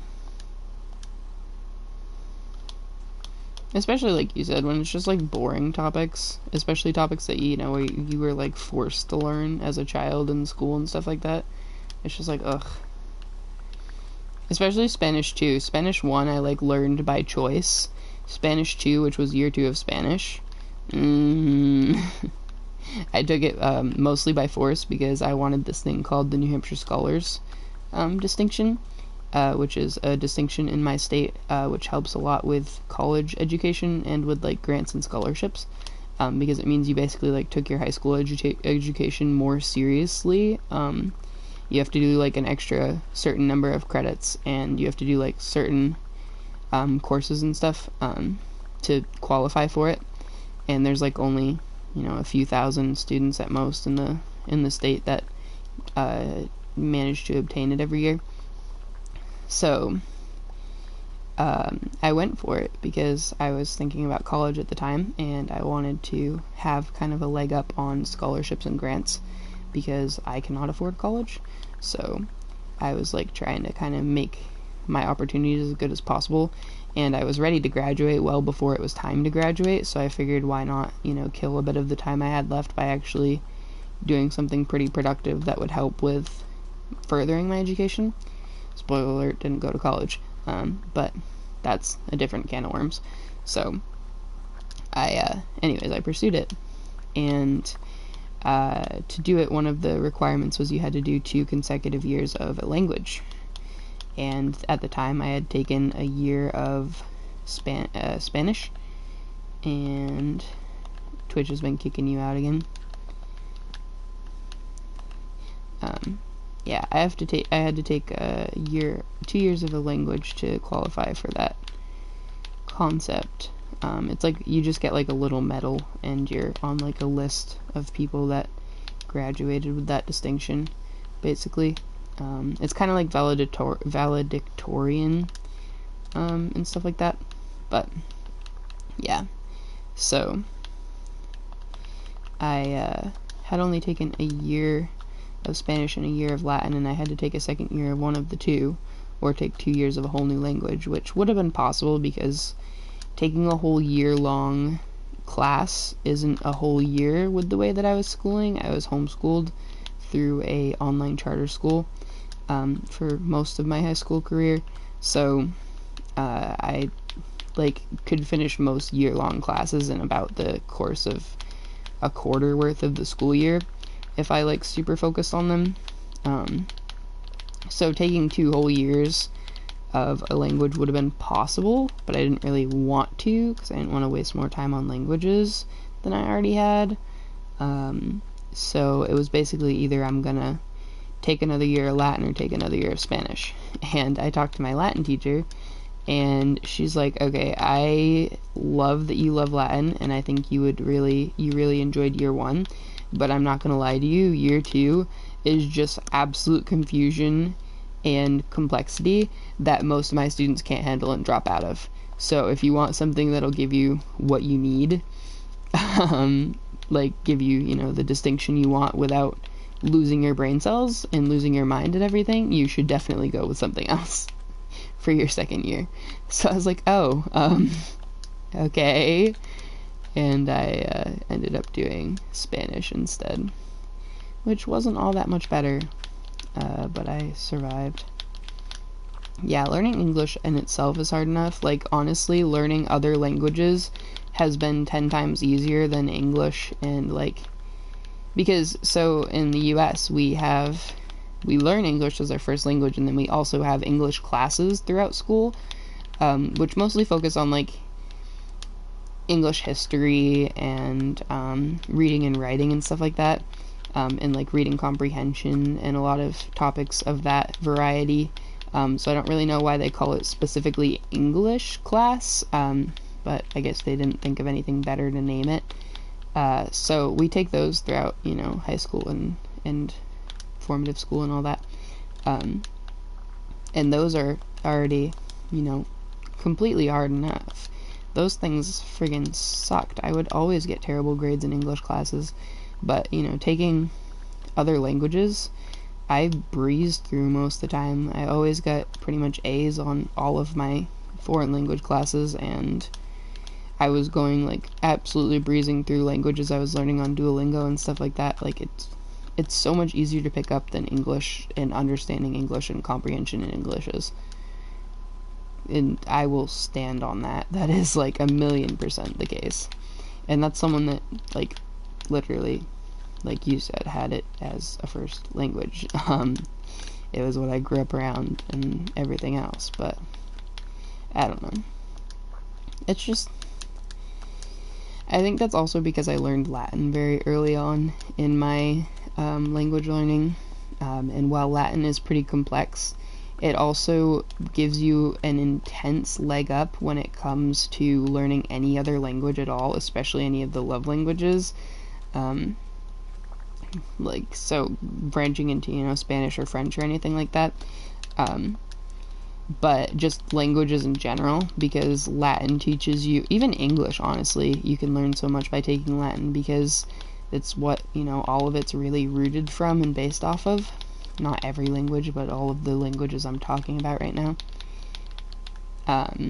So learning Latin actually helped me comprehend a lot of the concepts and learning steps with other languages. Go to the cemetery. Yeah, fair enough. I mean, I like hanging out at cemeteries, so. But yeah. Yeah, Latin was really interesting. I think the most I took away from it was, you know, conjugating and stuff like that, where you're actually learning how to correctly use verbs and nouns based on gendered nouns and and conjugating verbs and stuff like that, which definitely helped a lot with learning other languages. Yeah, I do agree. I like that. You are very right.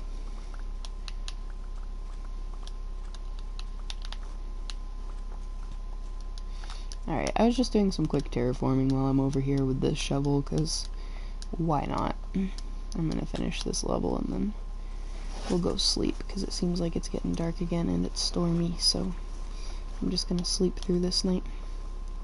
I probably will get off semi soon, because I have been streaming for like 4 whole hours, and I probably should go get some water and try to eat something small or something, because I haven't eaten today at all, or just read or something along the lines of that. I don't know.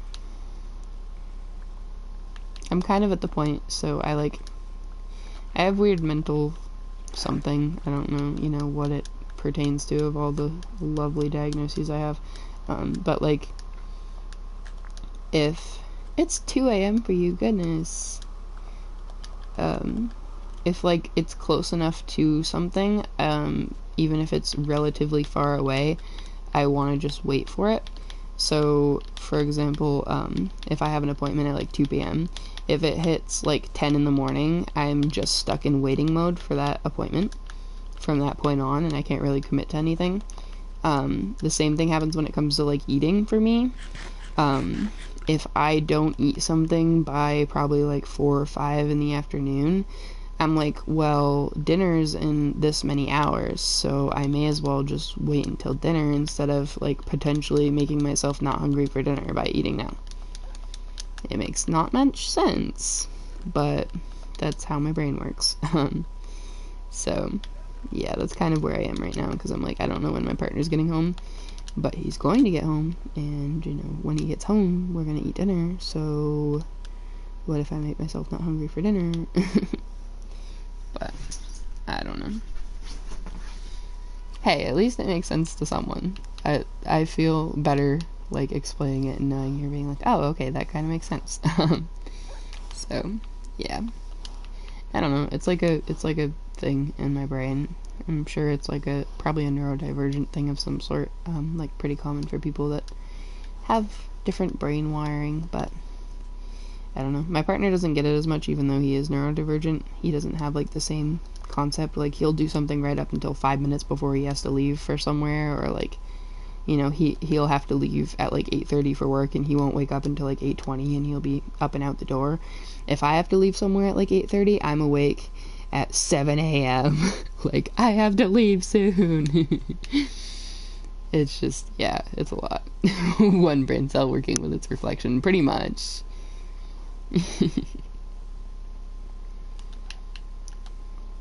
I genuinely have no idea what to do in game right now, so I'm just like wandering. I want to make the armor, but I don't know what I want to do, because we basically just need unbreaking for the boots, I think, and mending for the helmet, and we can't enchant for mending, unfortunately. It's really irritating that you can't enchant for mending.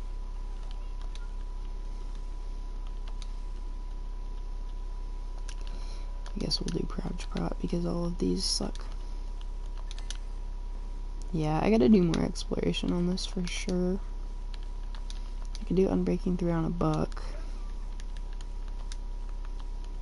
Yeah, I think I'll do Unbreaking 3 on a buck. Thorns 2 would be helpful, because we need thorns. Okay, so I think that means besides mending we can max out a helmet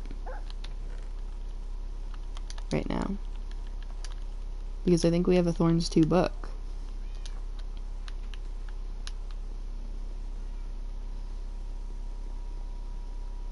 But here's the question: if I make the helmet without mending, will it let me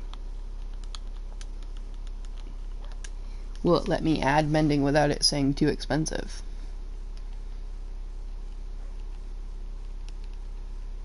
I'm gonna briefly look up the best order for helmet enchants in Bedrock, because that might give me my answer.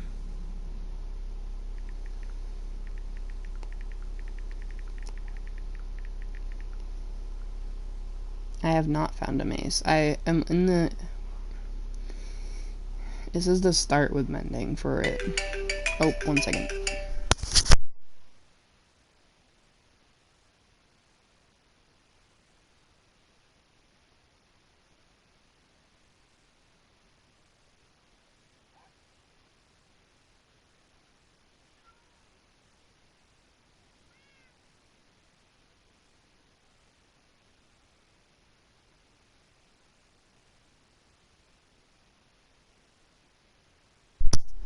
That was so strange. Anyways, it says that I have to start with mending typically, so I'll wait. But that means we can switch this from the Resp 3 Unbreaking to just Resp 3.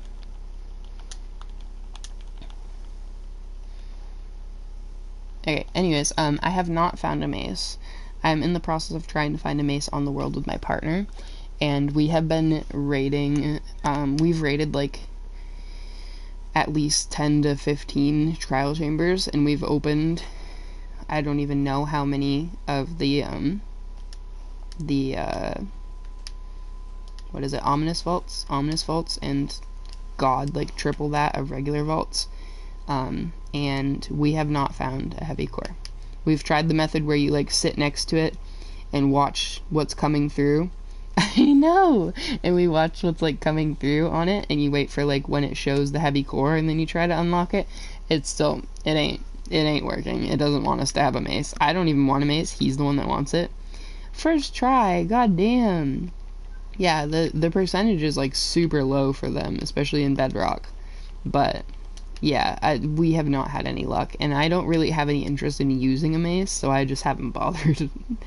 I'm like, I'm not wasting this much time and energy on something I don't even really want. It ain't worth it. It ain't worth it. Maybe I'll trade with piglins for a bit, because we have some gold. Like, put a gold helmet on and try to trade with some piglins, maybe? That's a super broken gold helmet. That's a bad idea. That one's a little better. Yeah, because we have over a couple stacks of gold now. Really, it is, because I'll actually Google it for you real quick, because I'm curious now, too. My partner Googled it like a while ago, but I can't remember the specific number he said. Also, that was weird. I don't know if I like finished that sentence. My partner called me and I thought it was because he was coming home, but he was just calling me, and he just calls me and he goes, "You don't eat feta, right?" And I go, "No." And he goes, "Okay, I love you," and hangs up. And I'm like, "What? Huh? What is happening?"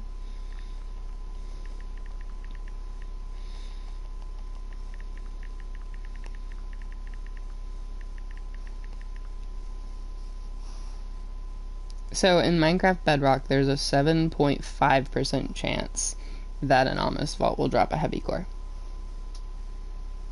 So I definitely think your statement on the God of Luck is pretty accurate in that instance. Exactly.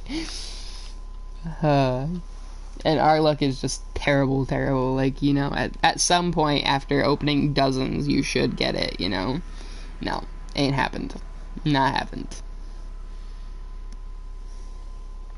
But yes, I do have to get on my PC, like, right after I get off tonight, because I have to transfer my VODs over to YouTube, and I have to, that was so loud in my ears. I have to transfer my VODs over to YouTube, and I have to pay a bill. That is a lot of them. Oh, God. Why are there so many? I'm trying not to hit the piglins, because there's also a lot of piglins. GG's, no.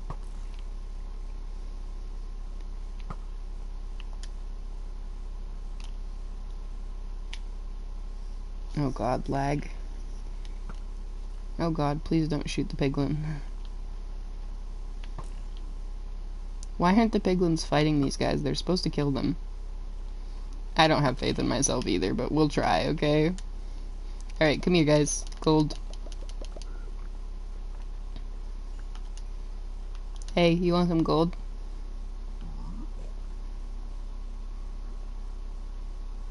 Yes.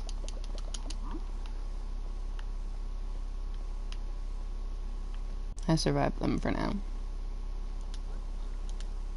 Okay, anyways. Oh God.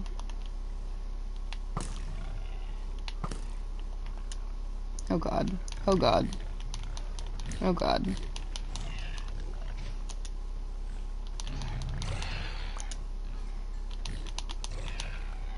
Okay, we survived. They're throwing us all kinds of stuff and I can't pick it up yet. Oh, that's my diamond shovel. Y'all don't need that. Throws them a diamond shovel and they try to trade me stuff for a max enchanted diamond shovel. I would be so pissed.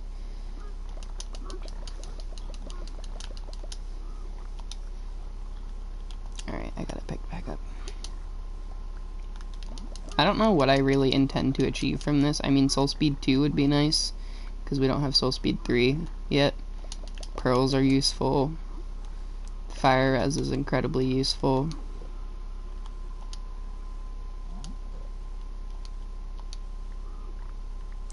Ironically, I understand what you mean, and it is strange. Because, like, I've been drunk, and, like, many times, and sometimes my brain makes me feel like I am, and it makes me very confused.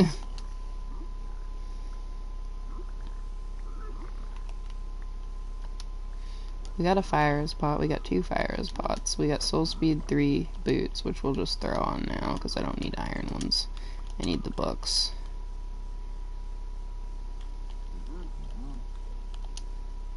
Lag. And to be fair though, considering the time that it is for you, it's probably like partially a overtired, like sleep deprivation type thing. Because that's what when it happens to me the most, is when I'm super dehydrated or when I'm super overtired. Like last night at like 3 a.m. when I was on the phone with my friend trying to help her through what she was going through, I was sitting there like, I feel like I'm drunk right now and I'm not drunk.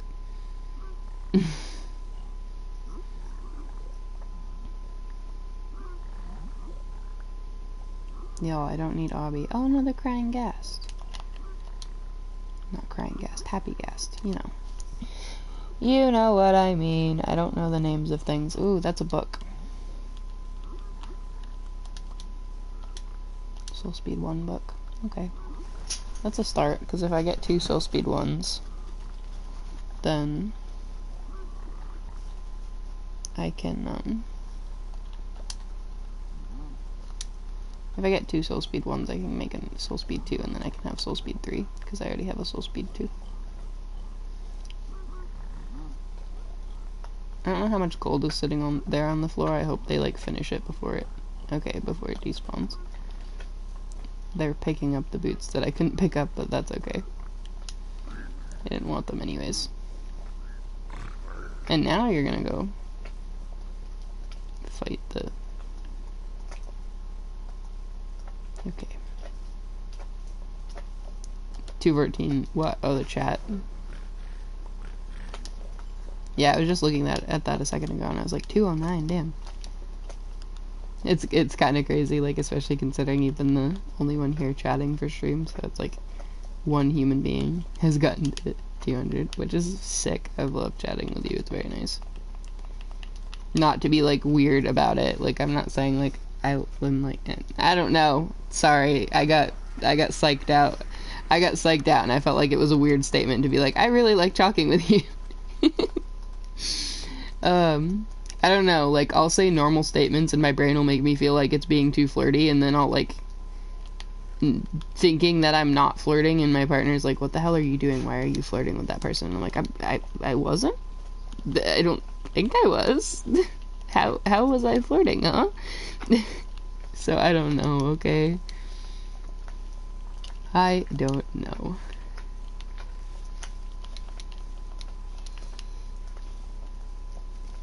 We got a decent little supply of stuff. We got some gravel. We got some iron. We got a little closer to having soul speed 3. I want to murk that dog. I genuinely think I might just kill that dog and get a new one. I know it's a psychotic thing to say when, like, people are super attached to their pets in Minecraft, and normally I am, but that dog... It's not China. Oh my god. Okay.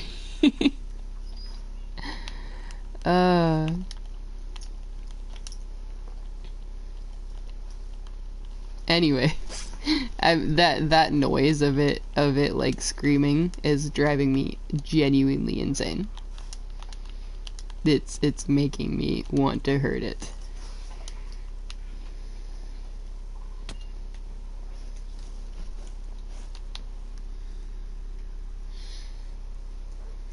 I mean, we could go try to make another weaponsmith villager, armorsmith villager, and try for friggin' chestplate and leggings so that we don't have to,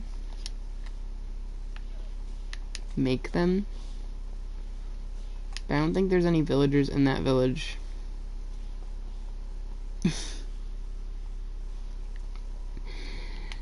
Well, you know, that's kind of like the same statement as what I was saying.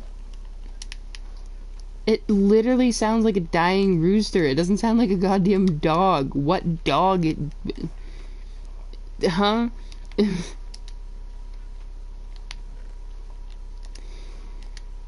I don't get it. We could make some TNT and go TNT mine in the nether. Get some ancient debris. Get some gold. Get some, XP. That wouldn't be terrible. It'd be laggy, but it wouldn't be terrible. I don't know. I don't know what to do for my last thing. So, either I'm gonna go to the village and screw around with trying to make a weaponsmith. Or armorsmith. Medical bills are the worst part. I'm glad that I have state insurance. I'm glad and I'm not glad, because state insurance is free to me, but it's severely picky on what it does and doesn't cover. And you have insufficient access to doctors because of it. But it's better than medical bills. So either I'm gonna go to the village and make an armorsmith and try to get, other armor, which might be a pain, or I'm gonna go TNT mine in the nether for a bit. I'm kind of leaning towards TNT mining in the nether, because I really don't want to deal with a village right now. Especially because I think I'd have to go find a new village to make armor smiths, because both of the villages we've been using, pretty much everyone has a job that's assigned now. And I might have to try multiple armor smiths and level them up just to find out that they don't have what I need. Oh yeah, the entire American medical system is screwed. Because Big Pharma owns just about everything in the United States, including the politicians. And therefore they want you to be on medication, whether it's good for you or not. And they'll throw you on a medication without knowing what's actually going on with you, or fully testing for what's actually going on with you. And they'll charge you obscene amounts while they're at it. To summarize. Hence why some women can't even, have children when they want to have children, because of the thousands on thousands on thousands of dollars it would cost them just to have a child. Not even including, the, actually caring for the child once it exists in the world. Oh yeah, antidepressants are just the United States medical system gives us medication like it is candy. I talked to my doctor about one thing when I was 12 years old, and he goes, "You sound depressed, let's put you on an antidepressant." Huh? Say what now? Say who now? Yeah, that's what I'm saying. That was why I can't stand Zoloft. I was on Zoloft when I was 12 years old. And then when I said it wasn't working and explained what was going on, he goes, "You sound like you have anxiety. Let's put you on anti-anxiety and antidepressant." What?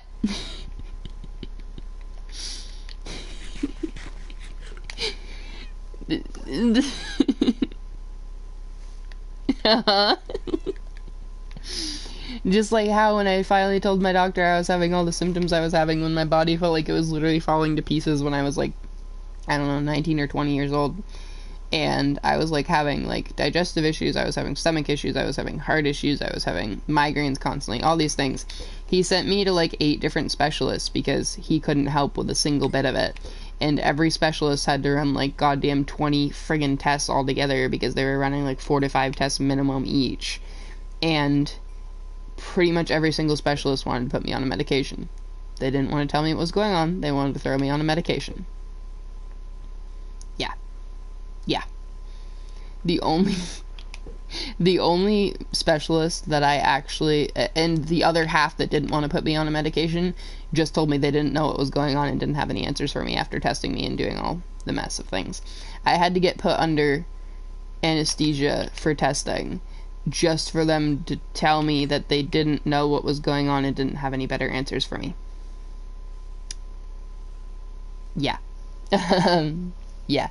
And the only specialist that I had any respect for was the neurologist that I saw, because I saw him for my migraines, and I was having migraines literally most of every single day.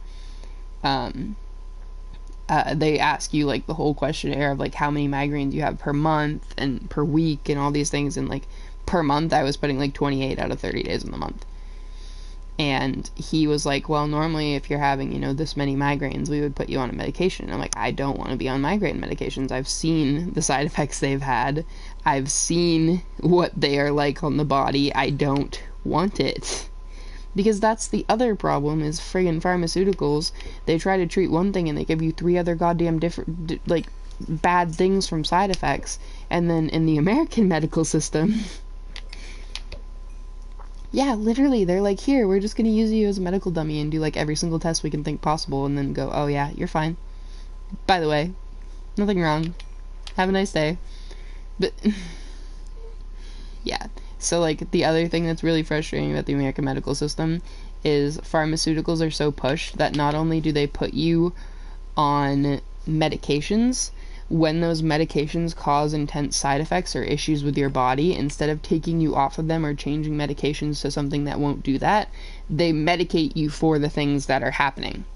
So they just keep piling meds on more and more and more and more. Like, if you're on a medication, for example, if you're on, like, an antidepressant, and it's causing you to have too much of an appetite, and you complain about it, they go, we'll give you an appetite suppressant. And then if that appetite suppressant starts causing you things like migraines and stuff from, you know, lack of nutrients, and instead of saying you have not enough nutrients, they'll put you on migraine meds. You see what I mean? I'm sorry about the heart rate thing. I feel you there, because they did my testing for POTS, and when I was sitting down, I was at like 70 beats per minute, just resting, relaxing, whatever. And when I stood up, it went up to about 140 just from me standing up, and it stayed there for like 10 minutes straight. And the doctor just looked at me and was like, huh, that's interesting. And I was like, what? Interesting. But yeah, even me, like, walking around and stuff, like, we have a set of stairs in our apartment. We have the first and second floor. Just me, like, going up the stairs, my heart skyrockets to, like, 160, 180. And it's so irritating. Because it's like, I can't breathe right. Yeah, I agree. For sure. That's the same thing with, like, blood pressure issues and stuff, too. Like, heart and blood pressure issues. A lot of doctors are just like, we don't know why it's there, but it's there. My mom had severe high blood pressure for like over a year, where the doctors were telling her, you have high enough blood pressure that you should be dropping with a stroke any second, and it's very likely that you will. But they wouldn't tell her why she had high blood pressure or pursue how to help her have lower blood pressure, besides saying they could put her on blood pressure meds. Like, here, we'll tell you that you could literally die right now, but we're not going to tell you what's going on or try to figure out what's going on. We're just going to throw meds at it. Okay. Thanks. And what also cracks me up about the medication system is literally, so, like, I was saying about, like, getting ads for medications and stuff, you'll get ads for, like, antidepressants, and while they're talking about the antidepressants, they, like, do the quick little spiel about side effects, and they go, side effects include worsening depression, suicidal thoughts or actions. Huh? Excuse me? And then it'll continue to say, teenagers should not be put on this medication. My favorite thing about the medication advertisements, too, is they always say, do not take this medication if you're allergic to this medication. And it's like a specific name brand medication. It's like, how are you supposed to know if you're allergic to this random name brand med if you've never taken this random name brand med?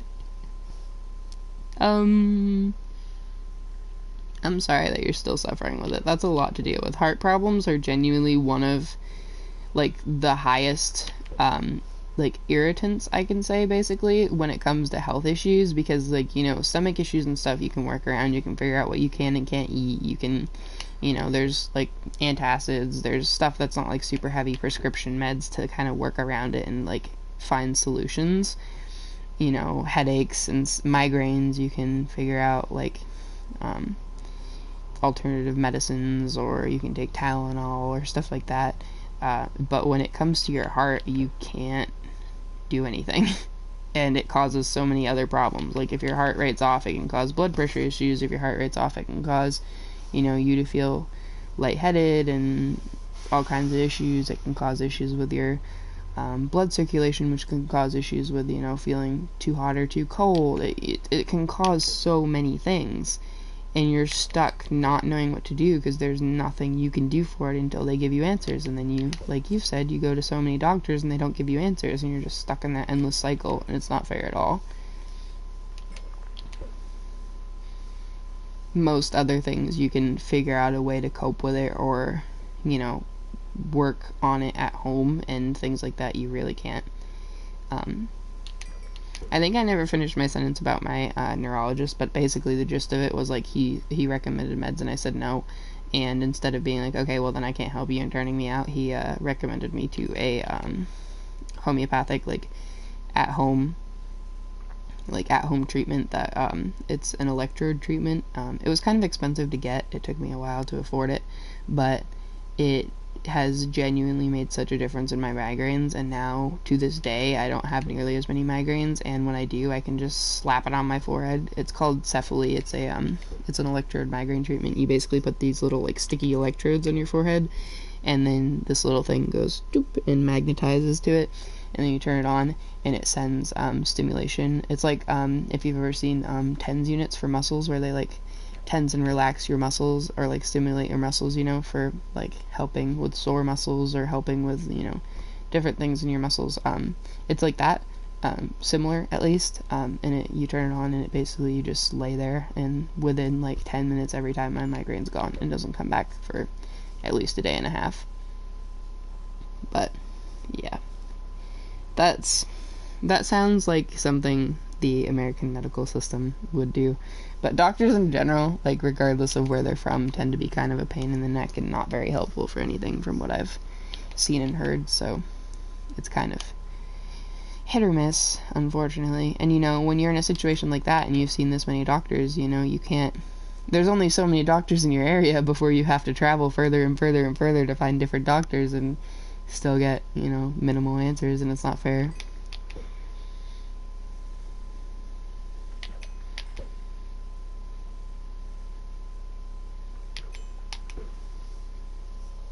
Hey, what are you doing? Kisses? Thank you for the kisses. You're a good girl. Don't kick me, Bailey. You're a good girl, too. Yeah, that kind of makes sense.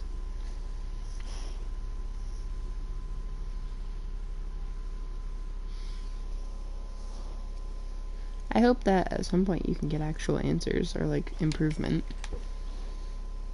I think generally, like, some people have, you know, higher heart rates just resting, but, you know, having that high of a heart rate resting, regardless of whether it's like a little bit due to just your body doing what it wants to do, it's still not like good for you, and it's not easy to like work with and live through.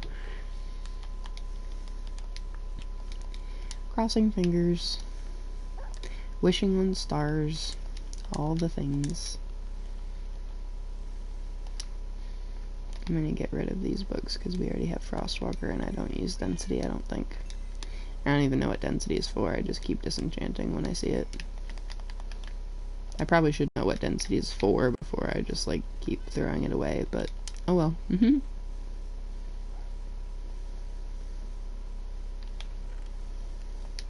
have a whole stack of name tags, so I guess we get to replace another saddle.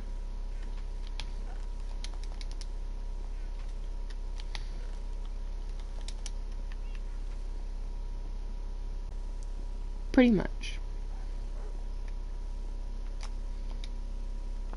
That's what cracks me up a little about the state of the United States, is not in like a actual funny way, but in a like, wow, people are retarded way. Oh, I don't like using that word. My partner uses that word, and I don't like using that word. People are stupid kind of way, is the, there's like a whole war against immigrants right now where they're trying to friggin' imprison. I know like most people don't mind, but I really just don't like using it.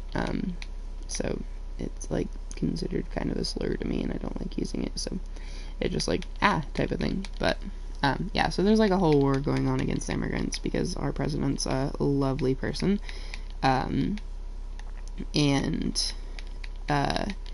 everyone is, you know, being rounded up and imprisoned and everything else under the goddamn sun right now. And what cracks me up about the whole situation is the biggest argument that regular people in my country have for why they don't want immigrants in our country is because, quote, they're stealing our jobs and they're making life harder for our workers. The real enemy there is the capitalism that is causing the companies to want to spend as minimal as possible to create products so that they can sell products for more expensive and have less spending. And you know like it's not It's not those innocent human beings' fault that they're given a job because they get paid less because they are not legal here, and people can manipulate that and, you know, pay them less because, well, if I pay you normal, then, you know, then you better be legal. If you're illegal, then, you know, it's so dumb. It does make me angry. It's such a pointless argument, and it's really frustrating. Because companies will, like, manipulate people that aren't legally here, that, like, they have to make less because they're illegal, or, like, you know, I can pay you less because you're illegal type of thing. And because they pay them less, they want to hire them more than, you know, the average everyday person that's going to get paid a normal amount.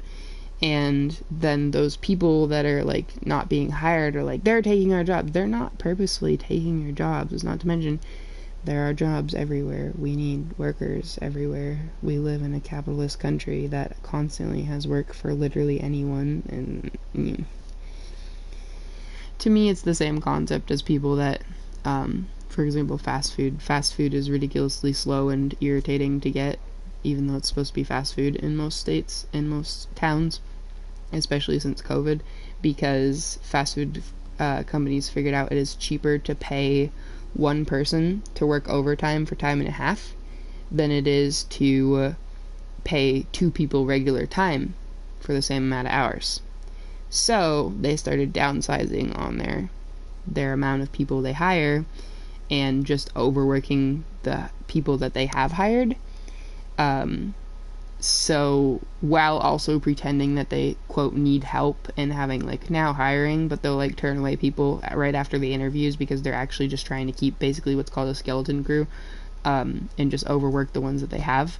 But then by doing, you know, the now hiring thing, they can say, well, we're trying and no one wants to work. People do want to work. There are millions of people looking for jobs that would take a job happily. Companies are turning away people because they're trying to keep skeleton crews because it's cheaper. Just like companies are turning away legal people over illegal immigrants because illegal immigrants are cheaper to pay under the table than actual legalized citizens are. All of it comes down on the heads of the corporations and the billionaires that run our goddamn country, not on the heads of innocent people that are just trying to survive. And that is exactly what I say in the entire commentary as well, is immigrants are why our country exists the way that it does. They are the backbone of our country. We are a melting pot. We have always been a melting pot. We have always been about diversity in different regions and different races and different religions and different opinions, and that's what our country is supposed to be. We're not supposed to be, like, kidnapping people and abusing them and turning them out of our country because they're not here with some ridiculously capitalized process of becoming legal in our country. Because the whole process of becoming legal, quote, legal in the U.S. citizenship is not, like, at all helpful either. Most of the process of becoming a legal U.S. citizen is about how much you know of U.S. history, and it's like, I'm sorry, but most U.S. citizens that were born here would not be able to pass the test that you have to do to be a legal citizen from immigrating here. Not even kidding. They've done testing on it. They've found out that most U.S. citizens that have been born and raised here could not answer those questions. But they expect immigrants to, and then they get angry when immigrants can't or don't. Like,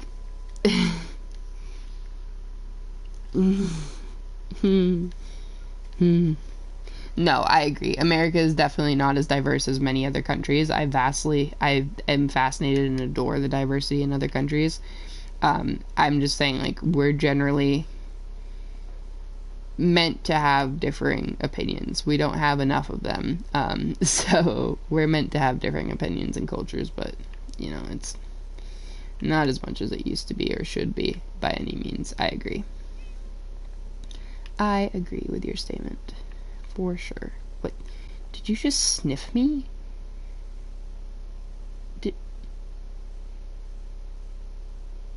Are you sniffing me? Not you, honey. I'm talking to the dog on the TV. I think that one I don't like that. Yeah. Yeah, I definitely agree that, like, it's vastly less diverse here than most other countries. I just think that, like, I don't think it's, like, something that we're necessarily known for. I think that it's something that should be a backbone of our country, because we did come from, you know, many other countries spending time to claim land here and create communities and everything else. And certain states are a lot more diverse than others. But I don't know. I think I don't like the concept of calling human beings illegal or legal, just in general. Like, not to get super into politics, we already kind of have, so I'm just kind of continuing, but I don't like the concept of calling human beings legal or illegal. Like, it doesn't sit right with me at all. So that's kind of where I sit on the whole topic in general, is just like, they're just humans trying to exist and survive, and 9 times out of 10 people that are immigrating here are trying to create a better life for themselves.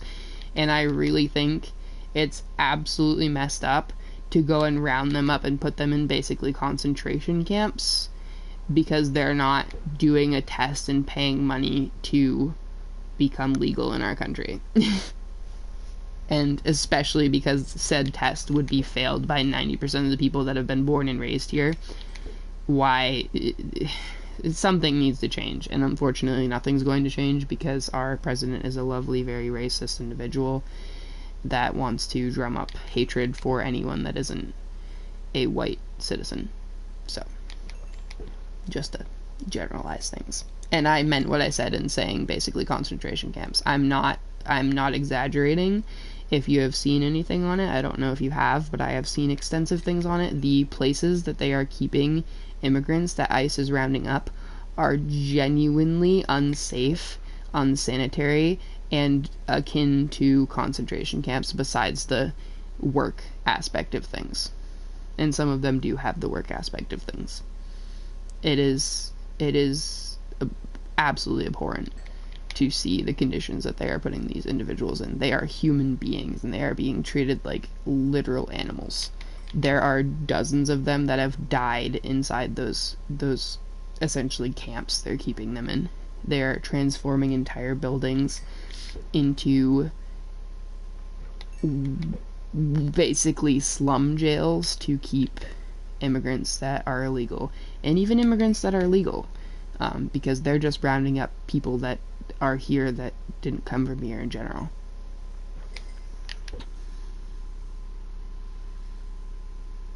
Yeah, I agree.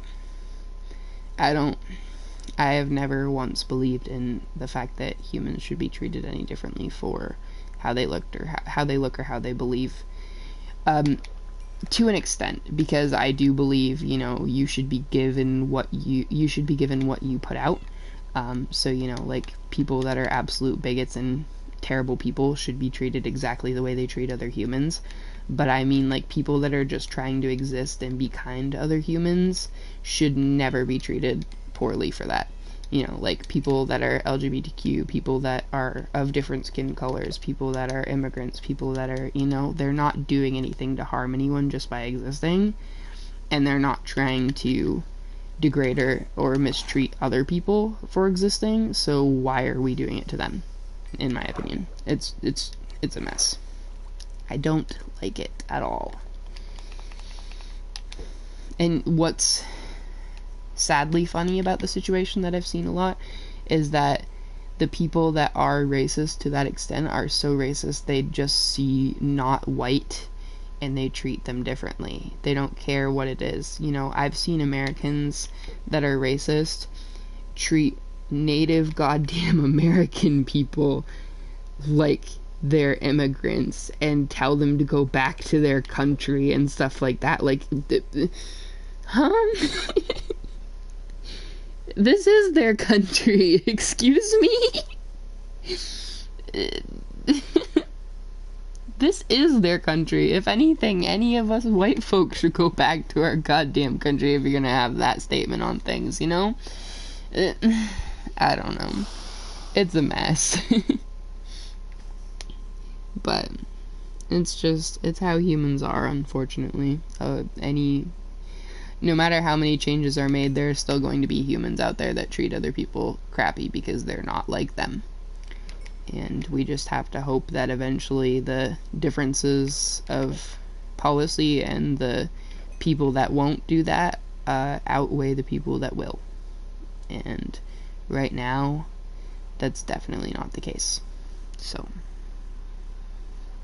no, I agree for sure. Like, even just simple differences of, being like a different weight than other people, or being shorter or taller than other people, become friggin', instances for people to treat others poorly. And it's like, what?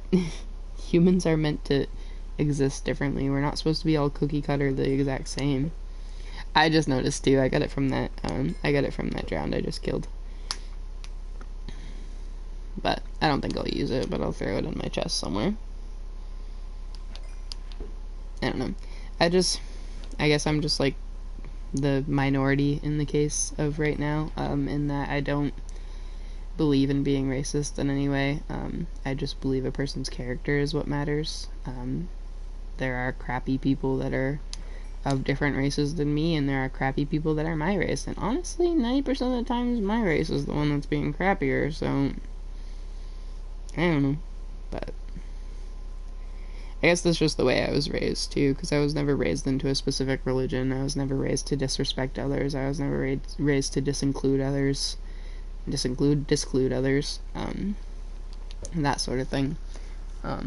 Even living in a small town where people that weren't white wasn't very common, I still was raised to never, treat anyone differently because of how they look or their skin tone or any of it. And that kind of just carried into my adulthood. Like, it makes me uncomfortable that it's such a common thing in my state, in my area, to be racist, or, like, be low-key racist. Like, it makes me uncomfortable. But that's what you get being in small-town New England. A lot of small-town New England is incredibly racist. But so are many regions of the world, so,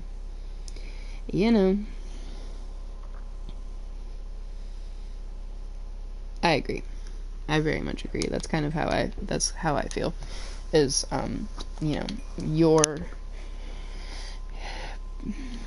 your personality, I guess, and the way that you present yourself to the world should be a problem. But that's where I get like weird conversations with people sometimes, because on the same strain of like LGBTQ people and gender roles, I don't believe in gender roles, but because I see things in a very black and white way. For example, I don't believe in clothes belonging to a certain gender, because to me it's literal fabric. Same thing goes with makeup, same thing goes with nail polish. It is a literal chemical creation that we made. Why does it belong to one part of us more than the other? Why does it specifically have to be just for this one group of people? Why does this group of people have to, do this and not do that? It's there to be enjoyed, or it's there to be used. It's not there to be specifically for someone and not for other people, in my opinion. Same thing with sports, same thing with, cooking, same thing goes with cleaning, same thing goes with all these things. It's a part of life, and it shouldn't be something that's like specific to certain groups of human beings, and it shouldn't be such a big deal when someone wants to stray from that. I'm friggin', I don't know. And the same argument goes for like sports and like trans people too, because a lot of people around me love to argue that trans people in sports being in their team that they transition to gives them like an unfair advantage. Like, trans women being in women's sports, they're like, well, they were male, so that gives them an unfair advantage. And when you look at even the breakdown of their hormones, some born female human beings have similar, if not more, testosterone in their body than trans women have. So there's differences in all of it, and it really isn't a matter of whether they're trans or not, whether they're this or not, and I don't know. Understandable, that's fine.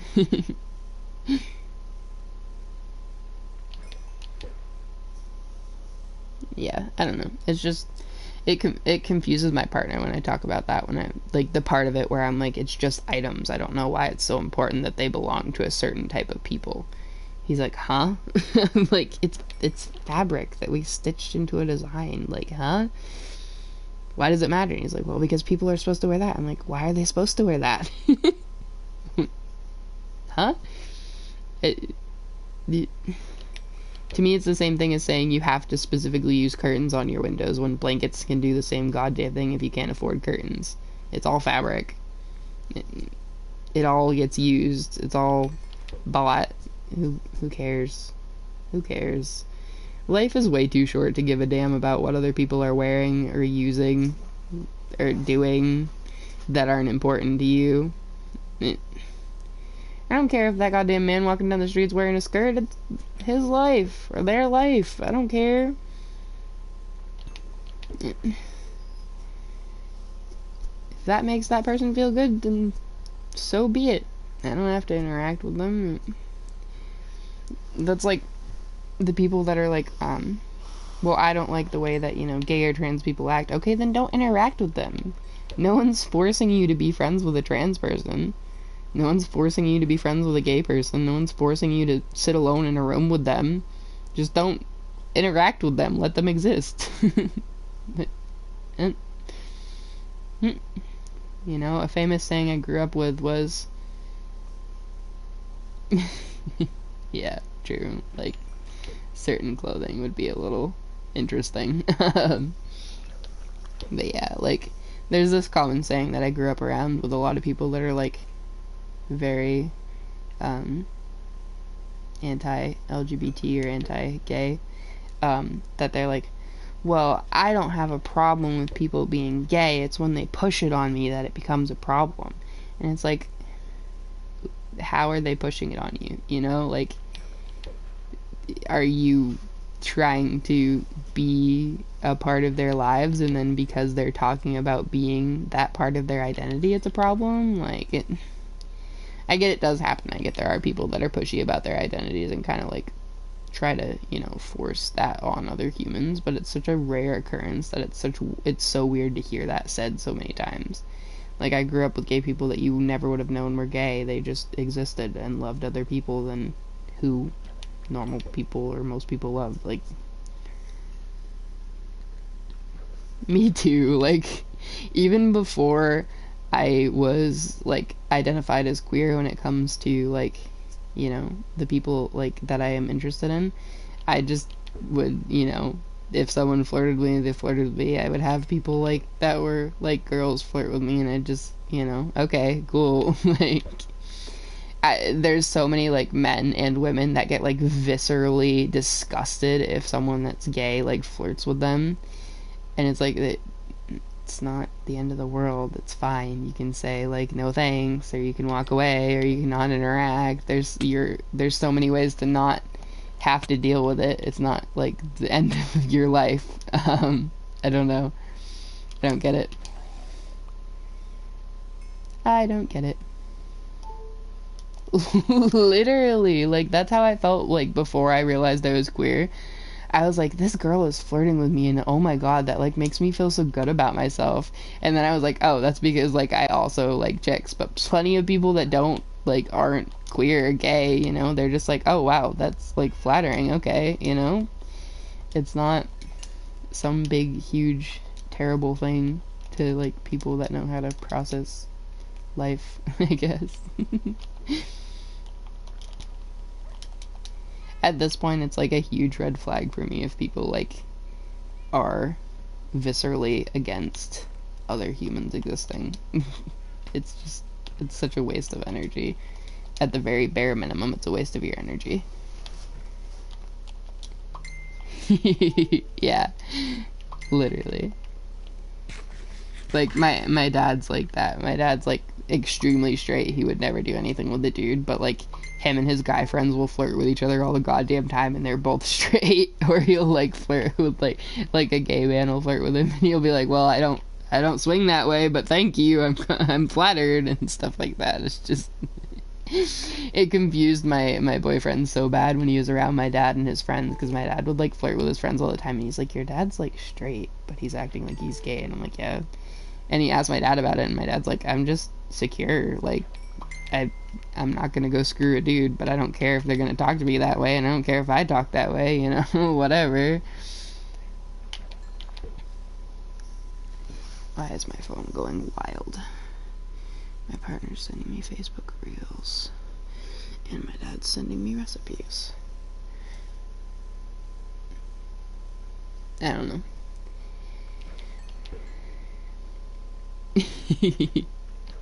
I love that energy though. Like, I absolutely love when like either like straight or like queer friends can just like chill and like, you know, flirt with each other and exist and not have this big stink about like, oh my god, you're speaking to me that way, how dare you. Genuinely, if I ever end up with like another guy after this, like if this ever doesn't work out, I guarantee you, like I date another man, it's gonna be someone that's like either ridiculously comfortable being straight to the point that they're like that, or like they're queer in some way, because I am so sick of straight men that are like transphobic and homophobic as hell. I'm so sick of it. It's so exhausting. It is not a fun life to live, and especially when I'm queer and like technically trans, I guess. It's just, it's rough, man. It's not worth it. Not worth the headache.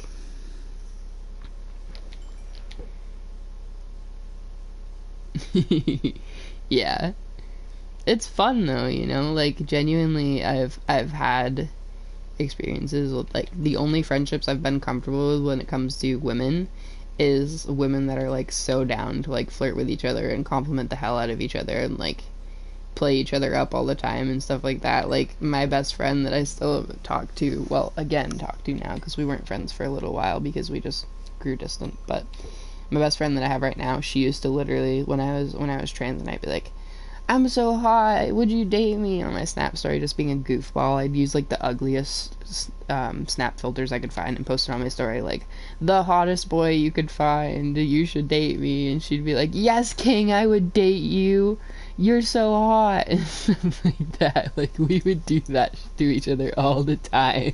And it was the best vibes.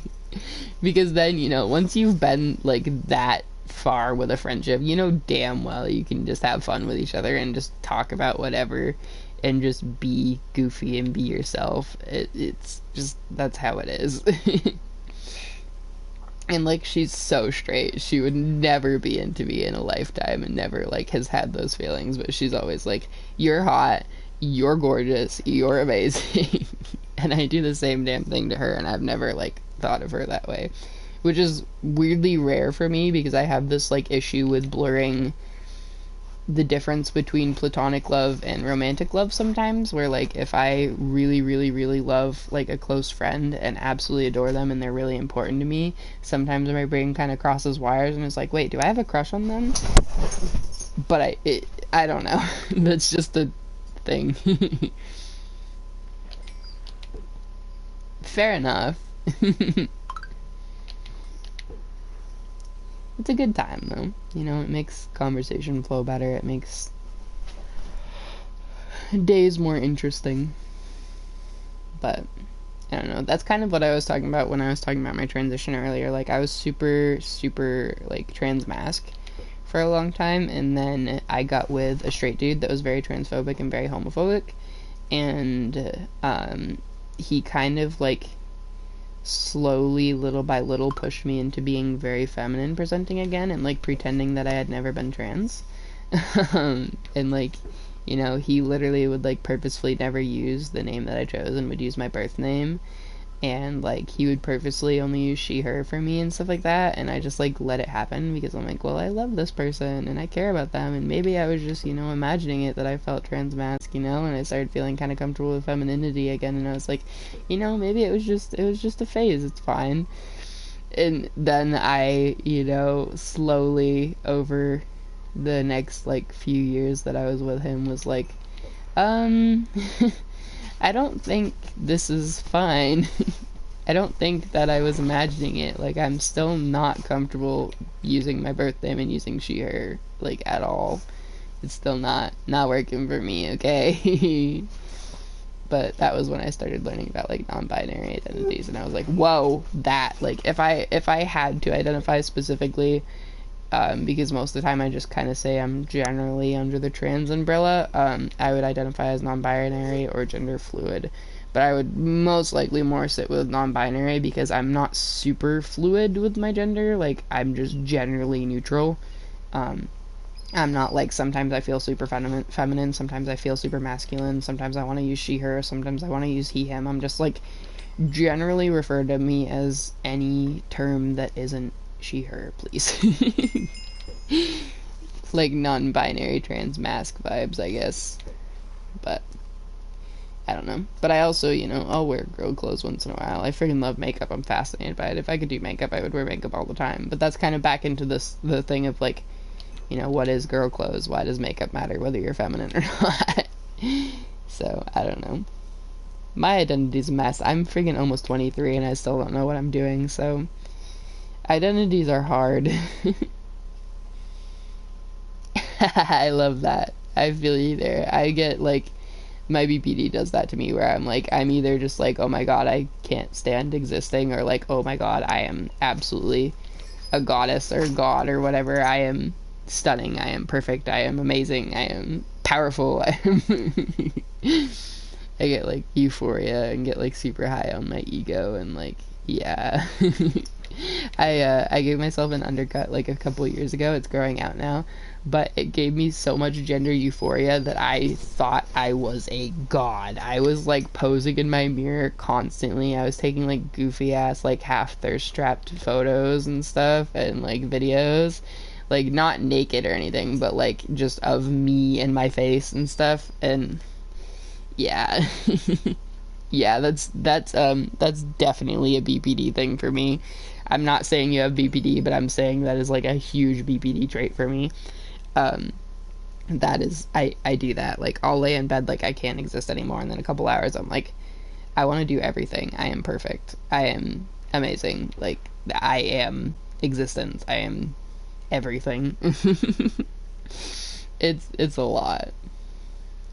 I definitely would not say you have BPD just because, like, I would not I would not push that on someone ever, and I would never like diagnose someone I don't know or diagnose anyone that's not me, and even not fully diagnose myself. It's just like I use it to kind of have a direction to ask my doctors to look into. But yeah, if you disagree, it doesn't exist. Nothing exists. If you just ignore it, it's not there. You know, you only continue to have traits of things, but it's not there. It's not there. I did that so bad with my autism. Like, I went from like, okay, I think I'm autistic, to like, well, if I don't think I'm autistic, then I'm not. But I'm also, you know, getting overstimulated and having meltdowns and having special interests and, you know, all these things. But no, it's not.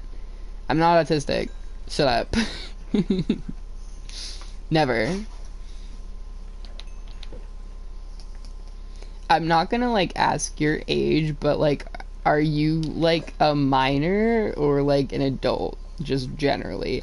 Because I'm also feeling kind of weird about like constantly talking about weirdly like sort of adult topics sometimes. With a minor, if you're a minor, I'm not like, oh my god, I'm gonna stop talking to you, but I just kind of want like clarification. You're fully welcome to not answer that question. And I'm not gonna judge what the answer is, but yeah, asthma's a friggin' nightmare. I'm glad I do not have asthma. I've known many people with it, and like my partner has it, and he'll be like gasping like a fish needing his inhaler, and I'm like, how do you live like this? What? And I mean, he's also allergic to animals, and we have 4 animals, so it like makes his asthma even worse and act up even harder. And I'm like, how do humans survive with it? I don't understand.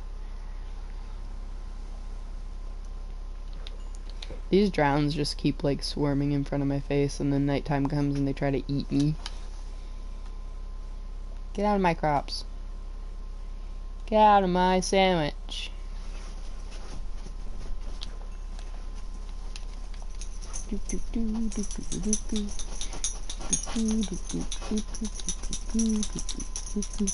I also said you're welcome to not answer that question, so I'm not going to re-ask that question. Yeah, no, I was going to say if you don't answer it and we just keep talking about random topics, that's totally fine. I'm fine with that.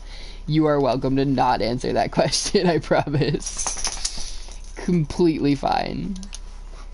Perfectly okay. I will genuinely accept that. I always like backtrack, like, wait, shit, you don't, sorry, swearing.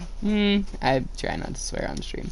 But wait, yeah, you don't need to, you know, answer my brain thoughts. Either way, you're a viewer, and we chat and we chill and life's fine. And I respect you, and you're a human. And that's, you know, that's about the gist of things. That's all that needs to be known. I'm gonna listen to music when I get off stream. I have music stuck in my head. I have this artist called Sawyer Hill. He's really good. Yeah, no, that's totally fine. I like that's why I kind of like stopped my question mid sentence, because I'm like, it kind of is getting a little too specific. I never ask people like their age unless they want to share it, but like I'm like, even just asking that clarification is still a little too specific for certain people's privacy, and I totally respect that, and I'm not gonna like pry into someone's privacy. So I was like, wait, no, backtrack, never mind. You're totally fine. You're good. There's no problem. I'm not gonna, you know, have any issue with that. I just like sometimes like get curious about humans just as like a weird thought process thing, and then I'm like, wait, I don't need to know these things. Your curiosity is fine to not be sated sometimes. It's alright. Breathe, Jax, breathe. Humans are weird. Everything is weird though. You know?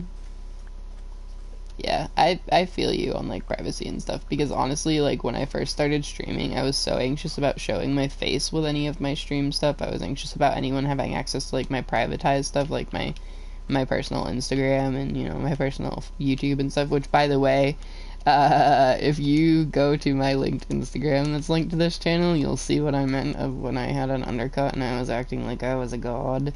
It's not a good time. It's not a good time. I have like 3 or 4 posts that are just like carousels, like, you know, multiple photos and videos of me just acting like I owned the universe because I undercut my hair.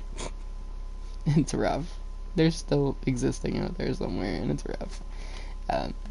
But I also like those photos too much to like take them down. I'm kind of full of myself in that way. I was like, I kind of did look cute in those. I'm gonna leave them. They exist. It's fine. I forget to breathe too. Like, I forget to drink water. I forget to breathe. I forget to like actually talk. It's a lot. My mom and I both share this trait where sometimes we'll be like talking and we think we're talking to someone, but we're not. So we're just like staring at you like we're talking and we're not. Or, you know, I'll be like, wait, I told you that, but I didn't. At all. That's why sometimes when I play on stream, I just straight stay muted, because I literally will just like stare at this screen and forget to talk about things unless someone's in chat prompting me to talk. And it's like, why do I even have my mic on at that point? Because I'm just staring blankly at the screen and you're just listening to me hit my controller buttons.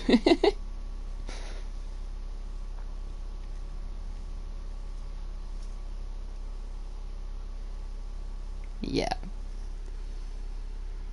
Yeah. But it's fine. Everything's fine. Like, I forget to blink too, which is so strange. It's not like that detrimental, but it makes your eyes feel really weird, and it makes your vision go blurry if it's long enough. And I'll be working on my PC doing writing and stuff, and I'll just be writing and writing and writing and writing while typing and typing and typing and typing.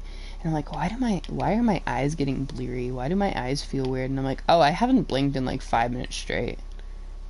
That's probably why. You know, that's a function I should do.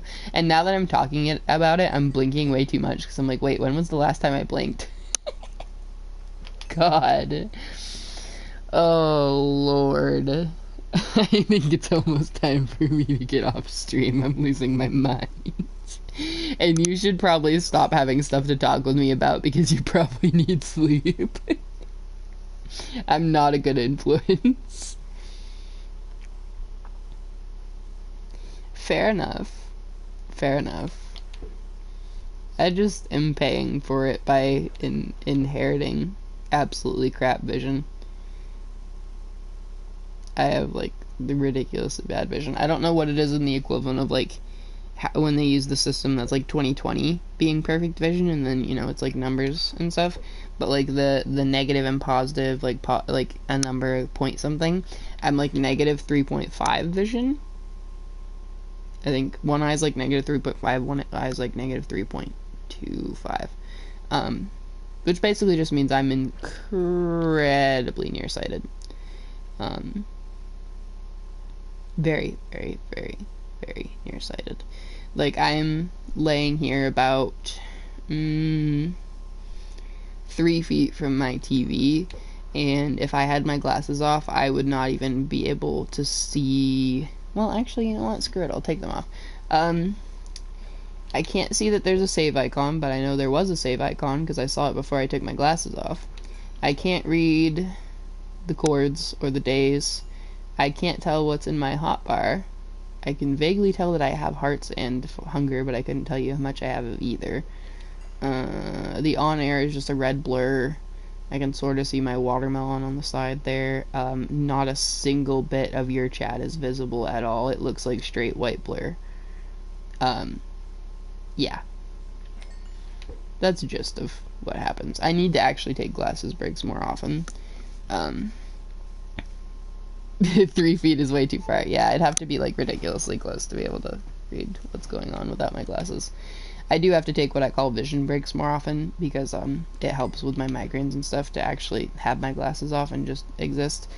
It, like, kind of strains my eyes a little to have my glasses on all the time, but I feel weirdly, like, incompetent when I have my glasses off. It makes me feel like it's kind of like unmasking. It makes me feel, like, really uncomfortable and too exposed, so I don't do it often enough, and, like, 9 times out of 10 I'm functioning in a way that I need my glasses. The only time I take my glasses off anymore is when I'm, like, reading, because if I have, you know, it close enough to me, I can read fine, so I'll just keep it close to me and I'll read. But, you know, I don't know, I need to do it more often. But I'm, like, legally blind with how bad my vision is. I'm pretty sure I'm well past the definition of legally blind. I'm pretty sure I actually looked that up once because I wanted to see what the definition of legally blind in the United States was.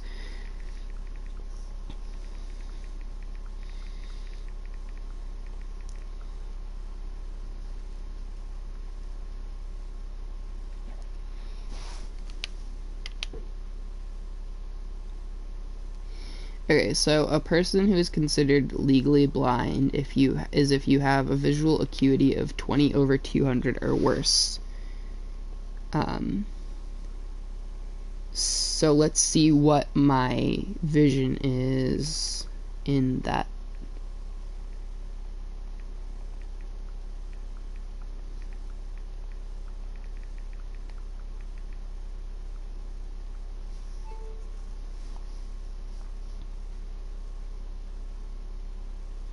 I'm trying to see if it'll give me.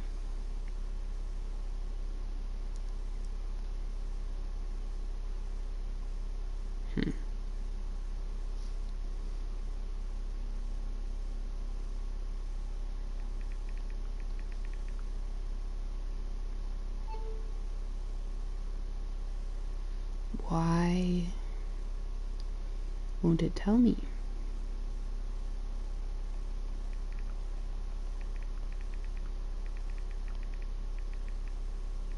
I can't type well, which isn't helping either. Google's like, what is the word you are trying to say?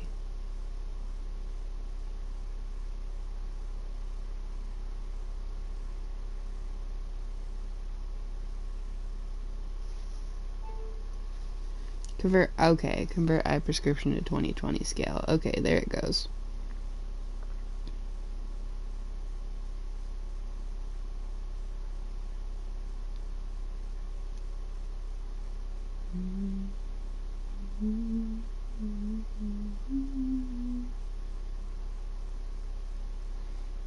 I want the calculator.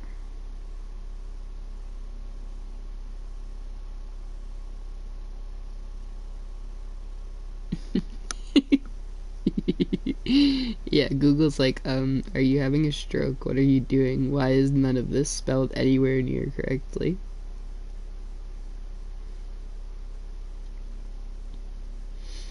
Theoretically, from what I can find, it says that negative 3.5 is 20 over 300. And I just read that 20 over 200 is legally blind. Huh. Interesting. I also have astigmatism, which doesn't help, but yeah. And that's just lovely genetics.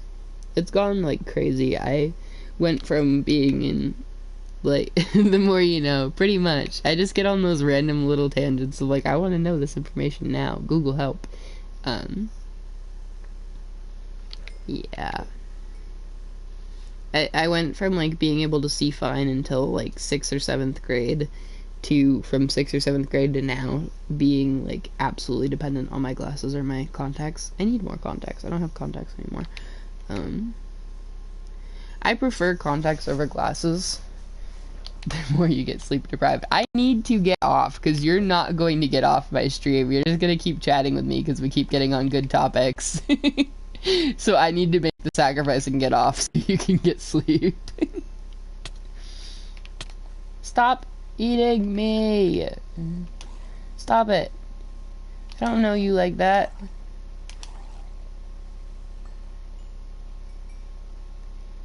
I do need sleep, but it is only 9 p.m. for me, so it's a little while before I'll get to sleep. I still have to wait for my partner to get home before I can even eat goddamn dinner, and I'm starving.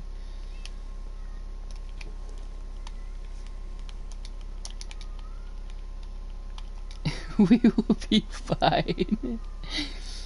I think I should probably get off because I think you need sleep. It's what, like 3 a.m., past 3 a.m. for you right now? You said it was 2, like, over an hour ago.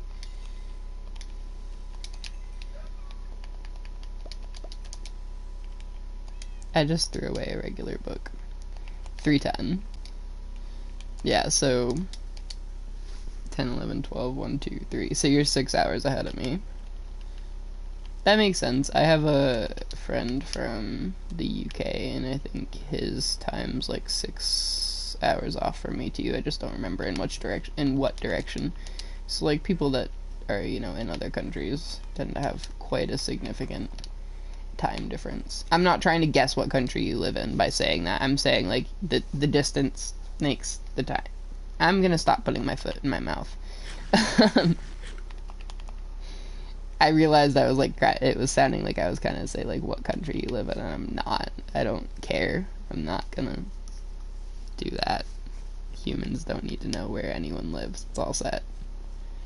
Time zones are strange. Like, from here to like the middle of the US, there's at least 1 to 2 hours time difference. From here to the other side of the US, there's like 2 or 3 hours time difference usually. I don't know. And then it's like daylight savings time versus not daylight savings time for like some states that don't adhere to that, and it's a mess. Yeah, the USA is massive. Oh yeah, I was gonna Google how far it is of a drive from here to California.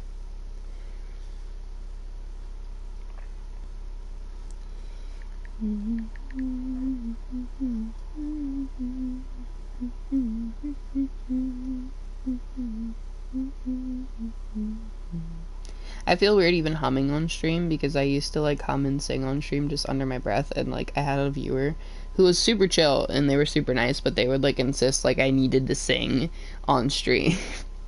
And I was like, no thanks, I'm okay. So yeah, Google says that from here to California is a 47-hour drive. It is 3,136 miles.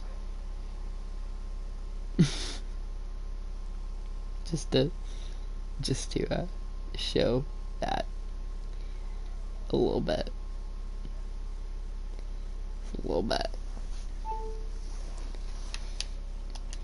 And even just like north to south, the U.S. is pretty big too. Like, I'm not even at the northernmost point of the eastern coast, and good to know if I ever visit. You know, you can just find somewhere that's like not 47 hours away from coast to coast. But yeah, if you ever like came to the U.S. and wanted to see like a bunch of states in one day, good luck, because you will be driving so goddamn much. But like, I'm not even at the northernmost point of the U.S., and to go down to Florida, not even like the southernmost point of Florida, just Florida, which is like the most southern state on the East Coast, it would take a 20+ hour drive. Because I've talked about it, like I've talked about it with my parents, because like my nana used to have family down in Florida, so me and my dad were like gonna take turns driving. We were gonna take like a road trip down for her to see her family, because she's scared of planes, and we were gonna like take turns driving. So we were gonna split up like the 20-hour drive into shifts basically, and it was like over 20 hours to plan the drive. But then we never got to, because her family ended up moving back up here, and it's like this whole thing that people that live up here in New England will, like, when they get older, will just move down to like Florida specifically, because they want to like be further south and have warmer weather so they don't have to deal with the cold winters. It's like a whole phenomenon. Yeah, people from the US can. I mean, it depends on the people. And it depends on the time. Like, I can drive for a while, but I would have to be in a mindset to do so. Like, for example, when I went to visit my mom this past week, it was a 2.5-hour drive up to where she lived, and she still lives in the same state. It was a 2.5-hour drive up to where she lived.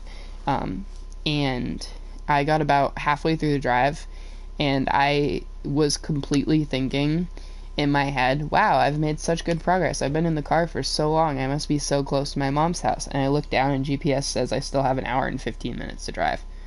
And I was like, huh?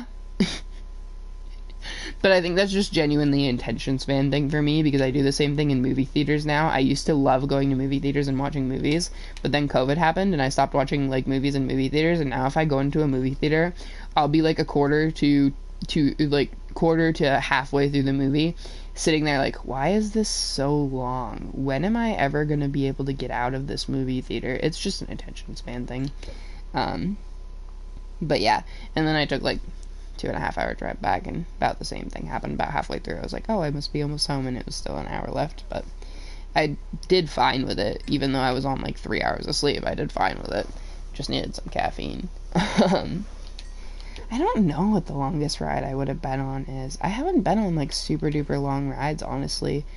Because the states that I've visited, I live in New Hampshire, the states I've visited have been Vermont, Maine, New York, Connecticut. Literally, coffee and caffeine fixes everything. I'm not a huge coffee person, but I like it most of the time. I would prefer tea over coffee any day, but coffee gives easier caffeine because it's usually more widely available and cheaper when you're, out and about. But yeah, Maine, Massachusetts, Vermont, New York, Connecticut. I think the furthest I've been is New York. I've been to New York City, and I think New York City was like a 5-hour and something drive one way. I haven't been very far, like, genuinely. I haven't been on even buses or trains or planes or anything very long. I haven't been on planes much at all. I've flown a plane, fun fact, but I have not been in like a commercial passenger airplane ever. And I've been on like the subway and stuff, but I haven't been on a very long train ride. So I think the longest I've been on like in a vehicle type thing would be to go to New York City when I was a kid. It was really interesting. There was this whole thing called ACE Academy, which is a flight academy that is for young children to learn about airplanes and flight and all that stuff. And you actually get like genuine certification of the fact that you've flown a plane. And like if you do it multiple years in a row, you can actually get like a like licensing type of situation for being like a junior pilot or something like that. But you like spend the summer, learning about planes and how they operate and airplane history and all kinds of stuff, and then you get to by the end of it, you get to take one expedition where you're in, and they're like the small like passenger planes that are like hobby planes. You know, they can hold like between 2 and 4 people for the most part. Most of the time they're just 2-seaters. And yeah, you go on one expedition that's just riding along for the plane ride, and then the second expedition you fly the plane. To an extent, I mean, you have the pilot right there, so if something happens, they're able to take over, type of thing. They're still there as a safety precaution, but they pretty much, you know, I ended up going on 2 flights where I was in control. The first time, the pilot did the takeoff and then let me take control, and then did the landing, and then the second time they let me have control with takeoff and landing.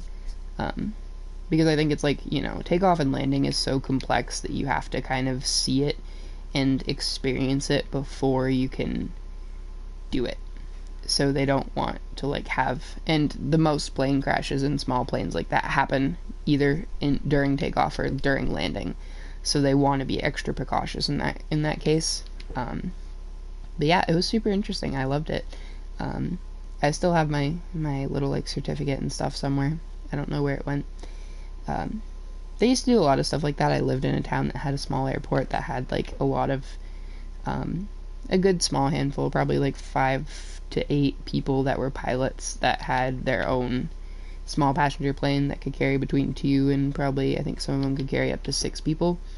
And it was always a fun thing to go sit by the airport and watch the planes come in and out throughout the day. So they would do like every couple years or so, they'd do like, you could pay to go take a ride in the airplane in like the back seat for the ones that have like 4 or 6 passengers. They used to do that with helicopters once in a while too. Stuff like that.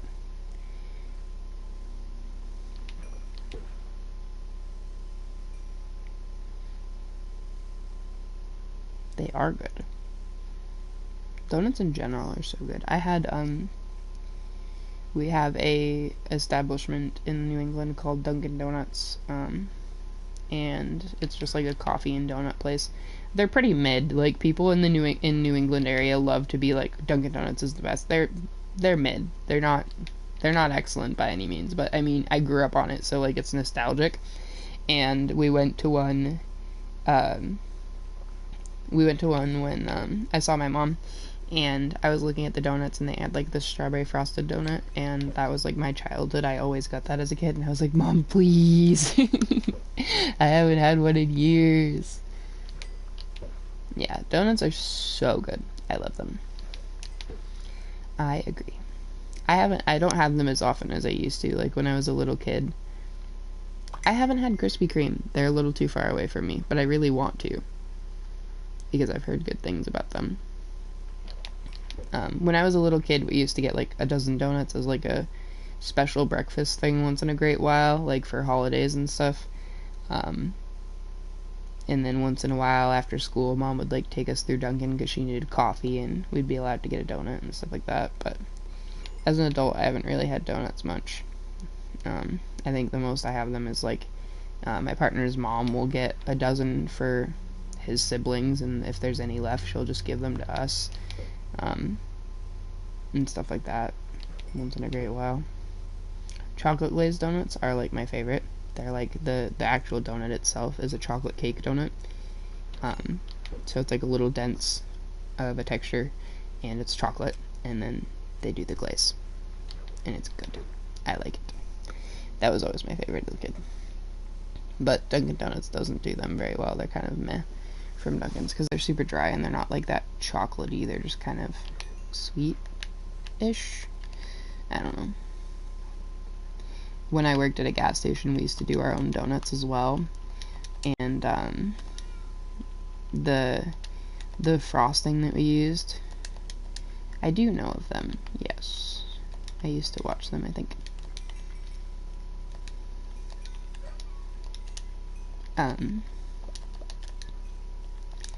But yeah, I don't even remember what I was saying. I got distracted throwing stuff out. I don't think it was that important. It's fine. Oh, yeah. Shoot, I was talking about when I worked at a gas station. Yeah. Yeah, when I worked at a gas station, we had, like, our own donuts that we made and stuff. And the frosting, the chocolate frosting, was absolutely disgusting because it would harden up and solidify too much when it was sitting, like, in the fridge to stay good.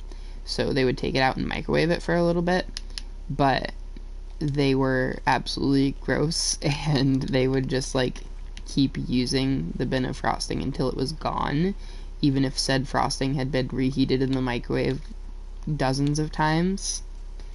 So it would just taste like burnt chocolate half the time by the time you got a donut that had chocolate frosting on it, because it had been microwaved so many goddamn times that it was just burnt chocolate and frosting. Yeah, not a good experience. I very adamantly avoided the chocolate frosted donuts. We had some good stuff, like we had apple fritters that were great, but the donuts were, yeah, they were interesting. I know, processed foods are just, ugh. Especially in the US, because, like, honestly, I've seen so many people from the US go on vacation in other countries, and they'll have the same type of processed foods, or, like, quote, processed foods, and they won't have any of the same issues, like, stomach and digestion-wise, that they have. Like, people that are sensitive to gluten here can have gluten overseas or in other countries and have zero sensitivities and issues with it.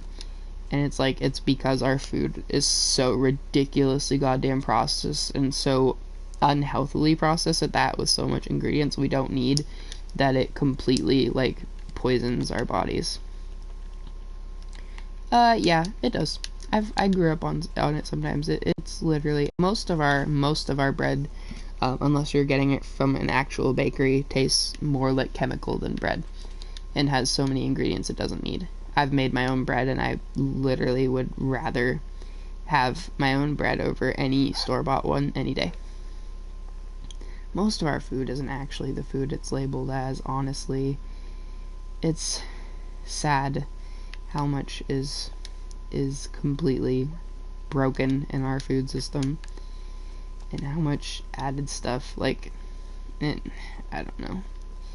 I've had issues with gluten, and I've seen a lot of research on it, and a lot of times from what I've seen, people that have gluten intolerances in the US don't actually have intolerances to the gluten itself. It's because our bodies can't process it without the other, like,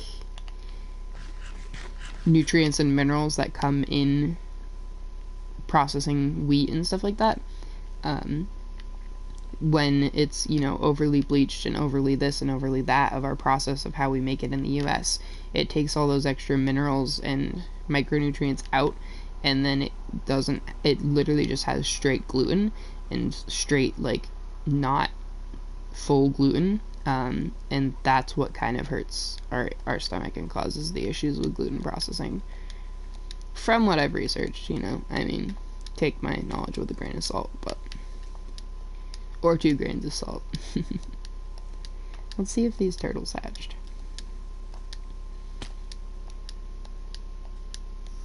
What time is it? 9:25. I do have to get off soon because I do have to vacuum my bed before 10 o'clock. Or 3 grains of rice. 3 grains of rice would be good. I would be winning. Not hatched. I would consider that a win.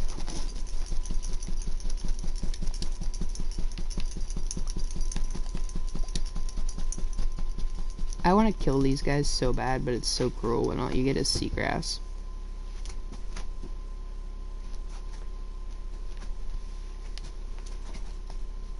Maybe I can tame a ocelot. I wonder if any ocelots are around.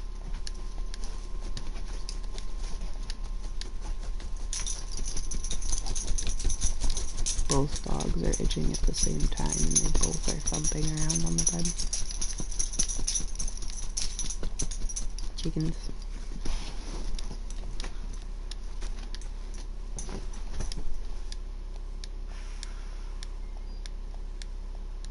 I don't know. I don't know what I'm doing. I can't do much with the enchants right now without getting other armor pieces to enchant, since we have almost everything we need for regular enchants on those things. I really want to find a goddamn fortress. I really want blaze rods, because then we could start having villagers over here, because we could cure them. That would be a really big step. Because once I have access to villagers, my progress goes from like nothing to immediately done with the game. I do like bagels. Bagels are delicious. I wonder if I have any bagels. You're gonna make me go check my fridge for bagels when I'm done with this. And yes, I have to keep my stuff in the fridge because fruit flies exist and like to get into my bread, and also, oh, nice. And also, I get bread from like the food pantry sometimes, like food donation places, and usually it's so old that it's like almost ready to mold. And keeping it in the fridge kind of keeps it good a little longer than being out in the warmth in the counter. Slows down the cell process, slows down the going bad. I am honored. I don't think I'm anyone's favorite person, so I am honored. I mean, when I'm full of myself, I'm my own favorite person, but I might be my mom's favorite kid. Maybe. On a good day. I am the least difficult one, at least. But I'm also the only one that's moved out of her house, so that makes me least difficult. Yeah, bagels are delicious. I like a lot of kinds of bagels, too. There's a bakery near me that makes jalapeno cheddar bagels. They're so good. I like spicy foods, though. And they're not even that spicy because there's so much bread to them that, like, the spice from the jalapenos just gets muffled. Muted. I'm just aimlessly wandering around my world like I don't know what to do. I think it is time for me to get off. I do have to vacuum my bed still, and I have to pee, and I gotta go get some water because I haven't been drinking water with how. Bagel sandwiches are delicious. When I was a kid, I used to always get egg and sausage on a bagel for like a breakfast bagel. It was so good. But anyways, I enjoyed chatting with you. I think I'm gonna give up. You better go get some goddamn sleep because you need it. Thank you for chilling with me for so long. It was a good time. I enjoyed chatting. And anyways, yeah, I think I'll be streaming again tomorrow for at least a little bit. What time would it be your time? I think it would be like, oh, when do I normally get done with stuff? I think it'd be like 11 or 12 your time, because I think it'll be like 5 or 6 in the evening my time. So, I'll be on around then. That does not mean stay up for it. But if you're still awake, you can feel free to tune in. And I'm gonna tune into some of your streams during the day, because I keep getting the notifications for them, and I've been like super busy all day, so I haven't been able to. But I'm gonna keep an eye out. Anyways, thank you for chilling with me. I hope you have a good rest of your night and get some sleep. And to everyone that's watching the VOD or anyone that's in chat, be sure to take care of yourselves, take your meds, drink some water, eat some food, get some sleep, and I will see you guys next time. Bye!